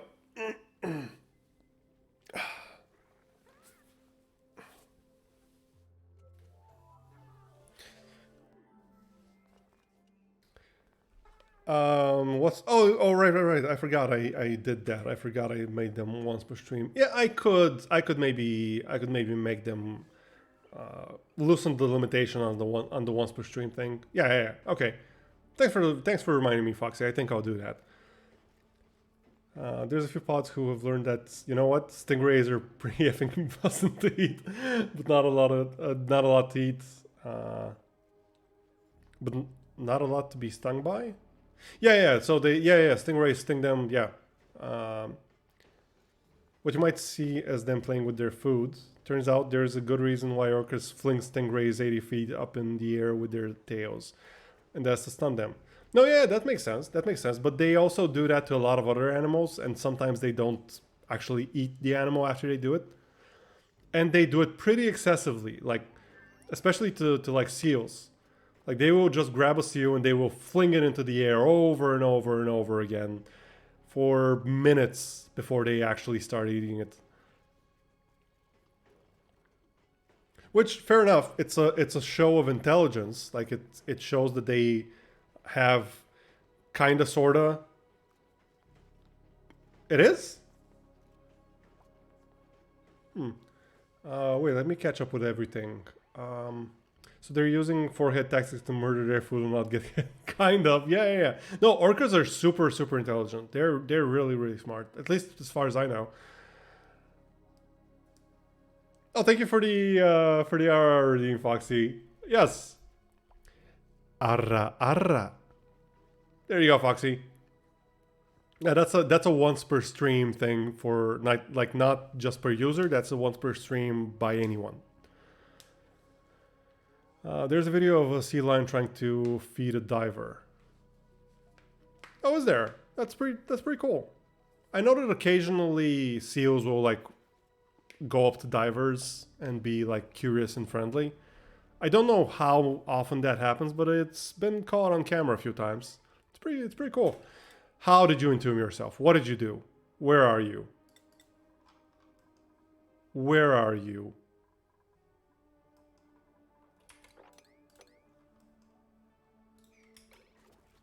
What? Oh, buildings are entombed. Oh, okay. That's fine. That's fine.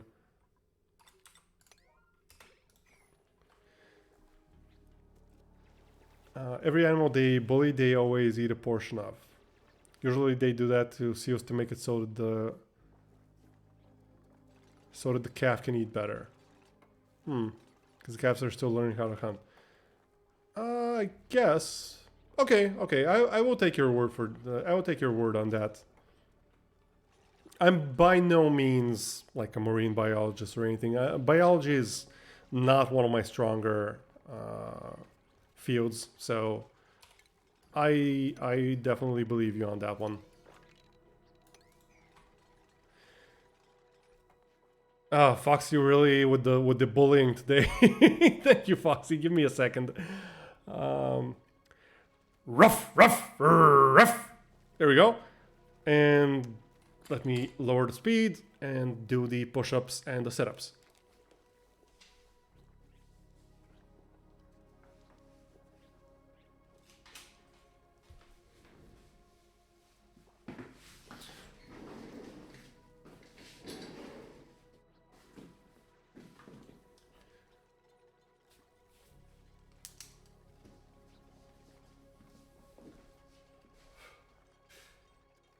One, 2, 3, 4, 5. Okay, that's the push-ups. Give me a second to do the sit-ups.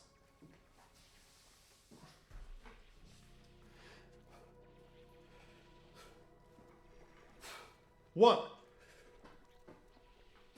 2, 3, 4,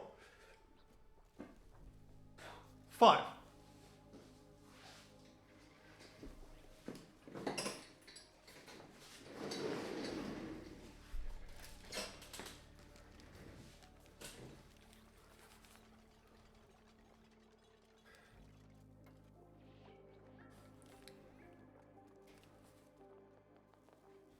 There we go. Not a lot. More often than not, sea lions will chase people away and bite them. Remember the video of the sea lion that grabbed that little girl and flung her down at the pier into the water? No, I don't think I saw that one.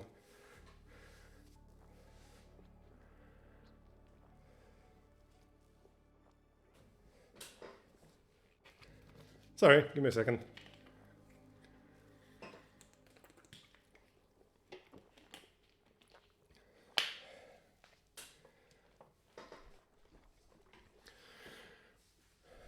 Orcas are like the only other animal other than primates where we see that the grandparents are teaching the grandchildren how to do stuff.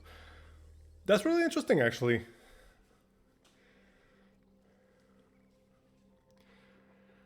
That's pretty fascinating. Grandparent mechanics. Dynamics, not mechanics. What? Jesus Christ, my brain is mush.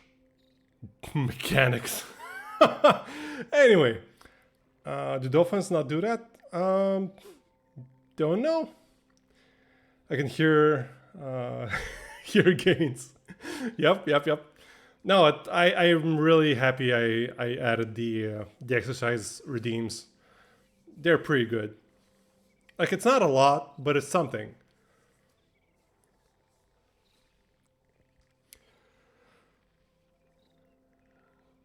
My favorite fact is the dolphins get high on pufferfish. I've heard that. I don't know how true it is, but I have heard that. I know that in a lot of pilot whales, sperm whales being the best example of, mothers will often trust their calves with other sperm whales to babysit them when they go off to the depths to feed. That's really interesting. That's really cool. Yeah, the thing about dolphins can get handsy isn't the right word, but let's use handsy. What? It ain't much, but it's honest exercise. Yep, exactly. Almost 17% of observed sexual interactions in giraffes has been... What? That's very interesting.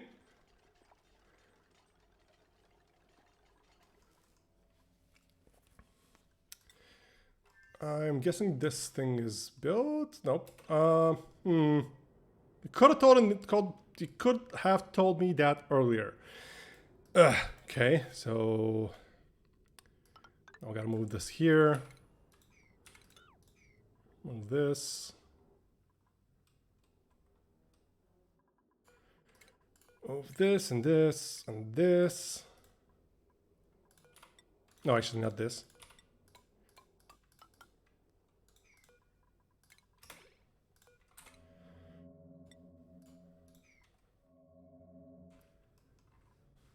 Let's set a higher priority here.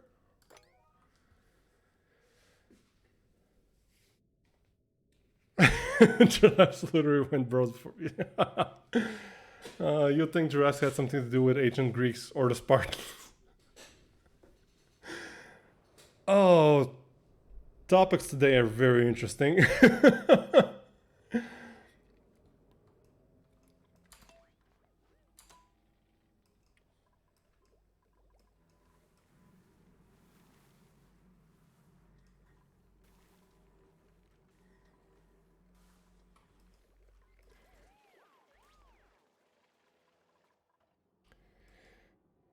Spartans were Greek.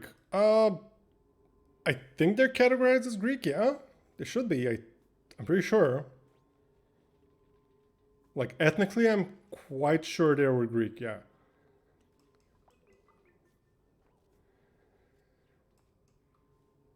I've always been Team Troy considering roots there.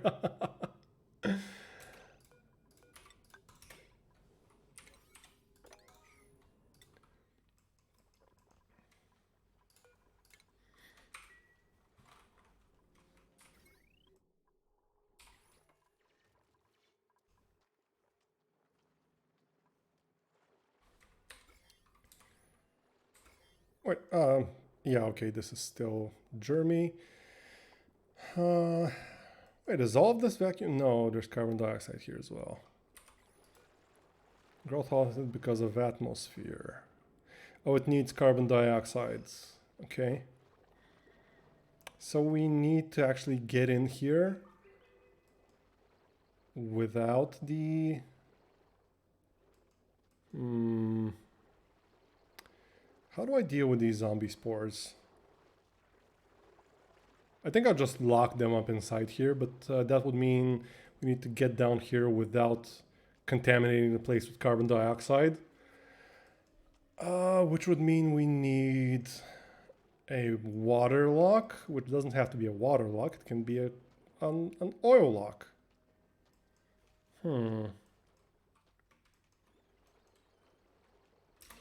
Let's see, how do we construct this?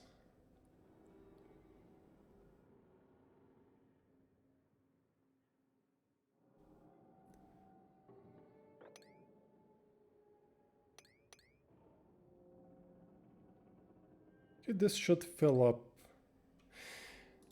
We don't have... Oh, we should be able to get that, actually. Yeah. Cam has plenty of morale, so super hard digging it is. So this should fill up with some crude oil. So when we go through, we should be able to... why is this carbon dioxide here? Let's first start with this, and then we will see how it goes. I think I can just put a tile in here from a diagonal, and that should be fine.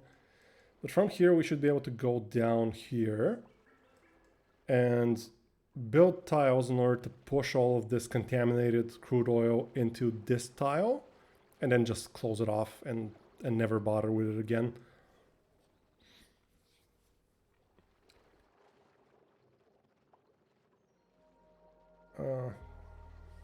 Specifying Spartans makes it so much better, because giraffes are also fierce when fighting each other.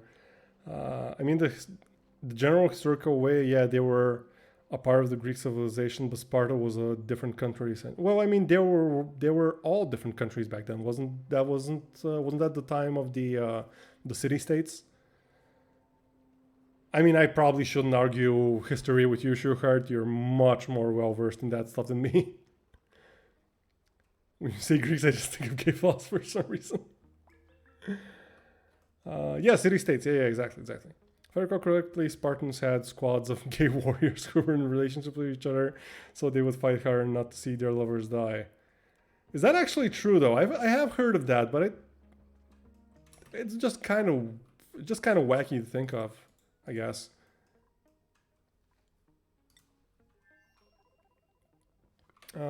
We're lacking an astronomer, are we? No longer. We're no longer lacking an astronomer. So we can start actually like scouting around the place now and see what these three things are. Meanwhile, we should be done with the Atmos suits, I'm pretty sure. Yeah, we have 2 Atmos suits. Excellent. So let's drop those in here. Clothing, right? Atmos suit. Let's drop both of those in here.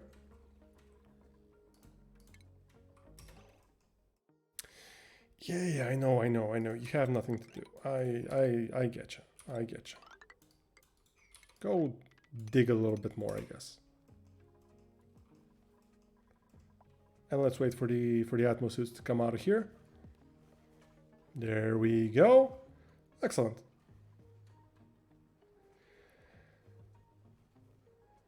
Oxygen is for the weak. I mean, oxygen is like, it literally kills you as you're breathing it. So if you can find a way to survive without oxygen, you will probably live a much longer life. You know that all the army has to do to get better army is to be more inclusive. Fair enough. You say that, but it's the emergence that oxygen that almost killed all life on Earth once. Did it? When? Which extinction event are you referring to?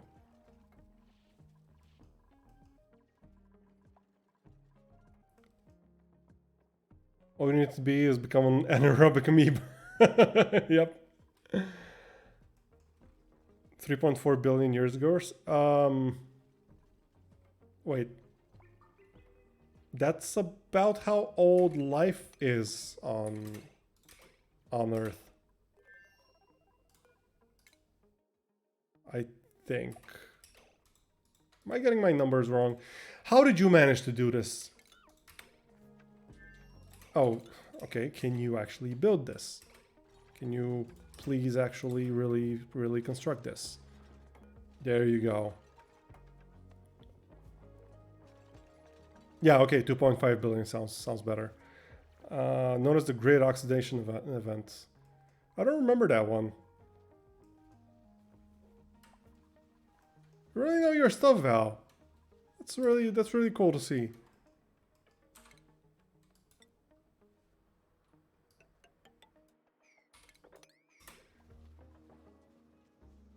You should do one of those. You should do a redeem like that as well. I think people would be really interested. At least that with my redeem, people have been really interested in it. No, you, Mina. You're precious. Okay, we are finally officially in the oil biome. And that is really cool. And it's also, we also have this biome here to cool us off, so this won't get us too hot. I mean, it's getting pretty cold from here, so we might have to do something about that at some point, but who cares? And a quick reminder again, because we have like more people in chat right now. We finished the previous game that I played on Wednesday, Star Control 2 / Dear Crown Masters, and I am looking for a new Wednesday game to play. And so there is a vote currently. You can see it in the bottom left corner, where you can help me pick which game I should play starting this Wednesday. It'll be another long-term game. So if you could help me out with that, that would be really nice. Well, I can't play all of them at the same time, you know. Yeah, here's the link where you can vote on straw poll and help me choose. The leads currently are pretty close, so that's pretty cool. Your vote will definitely matter in this case. But I know way too much to think of anything on stuff. Huh?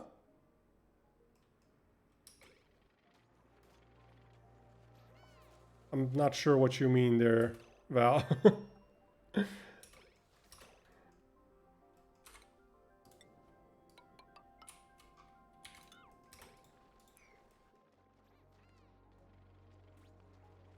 Never say never. Well, I can definitely say never on the playing them at the same time.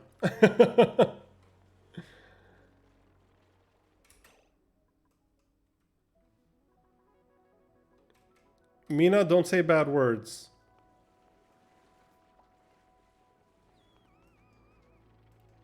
If you are saying bad words, I am not taking a side here. But if you are, please don't. Torn between XCOM and Star Wars. I see you decided which one of the two. Also, Val, you're the one who gave Mina a gun, you know? He's lying.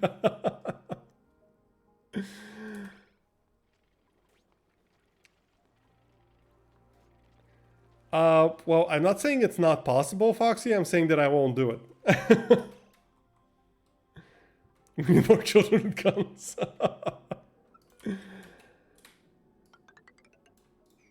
Wait, no. Wait, what am I doing? Why did I do this thing? Why did I do it this way?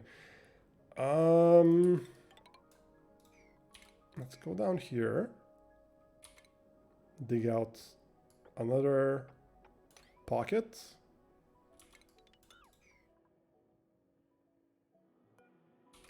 Maybe like this.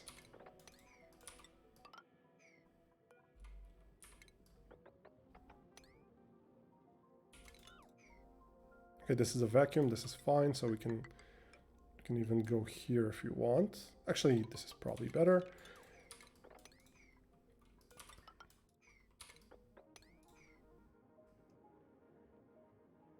No, wait, no, wait, no.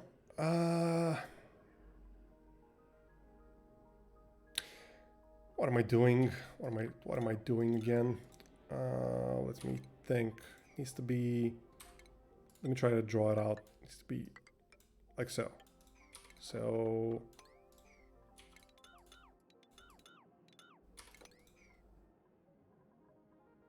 Hopefully this is enough. This should work. They're an untapped demographic. Every 60 seconds, a child lives their happy life without causing a misfire and killing one of your parents. Jesus Christ, Val. Calm down. You can help change that. With Minecraft and Among Us at the same time. I mean, that's impressive, but I don't want to do that, Foxy. That sounds genuinely stressful. But yeah, I will probably play most if not all of these games at some point, regardless of which one wins now, because that will obviously be the one that I will play now. I will more than likely play the rest of them at some point as well. That is fine.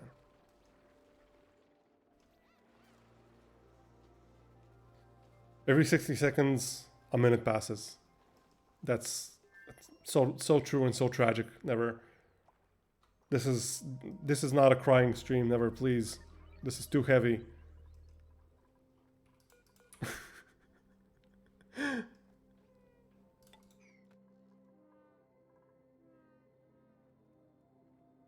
"24-hour stream? Nope.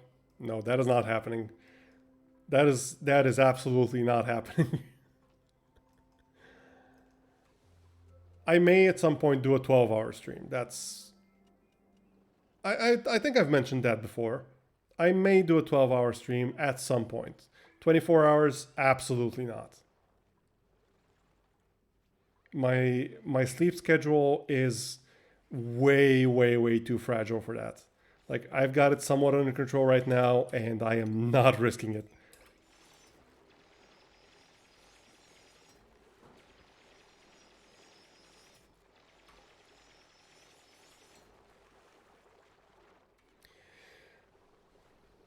$86,400 second stream.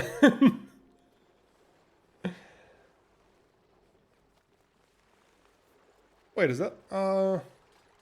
Yeah, 24 hours, right? Wait, is it 24 hours? Yeah, I'm guessing that's 24 hours. Don't ask me to do math right now. My brain is barely working enough to play this game.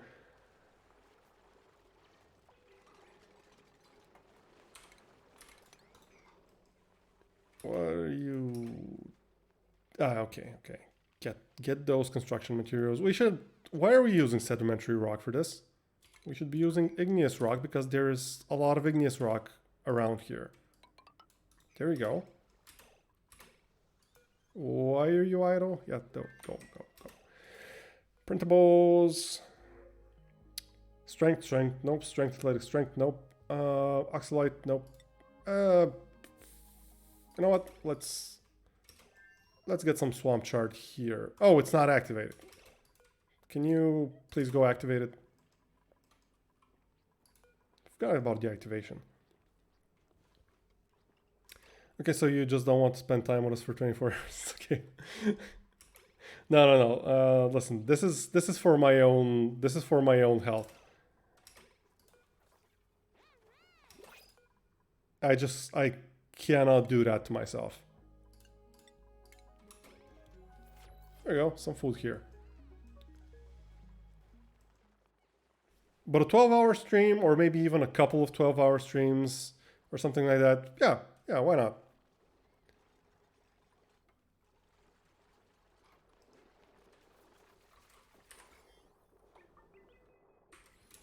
Okay, let's start closing in on this thing.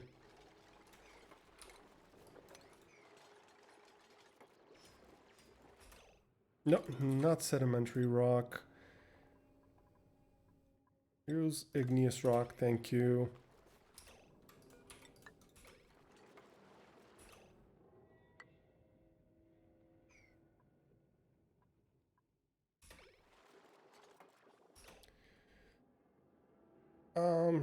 Should we? Let's leave it. Let's leave it there. Why is this up here?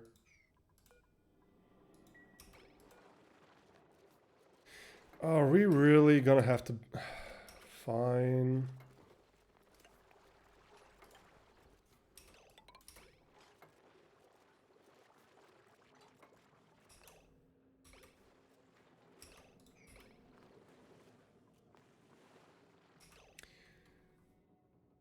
Let me catch up real quick. Oh, welcome back, Velechny.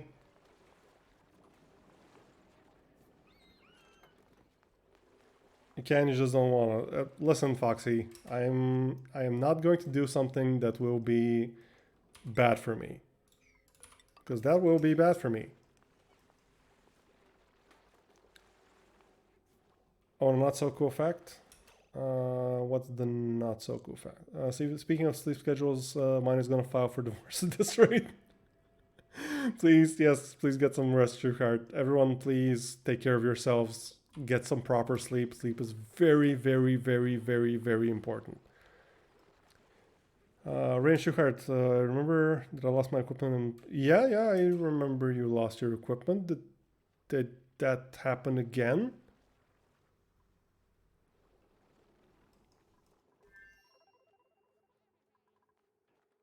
I made new from ground up and died on. Oh, jeez. What happened, Velechny? Was it another call or was it your fault this time? Because last time it wasn't your fault. Last time it was absolutely not your fault.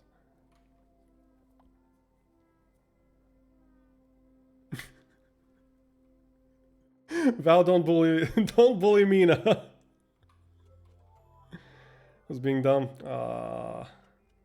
The desert temple? No, I haven't been to the desert temple.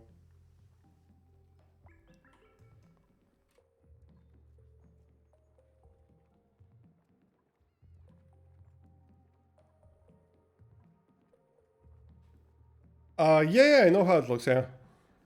Oh, did you... Wait, did you fall in? Did you fall inside the... Oh, jeez.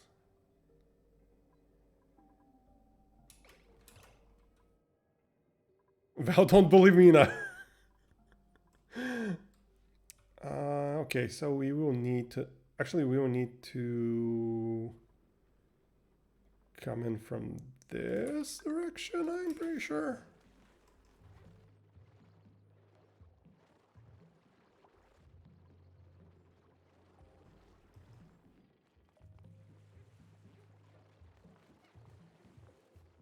No, sorry, Valeshny, that really sucks. If you want some help with getting more materials or stuff like that, just let me know. I don't have a ton right now, but I can make some excursions to help get you sorted out. Why is the sedimentary rock again? Jeez. Ooh, new planetoid detected.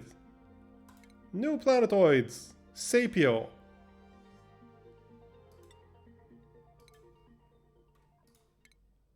Let's go. Sapio. It is a mid-sized sandstone and forest world with significant radiation. It's an irradiated forest asteroid. Nice. They have an abundance of metal for the taking if duplicates can withstand the planetoid's radiation. Cool. Peak light is good, 30,000. That means we can set up some solar panels there. Metallic caves, awesome.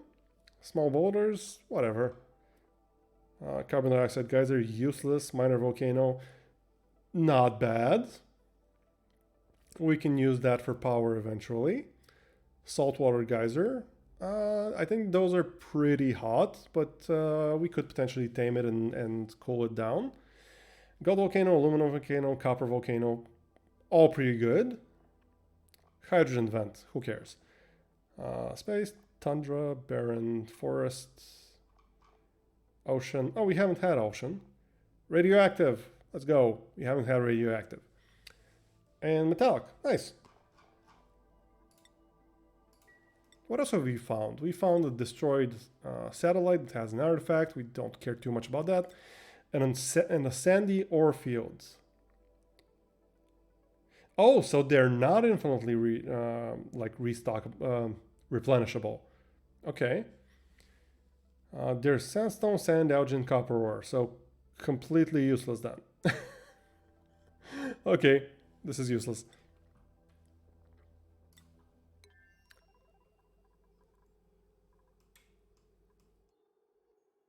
You got diamonds and 4 elytras left. I hope those elytras will last you. Bludgeoning.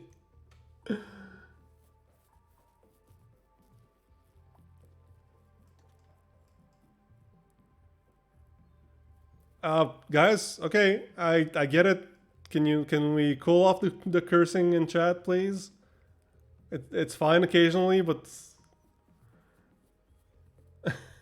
I appreciate that you guys are having fun, but try to cool it a little bit.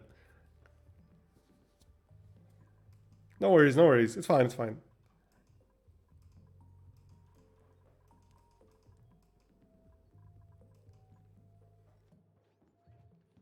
Pila? Back to VC.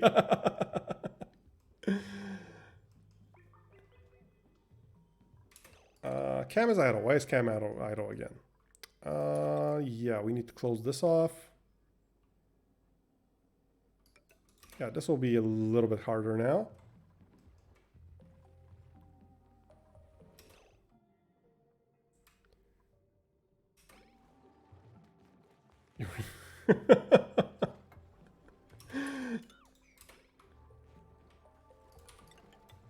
What? Oh, why did I do that? Why did I do that?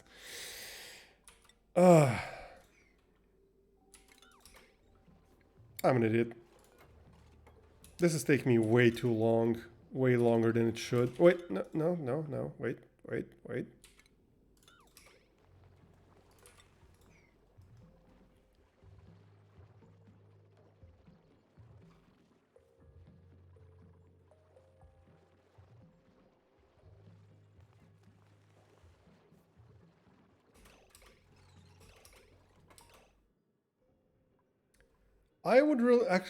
I would like to avoid putting all the slicksters in here with the spore kid. Don't know how to do that though. Maybe they'll go up. That would be nice if all of you go up. Thank you. Can we lock you guys in here? Or, go back up. Go back up. No, don't, no.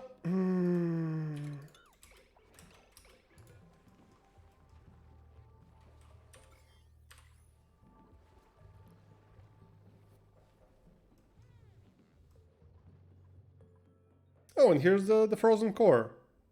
Pretty cool. Jesus, minus 100 degrees. What's oxygen's freezing point? Condensation point, minus 183. Okay, we're we're still pretty far off from oxygen condensation, but we have solid carbon dioxide out here.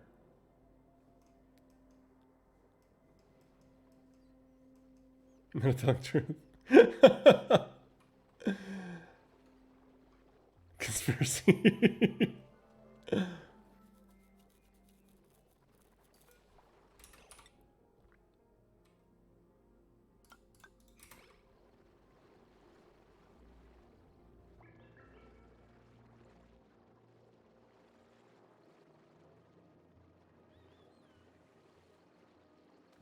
Can't believe you trust those snake oil salesmen instead of Yakuza.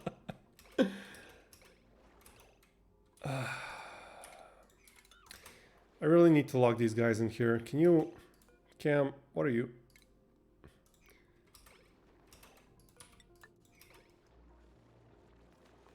Come on, come on, come on, come on, come on, come on. Yes! Nice. Wait, wait, wait, wait, wait, wait. I'm an idiot. I'm an idiot. Let me build a storage bin. Let's put it here. No, not sedimentary rock again. Igneous rock. There we go. Except everything sweep only. And sweep all of this stuff up. I don't want to lock in any resources in here.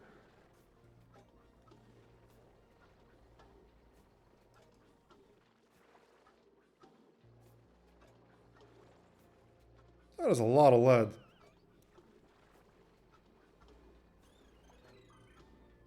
Excellent. Get this as well.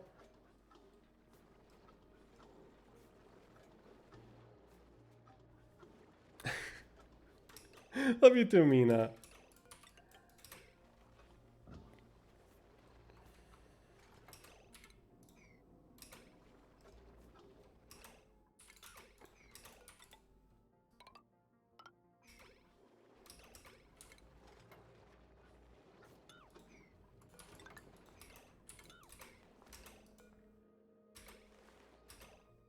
Not sedimentary rock, igneous rock.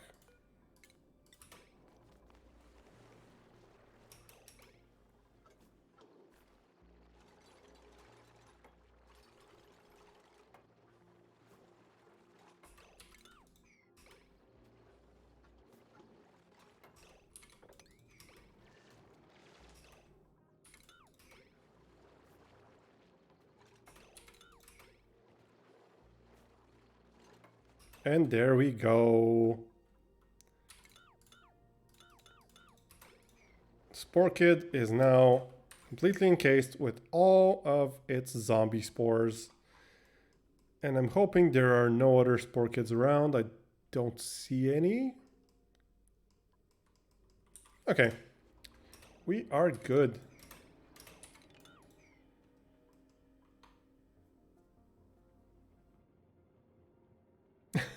It's okay, it's okay, you know, just, it's fine. It's fine to curse, just try to not go overboard with.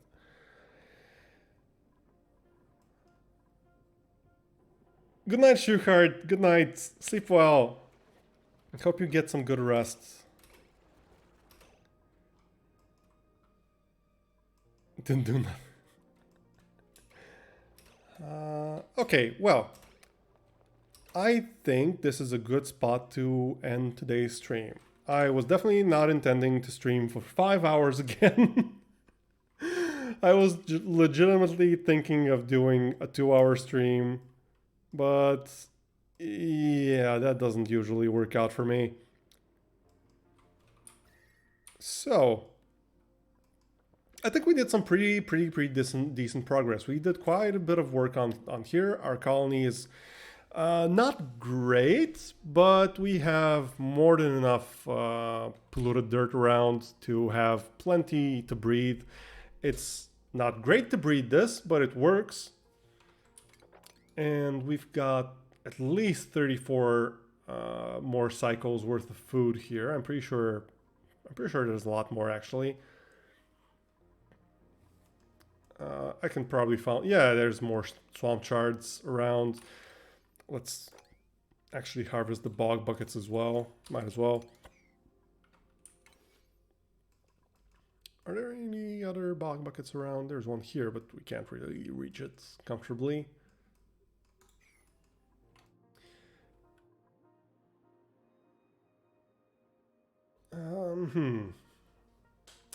She's trying to pin her bad behavior in respectable behavior for the community such as myself.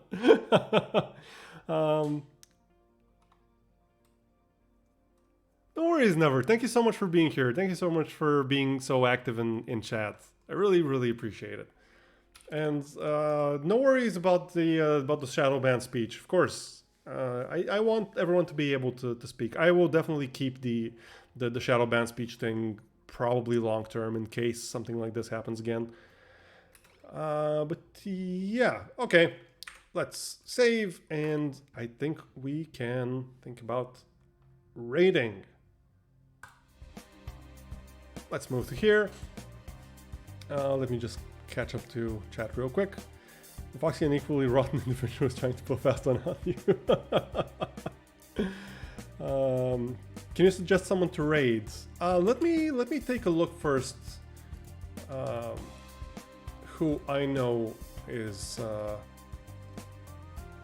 live, because there might be someone. There might be someone who I want to raid first.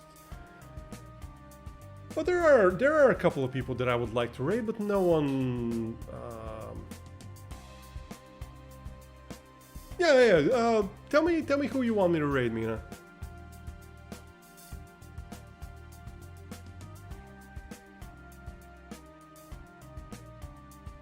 Raid a monkey? What monkey? Riza Vitolina. Love you too, Bliss. Thank you so much for being here. Let me check them out real quick.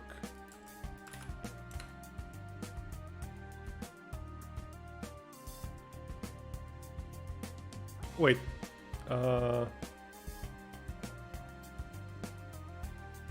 Wait, Val isn't streaming right now. What? I'm confused.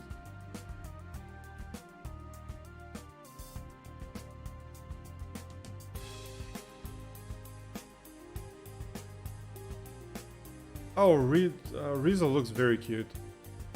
Playing Final Fantasy VII Remake. Okay, we can absolutely raid them. Why not?